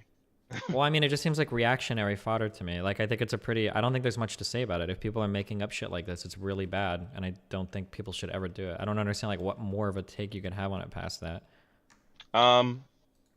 Maybe I'm just into the spectacle of it. I will ask you this, you know, as we part out. What do you think should happen to him? I don't know. Is it against the law to, like, make up shit like this? Are you talking from a legal perspective or from... It is a crime to make a false police report. And if indeed he or by... And the current story today is that he paid the two brothers $3,500 to do it. Since they did it over the mail, the initial threat that was sent to the offices of Empire, then that's a federal crime. So he's looking at, you know, some federal charges, some misdemeanors, false police report, you know, plus we're looking at his career being done for. I don't see how you can come back for this, but, you know, as far as what happens to him, you know, when this happened, it is in the police department's best interest to put resources toward something like this, because you don't want the public to think that, yo, there are people out there attacking folk based off the color of their skin and sexuality. That's a great public interest. So you got to put resources to stopping this as soon as possible. You know, everyone on deck. You know, we got to find these people before it happens again. It could be a serial attacker or a serial rapist or something. Got to get this guy off the street. Okay. Hold on. Okay, so wait. So, like, before we go on this again, I mean, I understand that if he broke a law or whatever, he should probably be prosecuted here. I don't think the law itself probably doesn't cover the immense amount of damage that he's done to the public narrative. But I mean, I don't know what else. What else is there to say? I'm under the assumption that he probably cost the city of Illinois a couple $1 million. A couple $1 million to invest? How much do they pay their detectives? Well, they had 12 detectives working on this night and day, and 4 FBI agents. For how long? 2 weeks, 2.5 weeks now. How could they even? I mean, like 50 people are killed in Chicago like every weekend. How can this one thing take so much? It's a lot of resources. Okay. And who knows what additional. Yeah, so I mean, like, that's all bad, and you should probably be punished for it. But, like, what else aside from, like, I mean, like, this just, not to say that you're doing this, but, like, I can't imagine spending more than, like, 30 minutes talking about this unless I'm just trying to score brownie points with, like, white nationalists. Like, I don't understand, like, what there is even like, he did a thing. It's really bad. No one is defending this anywhere. I don't think. I haven't seen anybody defending except for randos maybe on Twitter. No. There's some. Wait. Nobody of significance, but yeah. So I don't care about randos on Twitter. So like, yeah, what is it? What take did you? Like, oh no, he did it because of the white man, and and it's. I hate looking at that. And there's still people right now that are still using the hashtag. I stand with Jesse, or like justice for Jesse, and they don't believe the police. And, so I'm sure Twitter has a user base of I think 300 million people. I don't. You're gonna find those outliers out there. Yeah. But I don't understand past like a 20 or 30 minute thing, like what you could possibly talk about related to this. I guess I look at this from a different perspective, because, I'm an entertainment. I'm an entertainment guy. That was my background. Yes, I said that. Oh no! Wait, what is this tweet? Hold on. I said that tweet. I posed the question. It was what I was thinking at the time. I mean, tell me I'm wrong. You were wrong. When you make the comment Mexico is not sending their best, you're referring to the Mexican people. When you make criticism of the Israeli government, you're criticizing the Israeli government. No. Is it? Yes. Wait, what do you mean? No. What? No. No. Let's talk about this specifically. When you make the comment Mexico is not sending their best, Trump is specifically talking about people that immigrate from Mexico to the U.S. That is what he's specifically talking about. How is that the same as saying the Israeli government engages in bad activities that like bomb people or whatever? How are these two things the same? I'm basing it off the words alone. I understand it's controversial. Believe me, I get it. It's a very controversial tweet. I said it. It was what I was thinking at the time. The first tweet is literally implying that Mexico is sending illegal immigrants and shit to the U.S. to like take us over. This is the white nationalist conspiracy theory that brown people are being sent to breed out white people and shit. They're being sent here intentionally. Like maybe maybe I'm just too naive to view it like that. Fuck it, yeah. I'm just too naive to think of it in the terms of like dark-skinned people are coming to take us over. I don't think Well, that sure, way. but I mean, like, Trump's statement was literally, when Mexico sends their people, they're not sending their best, they're sending rapists, thieves, and murderers. That's not a charge against the Mexican government. That is specifically a claim levied at people coming over here. When you criticize the Israeli government for their military action, that's a criticism of the Israeli government. I mean, you've seen that in, yes, you've seen the entire statement that he made, right? Trump's? During that time frame about Mexico's not saying. Yeah, of course, it's really old, but it's all, and it's not. I mean, I'm not here to sing the praises of Trump, but yeah, it's not the greatest of statements. It's a pretty fucking bad statement. It's a pretty shitty fucking statement. I mean, okay, I'm gonna get shit on for saying this, but god damn it, I'm gonna get fucking shit on for saying this, but I'm gonna say it anyway. Fuck. Okay. It's not that bad. It's kind of true. No, most I'm Mexicans gonna say, are rapists, thieves, and murderers. Or no, that's not what you're using the term most. And well, because he said some, so that's like the other part. If you have some of something, then you must have most of something. That's how English works, right? Like, yeah, but can't we just can't we just, if we're gonna say that, if we're gonna say, well, this means this, he said some, so this other thing must mean most. Can we not equally say, like, well, he said Mexico, therefore he didn't necessarily mean Mexican, because no, because he's talking specifically about the people that are coming over. When he says they're rapists, thieves, and murderers, is he talking about like Mexican politicians? No, he's specifically talking about He's talking about people who commit rapes, murders, theft, and drug deals. Wait, so when he says, and some of them are good people, he thinks that some of the rapists, murderers, thieves, and drug dealers are good people? My interpretation that he was saying that not all Mexicans are rapists, thieves. Okay, well, listen to what you just said. Do you know how bad what you just... Imagine if I were saying not all black people are murderers and drug dealers, right? Did you see how fucking shit that sounds?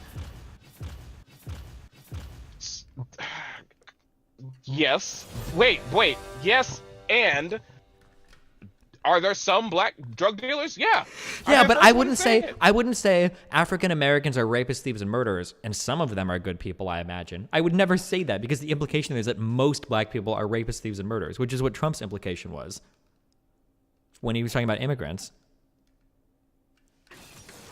Okay, I have a problem. My brain processes that. Well, like, I feel like what I'm saying is like pretty straightforward, but it feels like you reach like really hard sometimes to look for like. No, what you said is straightforward, and I'm trying to equate it to my tweet, which I will be. It wasn't the greatest tweet. Yes, it was a controversial tweet, and I was trying to ask the question. I was trying to bring out like, if one guy can say this, then can't this be a thing too?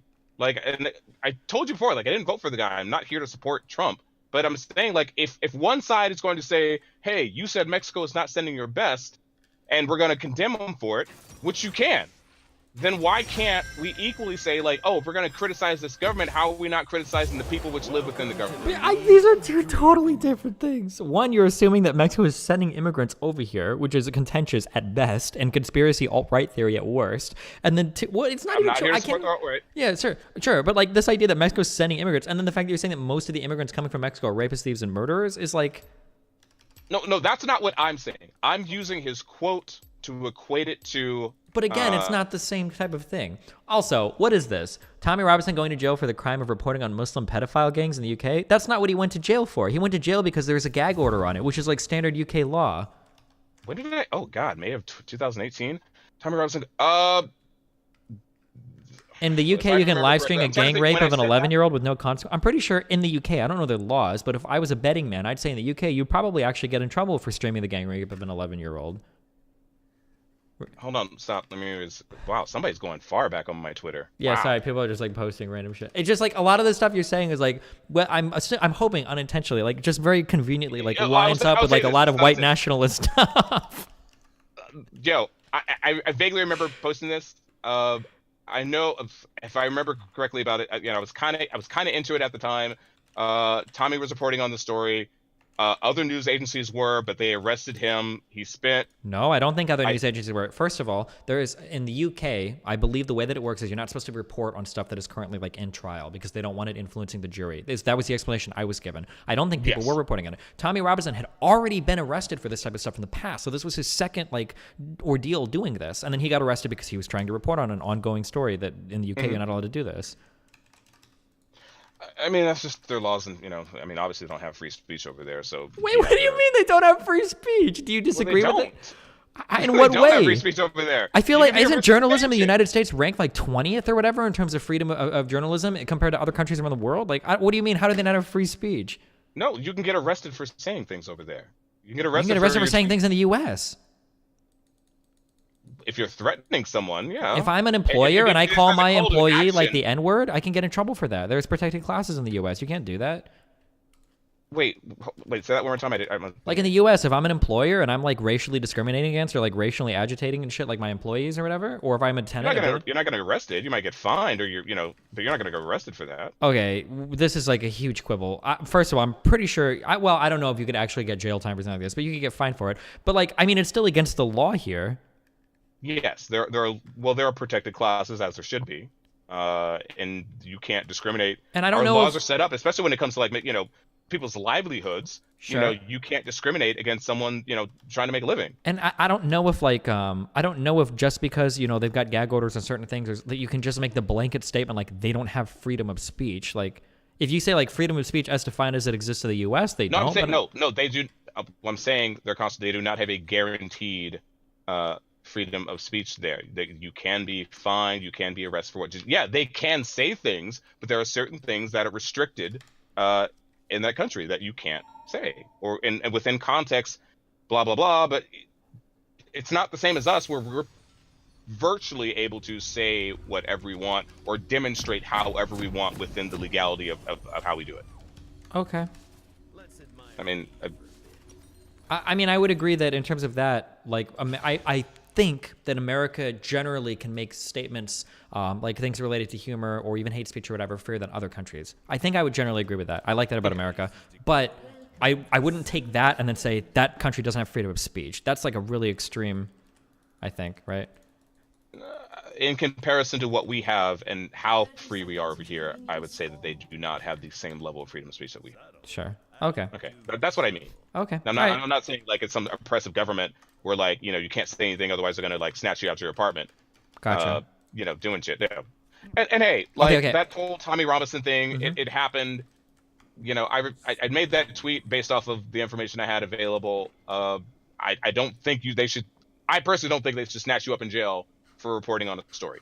Well, and again, it's not for reporting on the story. It's for reporting on something that's currently in trial for fear of fucking with the jury. There's the rationale for their law. It's not just like you can't report on something, but yeah. But over here, like, they have a jury, and their jury's told, "Yo, don't go look at the news." Okay, but but is that reliable? I mean, like, we also have mistrials due to juries and whatnot as well. Like, I mean.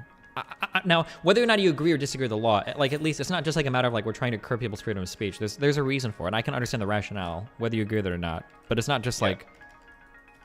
The last time I heard of the story, like he got out, he had lost like 30 pounds. He said that he was beaten and some other horrible shit happening to him.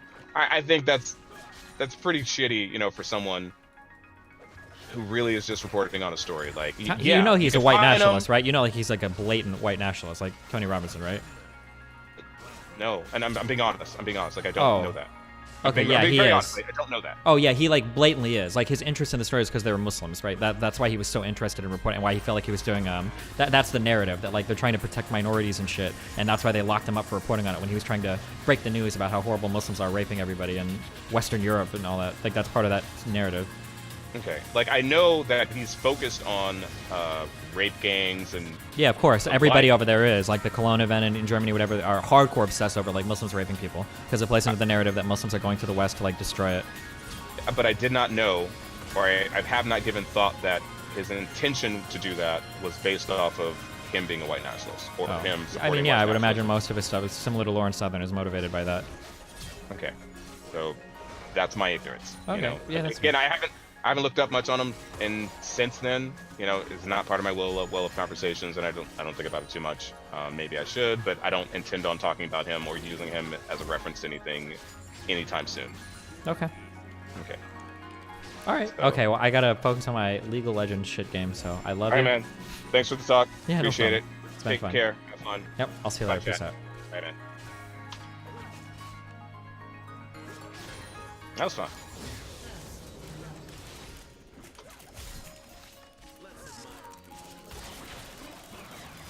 Has my Zyra hit any of her E's? Oh fuck! A flashlight would have fucked me there. Oh, she's hooked. And I even healed late.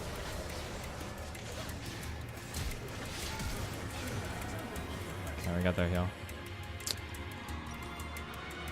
I thought about healing, but I didn't want to because I figured she was dead anyway. I should have let her die. I think as soon as she got hooked, I should have walked away.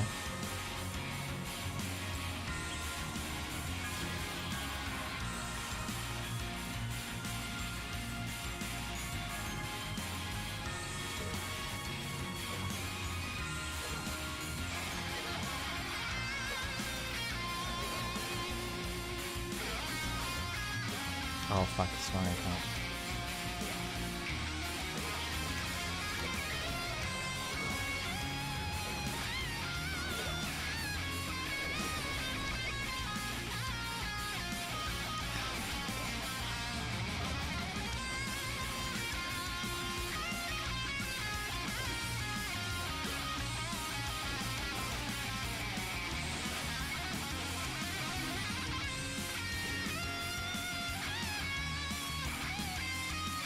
Did it disturb you how hard that guy hides his power level? I'm hoping it's just... I don't know. This is like uninformed? Man, dude. The fact that somebody was like, I don't know if this conspiracy theory is true, but I heard that Hillary Clinton and Donald Trump were conspiring. So, and it's like, okay, dog, like, chill. But like, did Trump really mean like, fuck Mexico? I hate talking about these Trump statements too from like fucking like 3 years ago.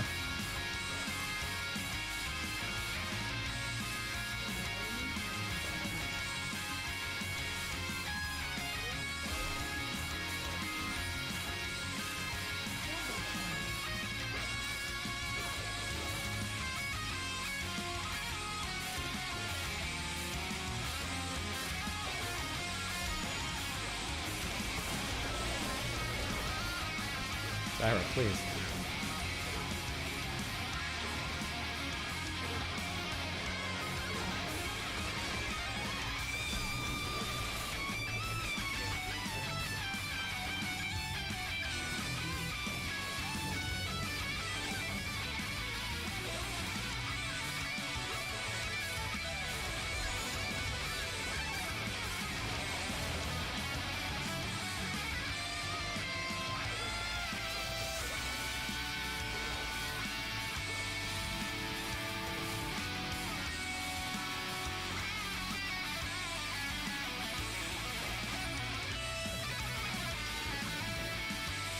Oh fuck, we're ganked.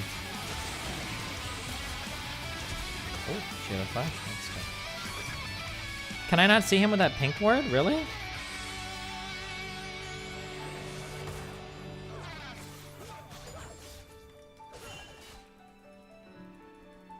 He's re-ganking. Oh, wait, he's walking up river.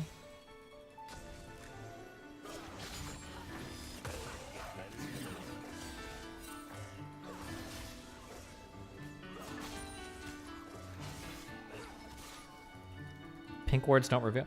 I don't like that they changed that in League. That's easily one of the dumbest changes they made, where pink wards don't reveal everything. That's like a Season 5 thing or whatever, where they started to make champions, or change champions so that pink wards didn't reveal their stealth. That's so fucking stupid.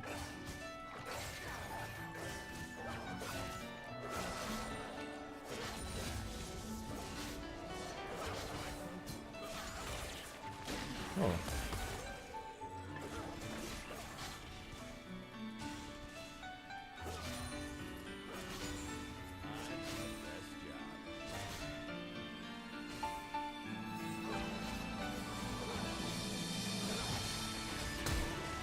What? Okay.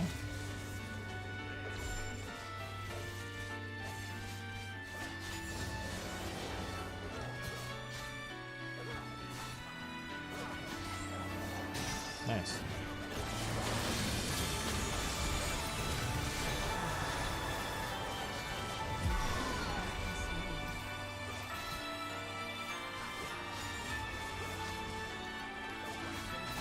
Yep. Oh. Nice job.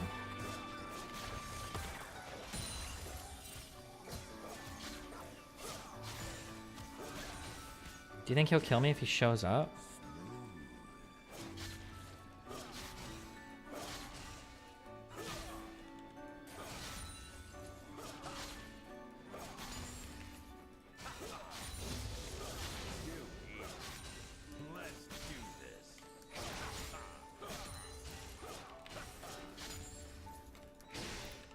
Okay. Damn, almost a 20 CS lead? Well, not quite. Oh no, Rengar, why? Rengar! Please stop.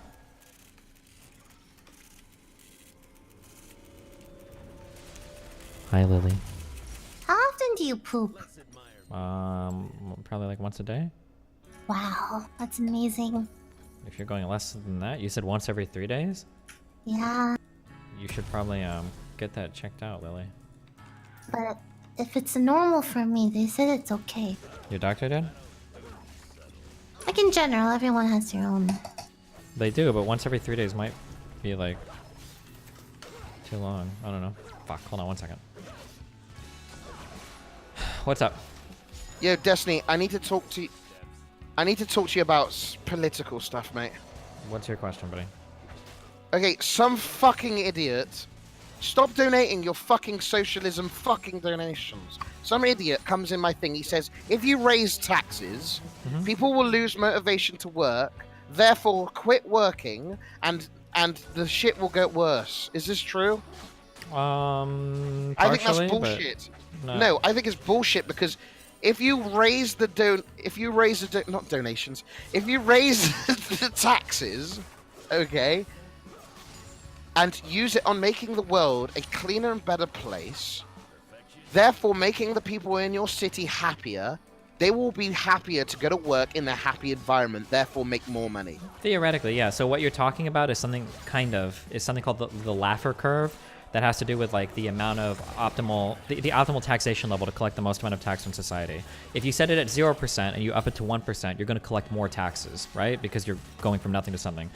If you have it set to like 99%, you go to 100%. Well, no one's going to work at 100% taxes, right? So that's probably bad. So there's some sweet spot in the middle where it's like if you tax people too much, typically when you tax something, you do disincentivize it, right? Like people do less of it if it's taxed. But I mean, like there's some level of taxation that's needed to make society a better place that also like ultimately benefits us as well, right?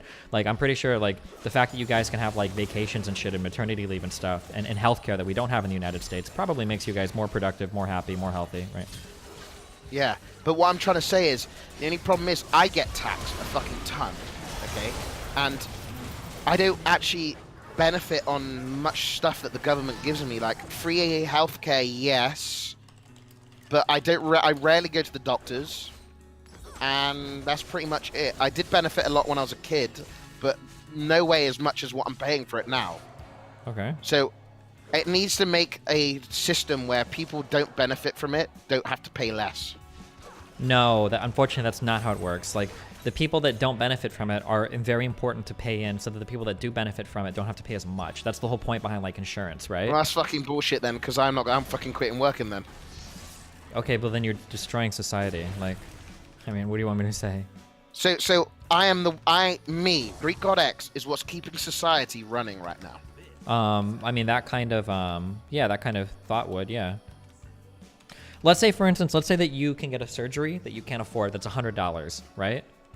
Okay. Let's say that you get one person who really needs that surgery, it comes up that one person needs that surgery, right? Let's say that instead of one person having to pay $100, what if the chances of this happening are only 1%, right? There's a 1% chance of this happening. Well, if you got 100 people to pay in $1, then that person that has the surgery can afford it because if you're like an insurance company, you have money from everybody, and then people are okay, right? Did that math make sense? Yes. 100 people paying in $1 so that one person can pay $100 is typically how insurance works. If all those healthy people don't pay in, though, then that person that needs it is never going to have access to it, right? We need to start making penalties for people littering and stuff. That's the real problem. Sure. You asked the wrong questions, Greek. Huh? You gotta ask Destiny, how do we make everything better for everyone, right? Isn't that the question that we were talking about? No. He's I mean, American. he'll probably know more than we would. No, Nick says raise the taxes to 70% No, and have that's not- everything paid for you. What I would mean, you some say? people argue that higher rates of taxation amongst wealthy people is No, really good. government is fucking toxic, Destiny. What They need private people who industry actually- is toxic? What do you mean? Everything can be toxic depending on how you look at it. I mean, you have the NHS and we have shit in the US. Like, what do you want me to say? Like, NHS is good. yeah, but we don't have anything like that in the US. You pay for it with your taxes. Like, Yeah, but in Texas you don't even fucking have taxes. yeah, you do. That is not no, much. we- In we have no Texas, you don't state have income state tax. taxes, but you pay it in property taxes. You pay federal Yes. income tax. Yeah, You pay payroll taxes. don't own a property then. Easy clap. Okay, I mean, if you want to be homeless, you don't have to pay any taxes. Sure. What's... No. Don't own a property. Why? You're still paying taxes at the end of the day. No. You rent a property. If you rent a property, who's paying the taxes? The owner of the building is. How is he going to pay? owner. How is he going to pay for But those you're taxes? not the owner. You're renting. How is he right? going to pay for those taxes? By charging For you a higher rent. rent, right? So you're paying Yeah, it but one the way rent's or not another. that high. The rent's not that high. But it's going to be higher if there's property tax to be paid, right? They have to make up that difference. Yeah, but it's still cheaper to live in Texas than it is in LA. Maybe, so it's but still other, easy well, clap. that's because LA is like literally one of the most expensive cities in the world to live in. Like, I really need to take a shit. Give me a second. Can you hold that thought? I'm going back to my league game. Okay. No, wait. I need my question solved. What is your question? Give me a second. I'll take a shit and I'll tell you. 1 second.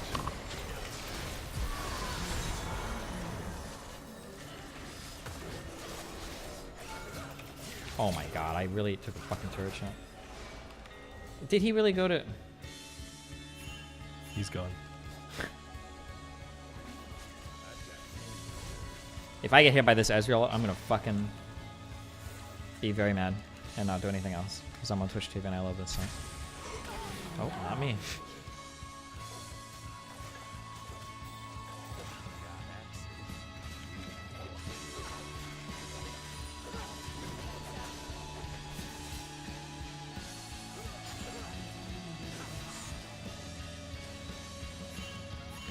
Lily, no.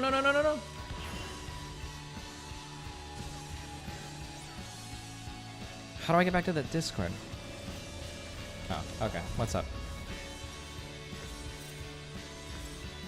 Hi. Careful, Shaco is lurking about. Okay. Oh my god, Lily, do you think if you altered her, you'd kill her?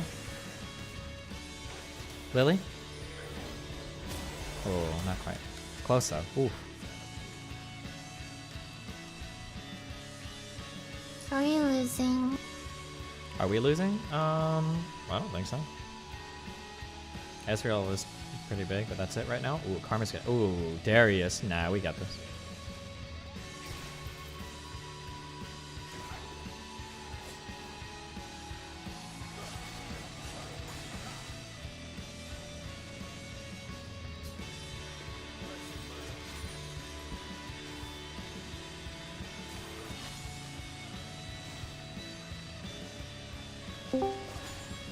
You could run, Destiny. Hi, Drake. Hey, Lily. How are you doing? I was debating Destiny. You're Looks not like I won debating. this one. You won. What is your final question? Go. What's going on? Anyways, man. Yeah? I'll talk to you when you're done playing League. Well, I'm probably not going to be... I'm leaving tonight to go to Omaha, and then I'm going to be out of town for a long time. Typical, ditching me. Bye. Yeah, bye. I ship it. Not sure if I ship Destiny Hassan or Destiny Greek more. Nice, Lily. Playing into the toxic shipping culture. Congratulations. Yep. Oh my god, I didn't see that ward there. That almost fucked me so hard.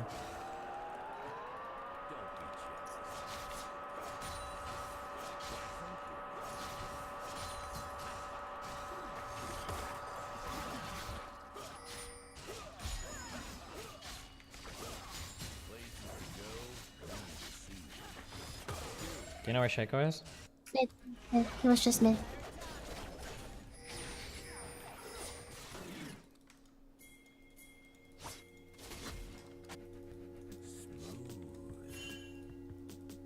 They're coming back. That's real too. Oh no.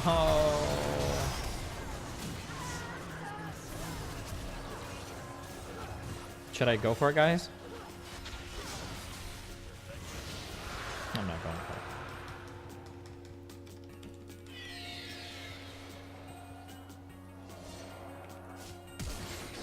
Okay, dude.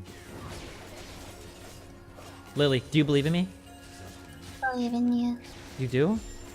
Yeah.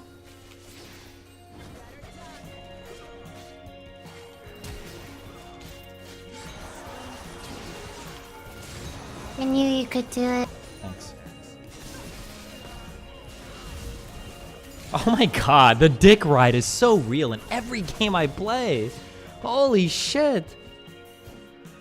Whatever, I got my double kill.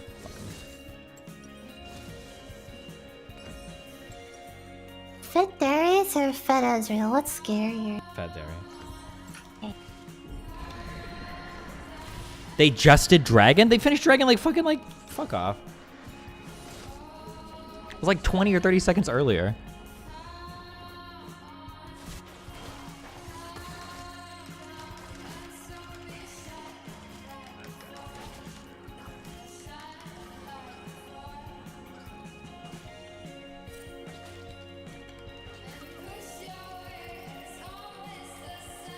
I like this in chat. Pushing every turret and surprised he gets ganked. Meanwhile, Darius is literally killing their tier 2 turret. Okay, dude. Okay.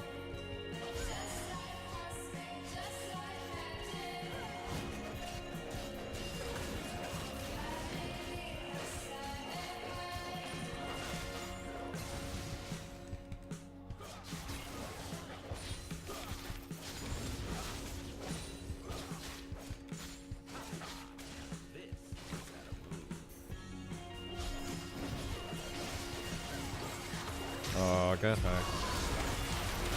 Oh, never mind. Your shit. Oh, just kidding. Ezreal.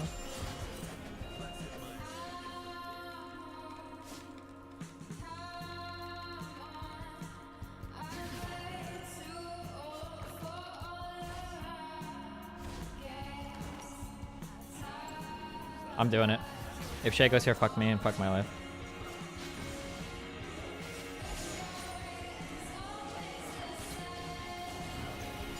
Fucking got him. Nice job. Good job!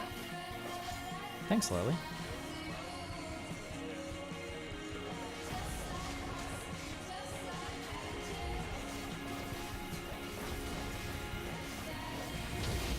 Oh my god, she's so fast. Oh.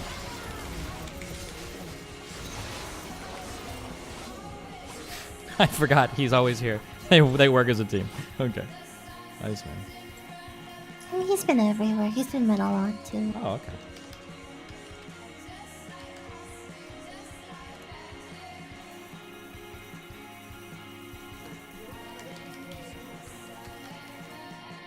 Oh my god, I just remembered I have those Nestle Crunch things from last night in my fridge. I'm so happy. Oh my god, Lily.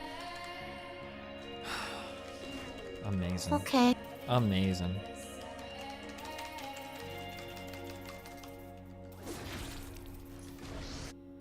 I want to rewatch that movie. It was good. Yeah. Everything is awesome.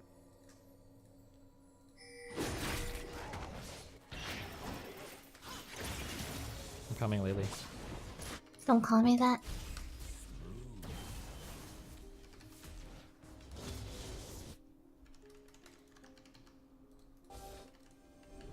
Oh, did you tell your stream how you're canceling D&D?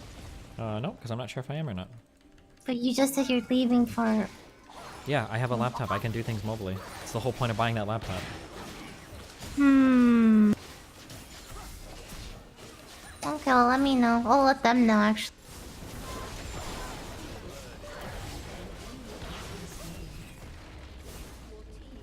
We gotta look. We got pressure top. We gotta keep going, Lily.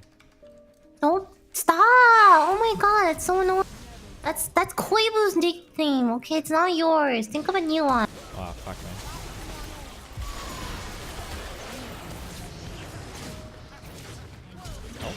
Wow, nice flash, Lily. Watch out for the... God, fucking stop! Stop it! Stop the comments. When you're dead, you're not allowed to talk. New rule.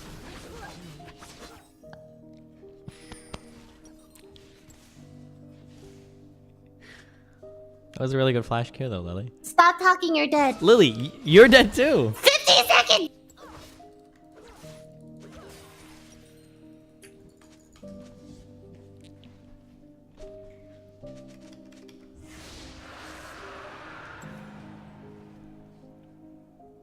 That was a really good flash Q, Lily.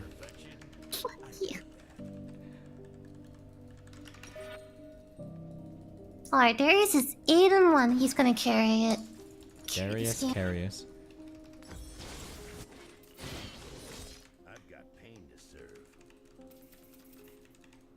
If I had to pick a cosplay, right? Any cosplay, what should I pick? I don't know. Somebody from Madoka Magica? Isn't that your favorite anime?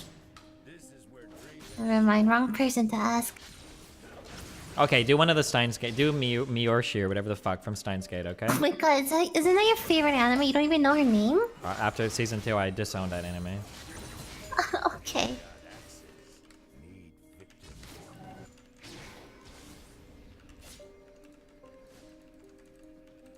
Oh, what if I just cosplay my D&D character?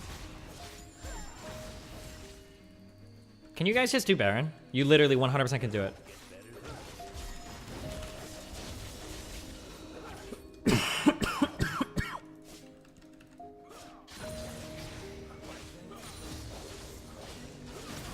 Oh my god.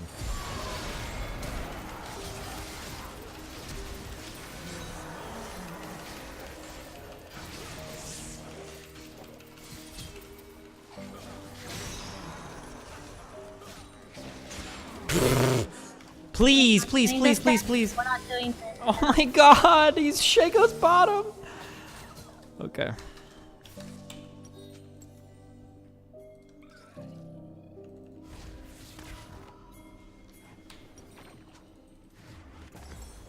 What the fuck?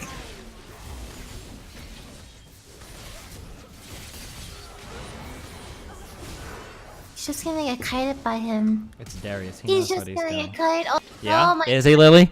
Hey! God. Yes! Is he, Lily? Oh, let's have a bet, okay? Okay, I bet that he's gonna kill him. Alright, well, What did we bet? I didn't bet anything, so...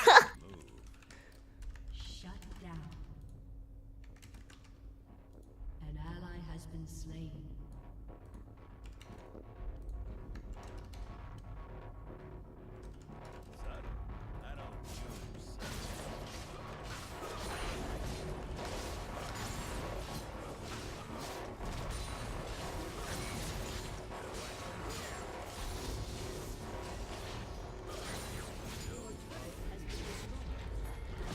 Are you serious?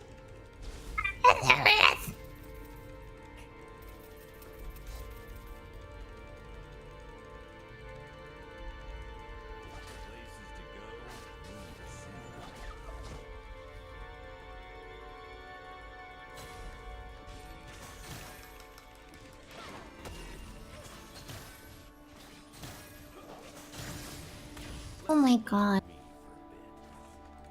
Damn, you okay, Lily? I'm getting lasagnas. Okay. Why is he pinging my... God, people are so... Afford it?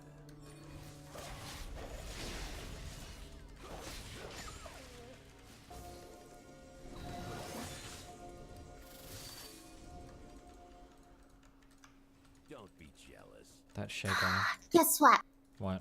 I finished all my recording. I'm free. Good job, Lily. Free to do. I'm ready to play League of Legends. Cool, thanks. Oh fuck, I'm coming. Oh no.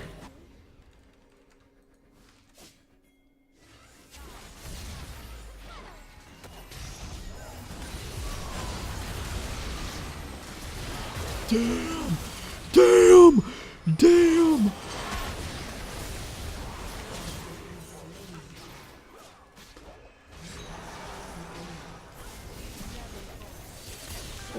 Okay.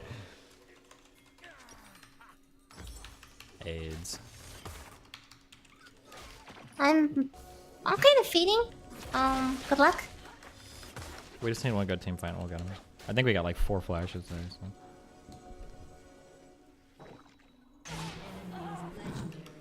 Yikes.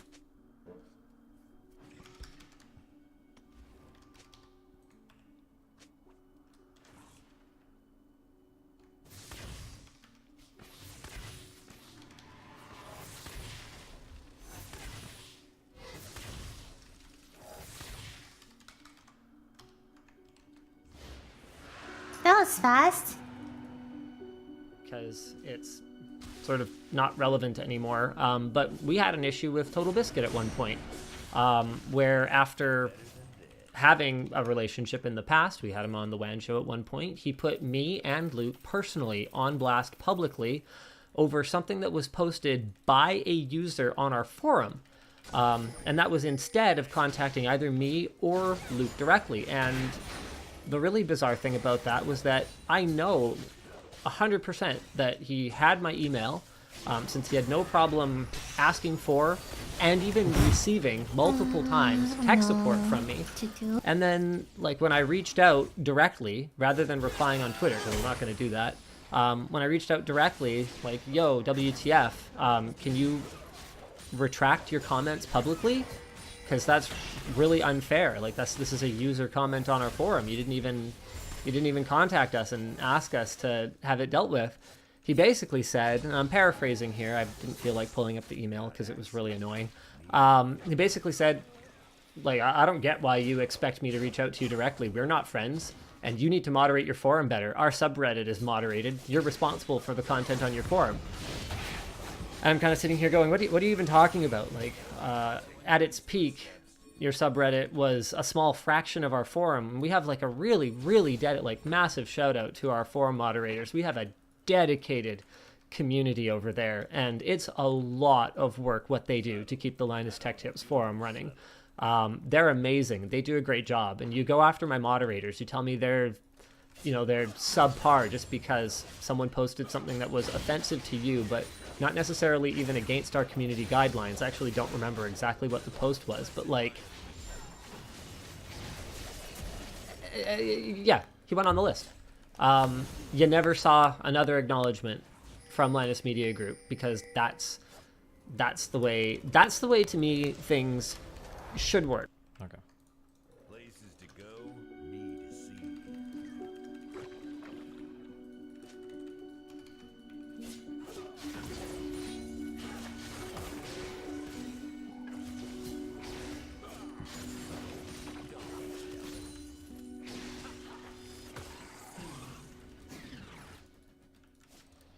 Can you throw like an E into that? Just to start Baron so it fucks with them? Oh, never mind. Wait, they are starting it.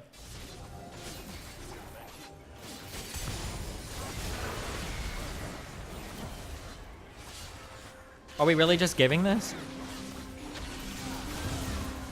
I tried. Okay, Darius is like giving up in his mid, I guess, so.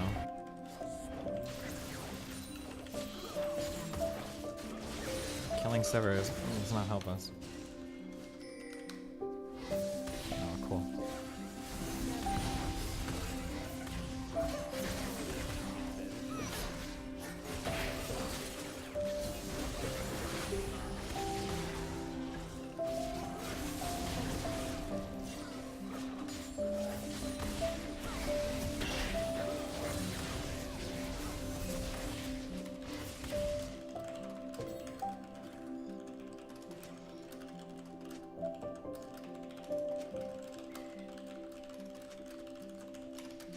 Oh.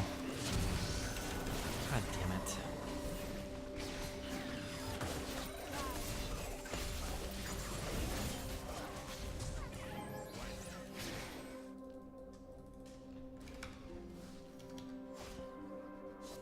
I've got pain to serve.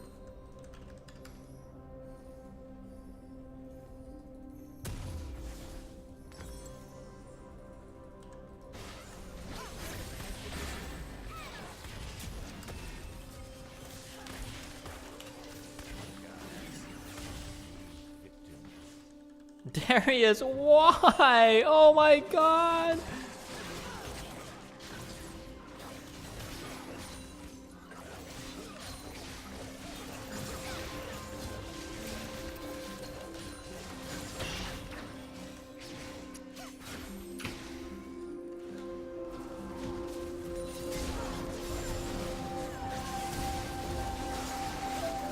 Oh, and I'm dead.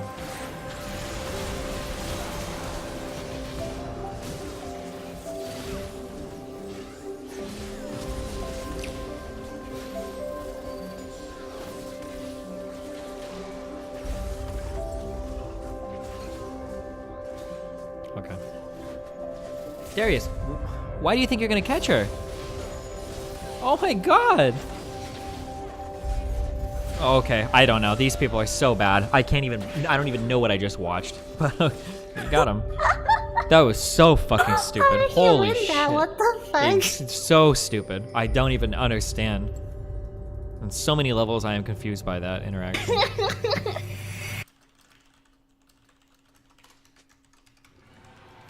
Oh, they have like 4 dragons. Yeah.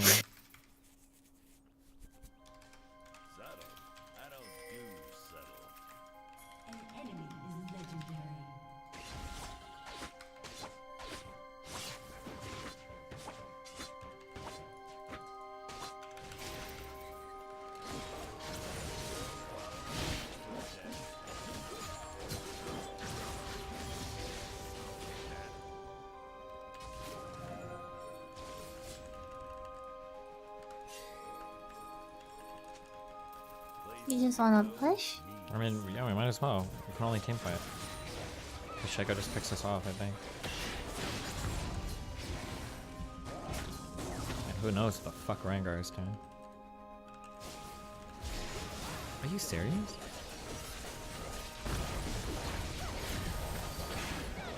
Oh, nice.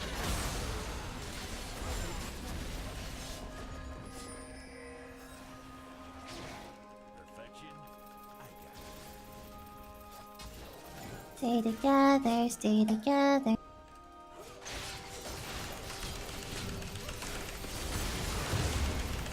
Please kill him. Fuck, if I would have my axes up. Oh my god, our Rengar is so worthless. Ah, fuck me, dude. Whatever.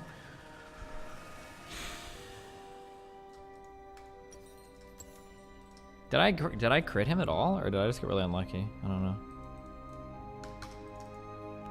He seems so tanky.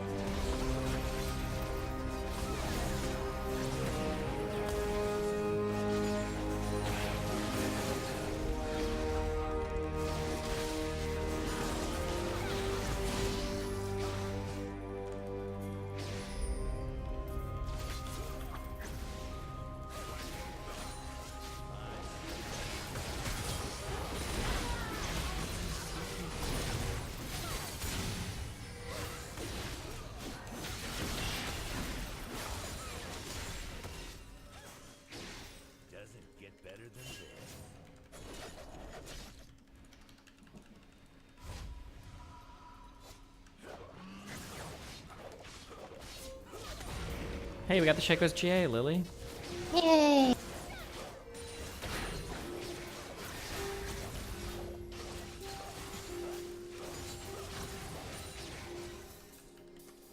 Got no clocks for your shit, we always arguing. Seems that I'm on top for your blows, but never dodge no hooks. Grab me in my heart, lift me up, I'm suspended now. You should give it back to my niggas before you take this swing. Hit me in the skull as I spin, made a trash in hell. Often does it seem you're entertaining, not a part of pain. If you only knew what I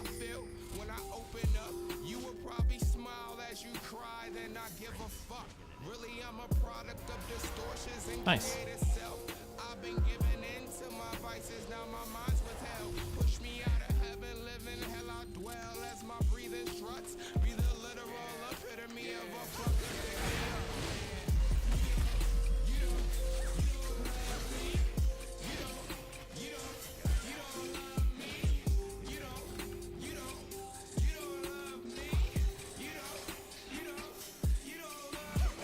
What are you doing? Oh my god.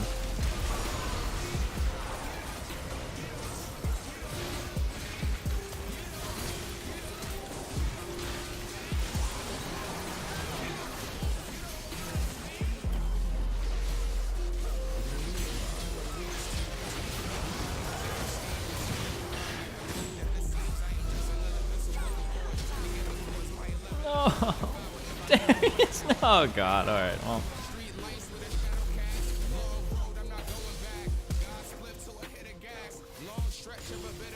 Ha!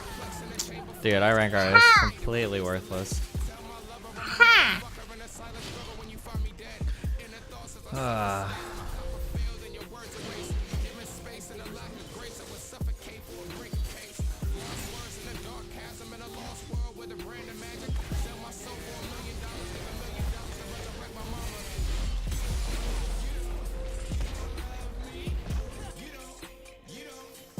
Okay, I'm glad I could get in that League of Legends game, Lolly. Thank you for having me. Wait, you're gonna end it like that? Ugh. You're gonna end on a... I don't know what you just said. You might cut out. You're gonna end on a loss? That's not the Steven I Okay. I'll do one more. know. One more. Uno más.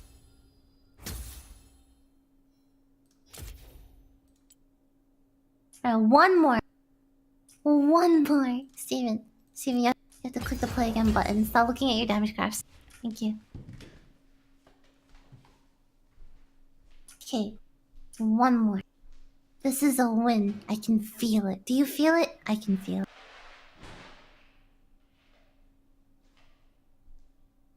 I can feel it.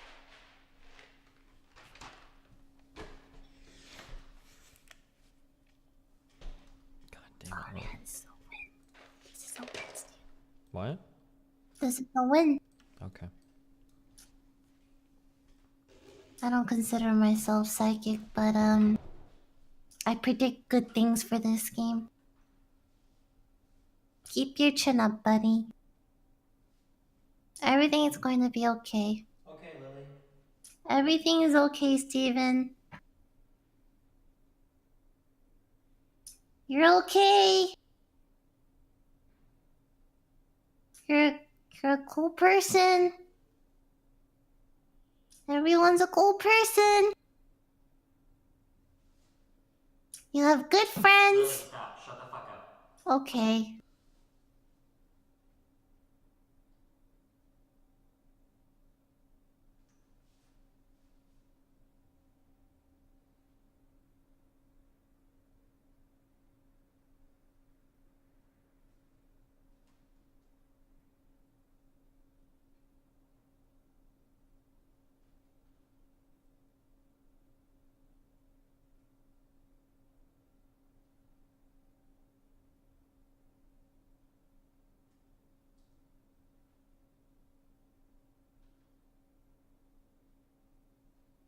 Hey, Steven? What? What are you doing? Fucking with the camera. What? I'm fucking with my camera. You sound like you're in a tunnel. Cool.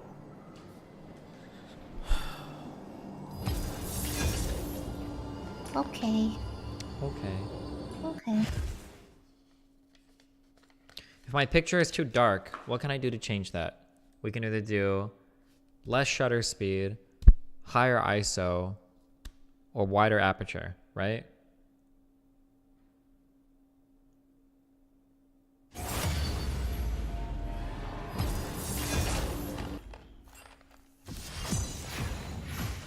I don't know where these settings are on the camera. I need to find them.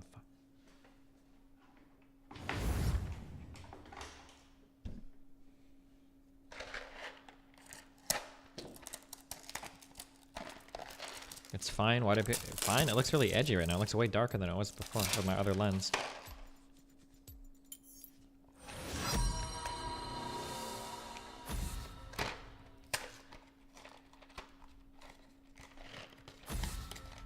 Fucking open, you goddamn fucking Nestle Crunch. Thank you. Yes. Mmm. Will those chocolate Mmm. pieces help you play better? Yeah, they will, Lily. Okay. Wait, ban. Go.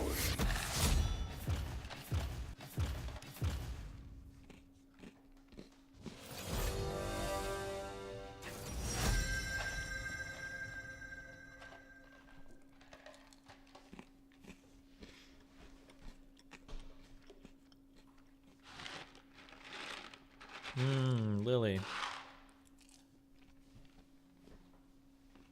What? What? You just why did you call my name? What? Once a vandal What? gunner, always a vandal gunner. Good luck, Lily. What? Nani? Huh? What?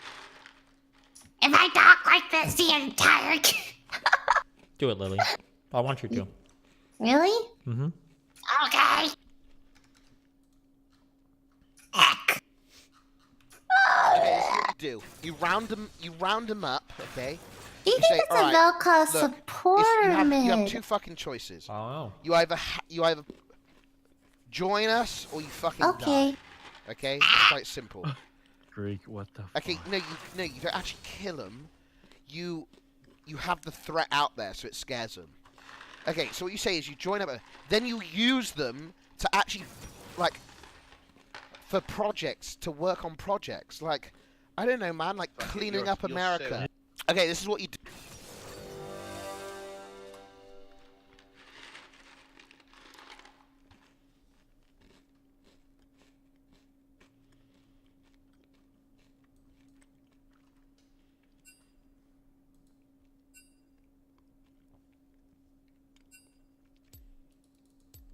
Okay.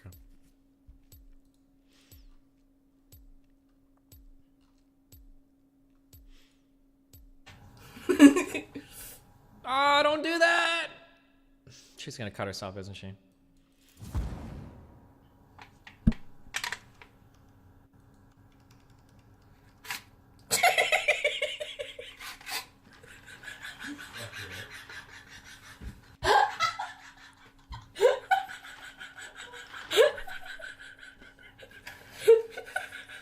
Oh my god.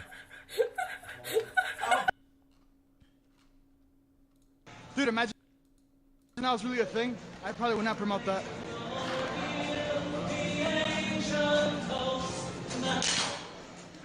You good, man? You good, dude?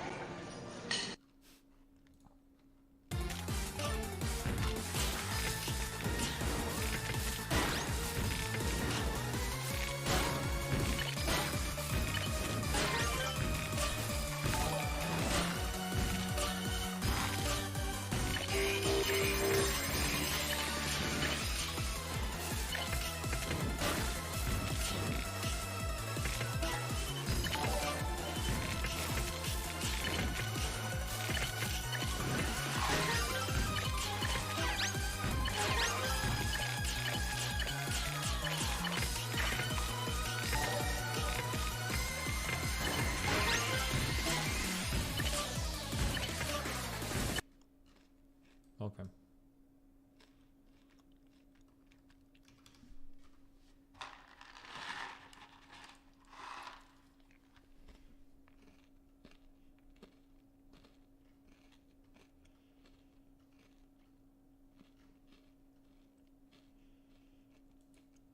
God, dude. Oh my god. Those shots going out, those were questionable. That was still questionable. This man's got every gun in the game. TTV, by the way, this dude is 100% stream sniping. Look at him, he's teabagging. You gotta be careful when you say that, dude. No, 100%. God, dude. Oh my god.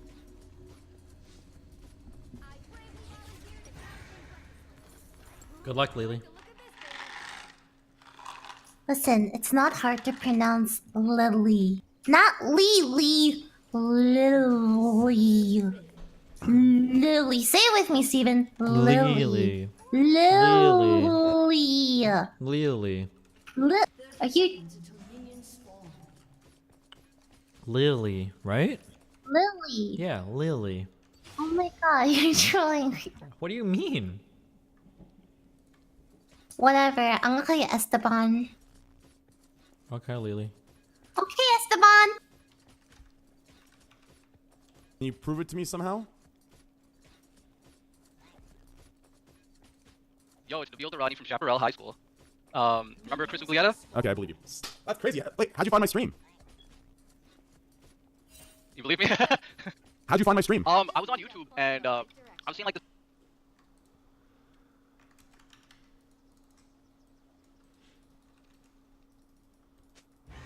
Wait, oh my god, it's a jungle Nasus. Fucking kill me in real life, Lily, please, in a video game. Okay, Esteban.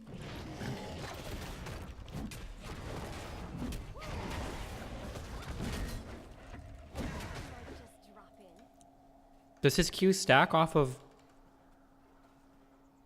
jungle creeps?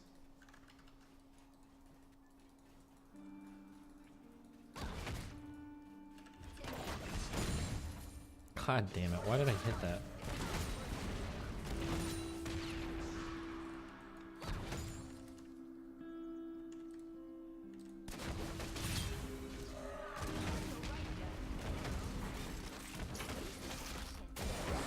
Nice job, Thresh. Psych! That's not a nice job! Oh, level 2, I'm fucking dead. Wait, never mind. Oh, no, I am dead. Ooh, that good level 1 gank. Good luck, Lily.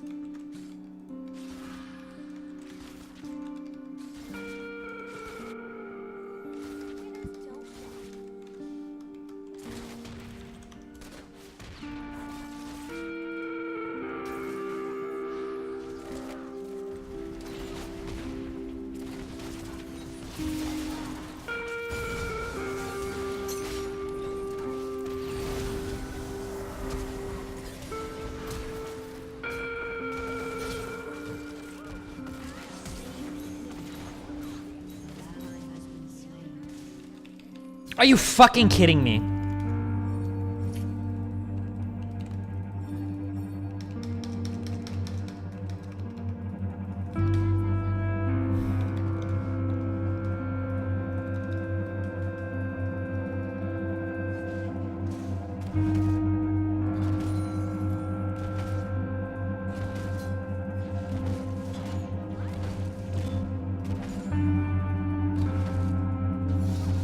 Jesus fucking Christ.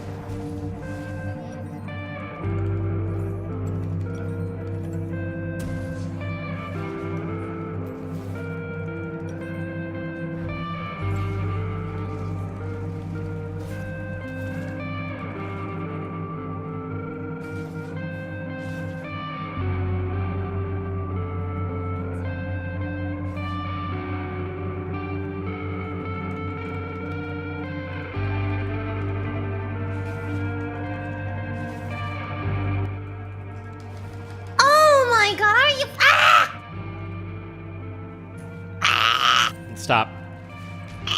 I'm getting triggered. Good.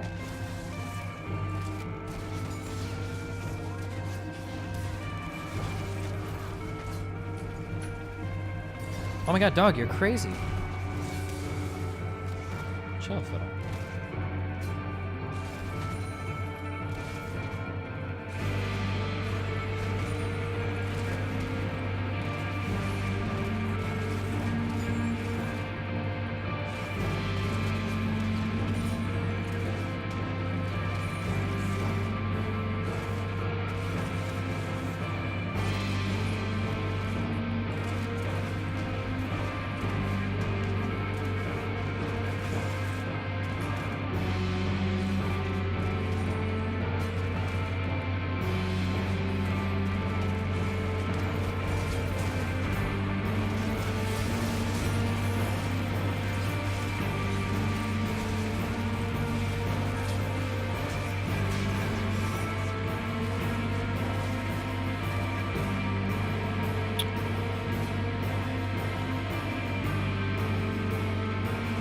Oh my god, I'm tilted.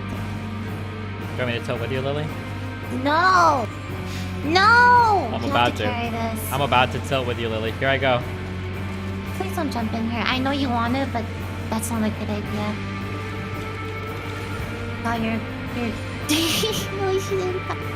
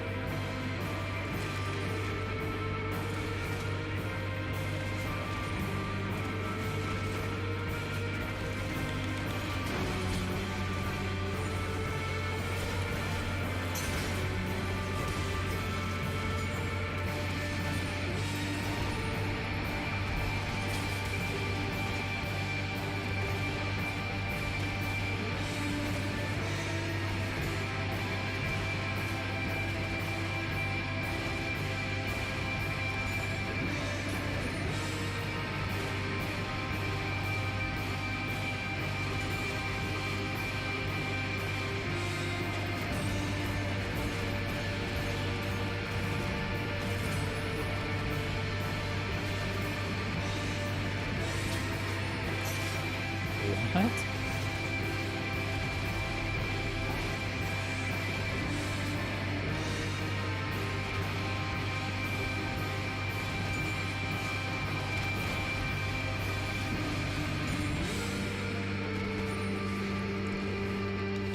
Good job not dying to that gank, Lily. I was getting top knot. I know, you didn't die to it. Good job.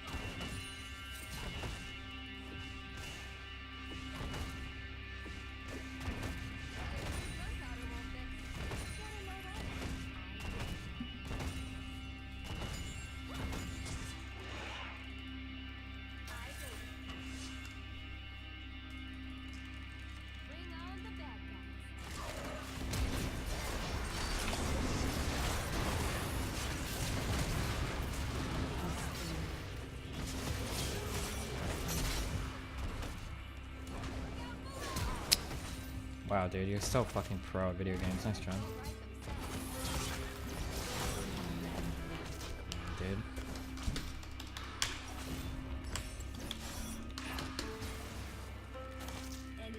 Oh my god. DuckerZ is a very good counter to Lux.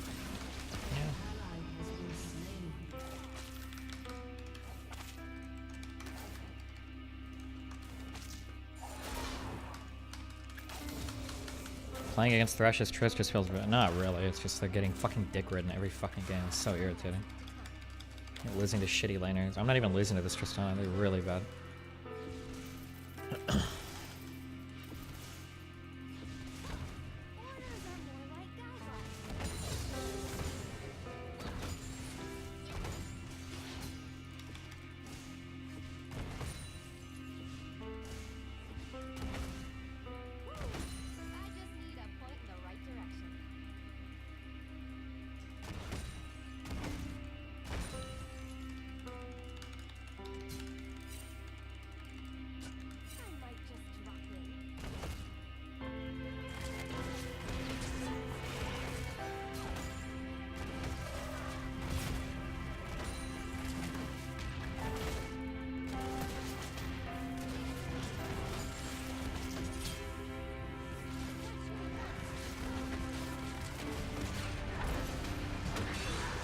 Oh, he did it in his spear!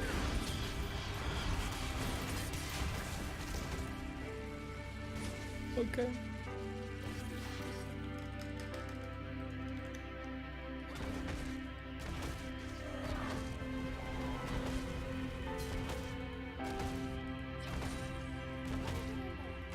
I don't think it was close enough.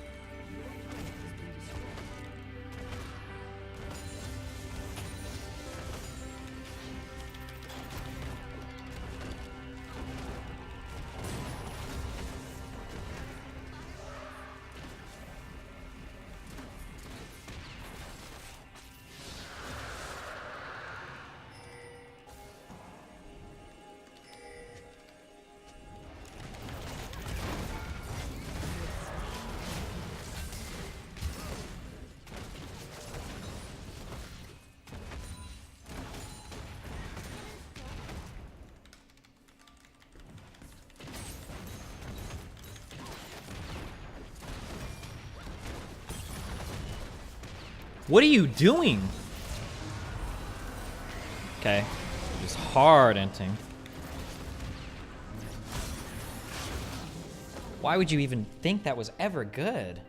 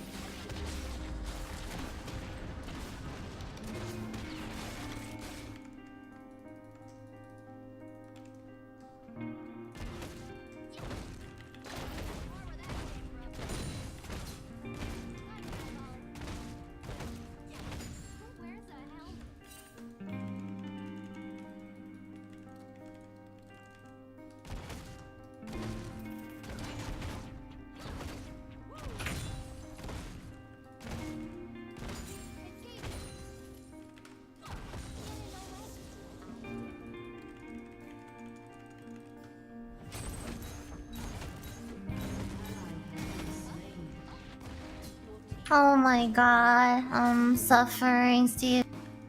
We're coming up, Lily. Ah!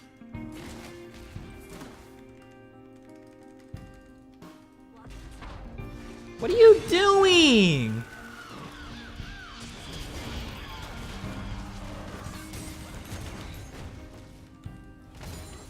No.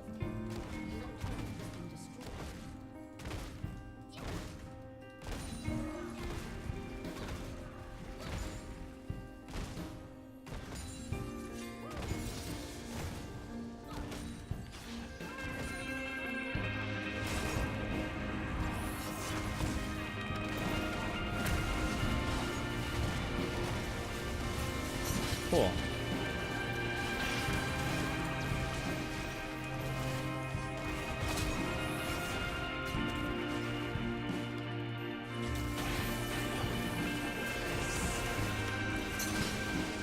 Fuck me. Please make him forfeit. I gotta get out. I'm sorry. Never mind. Don't do that. Never mind. Don't do that. Sorry, I'm coming back.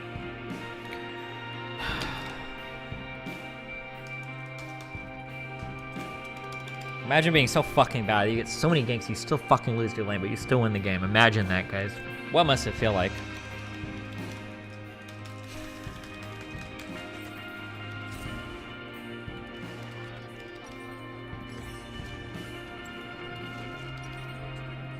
We have Nasus late game, and Fiddle, and Tristana Lily. We're gonna win this game.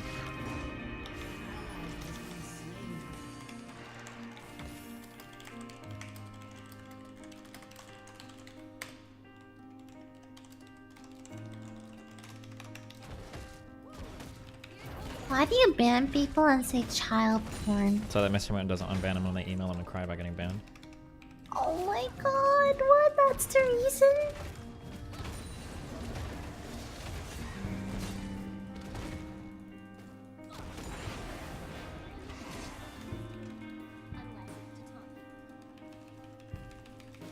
I'll unban you guys for $100.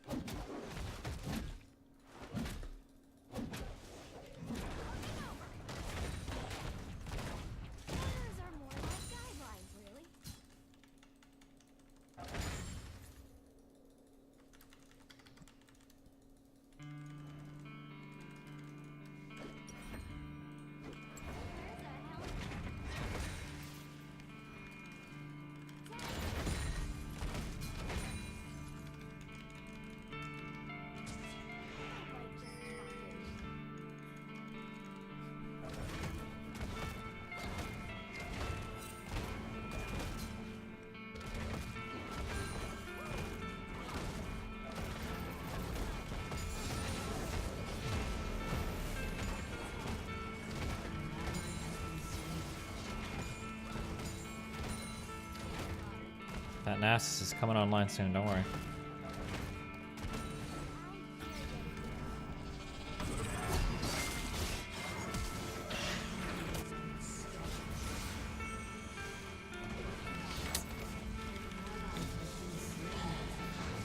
I hate League, Steven.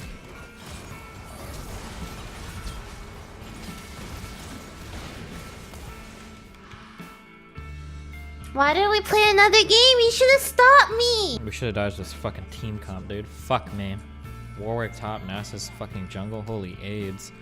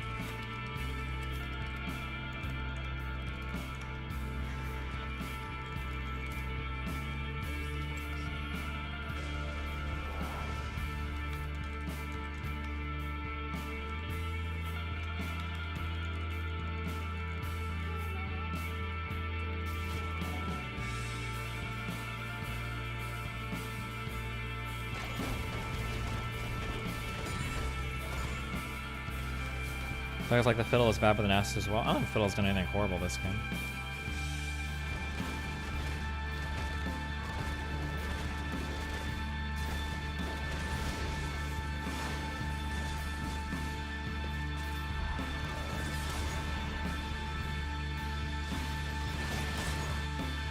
Well, not too horrible.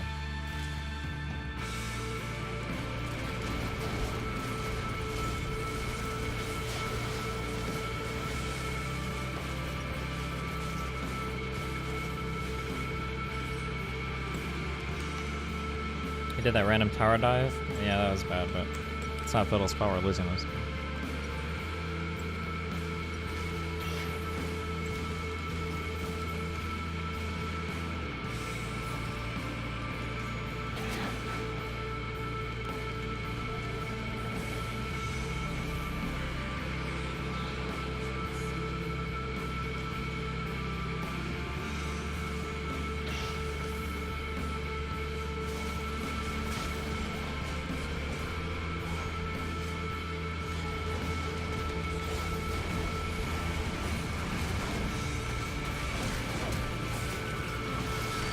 Okay, I love you, Lily. It's been fun. I need to pack soon. I'm gonna die if I play this shit ass fucking game. I love you though. Be careful, okay? Bye. Bye. Okay, have fun.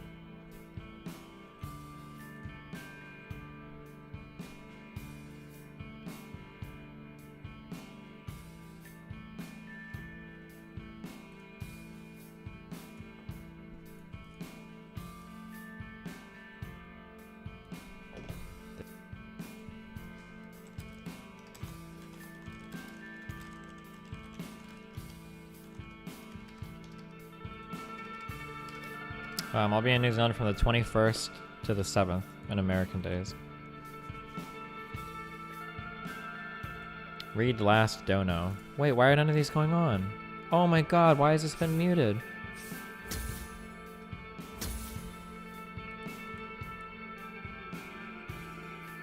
Hey Destiny, thought I should let you know that the only source that the mag attack was staged was from an unnamed source that was featured on CNN last night. Okay, nice. Just watched your debate with Jesse. I've come to the conclusion that I fucking love you. Thanks. I don't know why. Greetings from Sweden.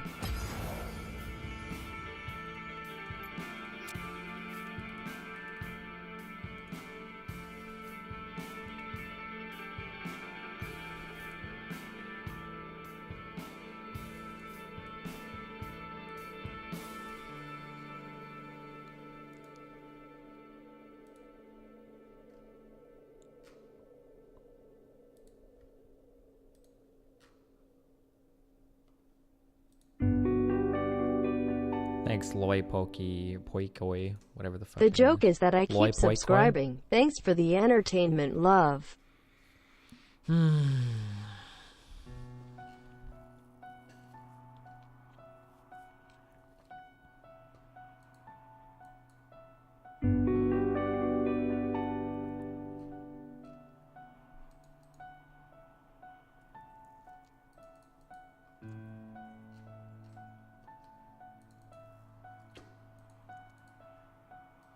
Everybody feels lonely from time to time. Not me. All right. I need to start packing my shit because I'm leaving tonight to go to fucking Omaha, and then from there I'm traveling a lot, so I need to make sure my shit is packed. I love you guys. It's been fun. I might come back and stream later tonight if I feel like I'm all packed and ready to go. We're gonna be gone for 28 days. Yeah, we're gonna be gone for quite a while. But I'll stream a lot, don't worry. My face when I break my camera, I don't stream a single day. Oh, it's Triax's birthday, we'll host him. Okay.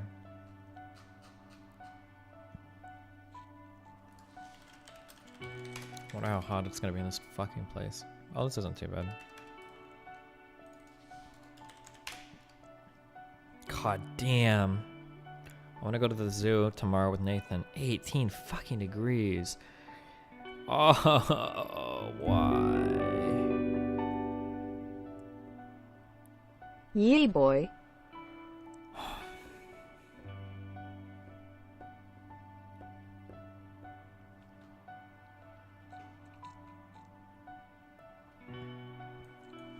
It's like -30 in Finland. Why would you say that? Why would you just make up a lie and not even be right? Destiny, that's not even cold, lol. It's like -30 in Finland. Dude, it's fucking not even close. It's way warmer right now. Destiny, do not call me out again. Okay.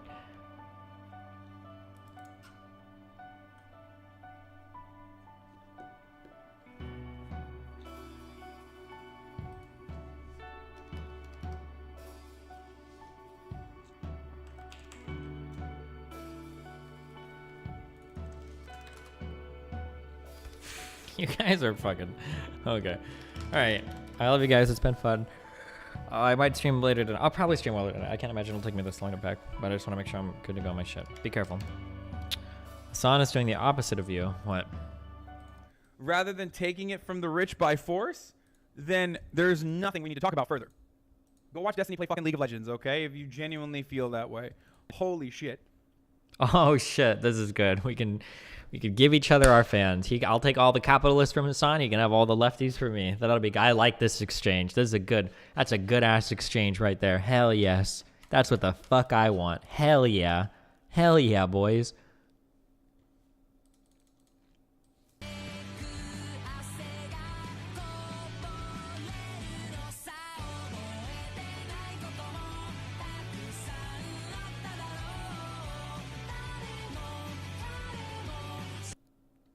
Okay, nice.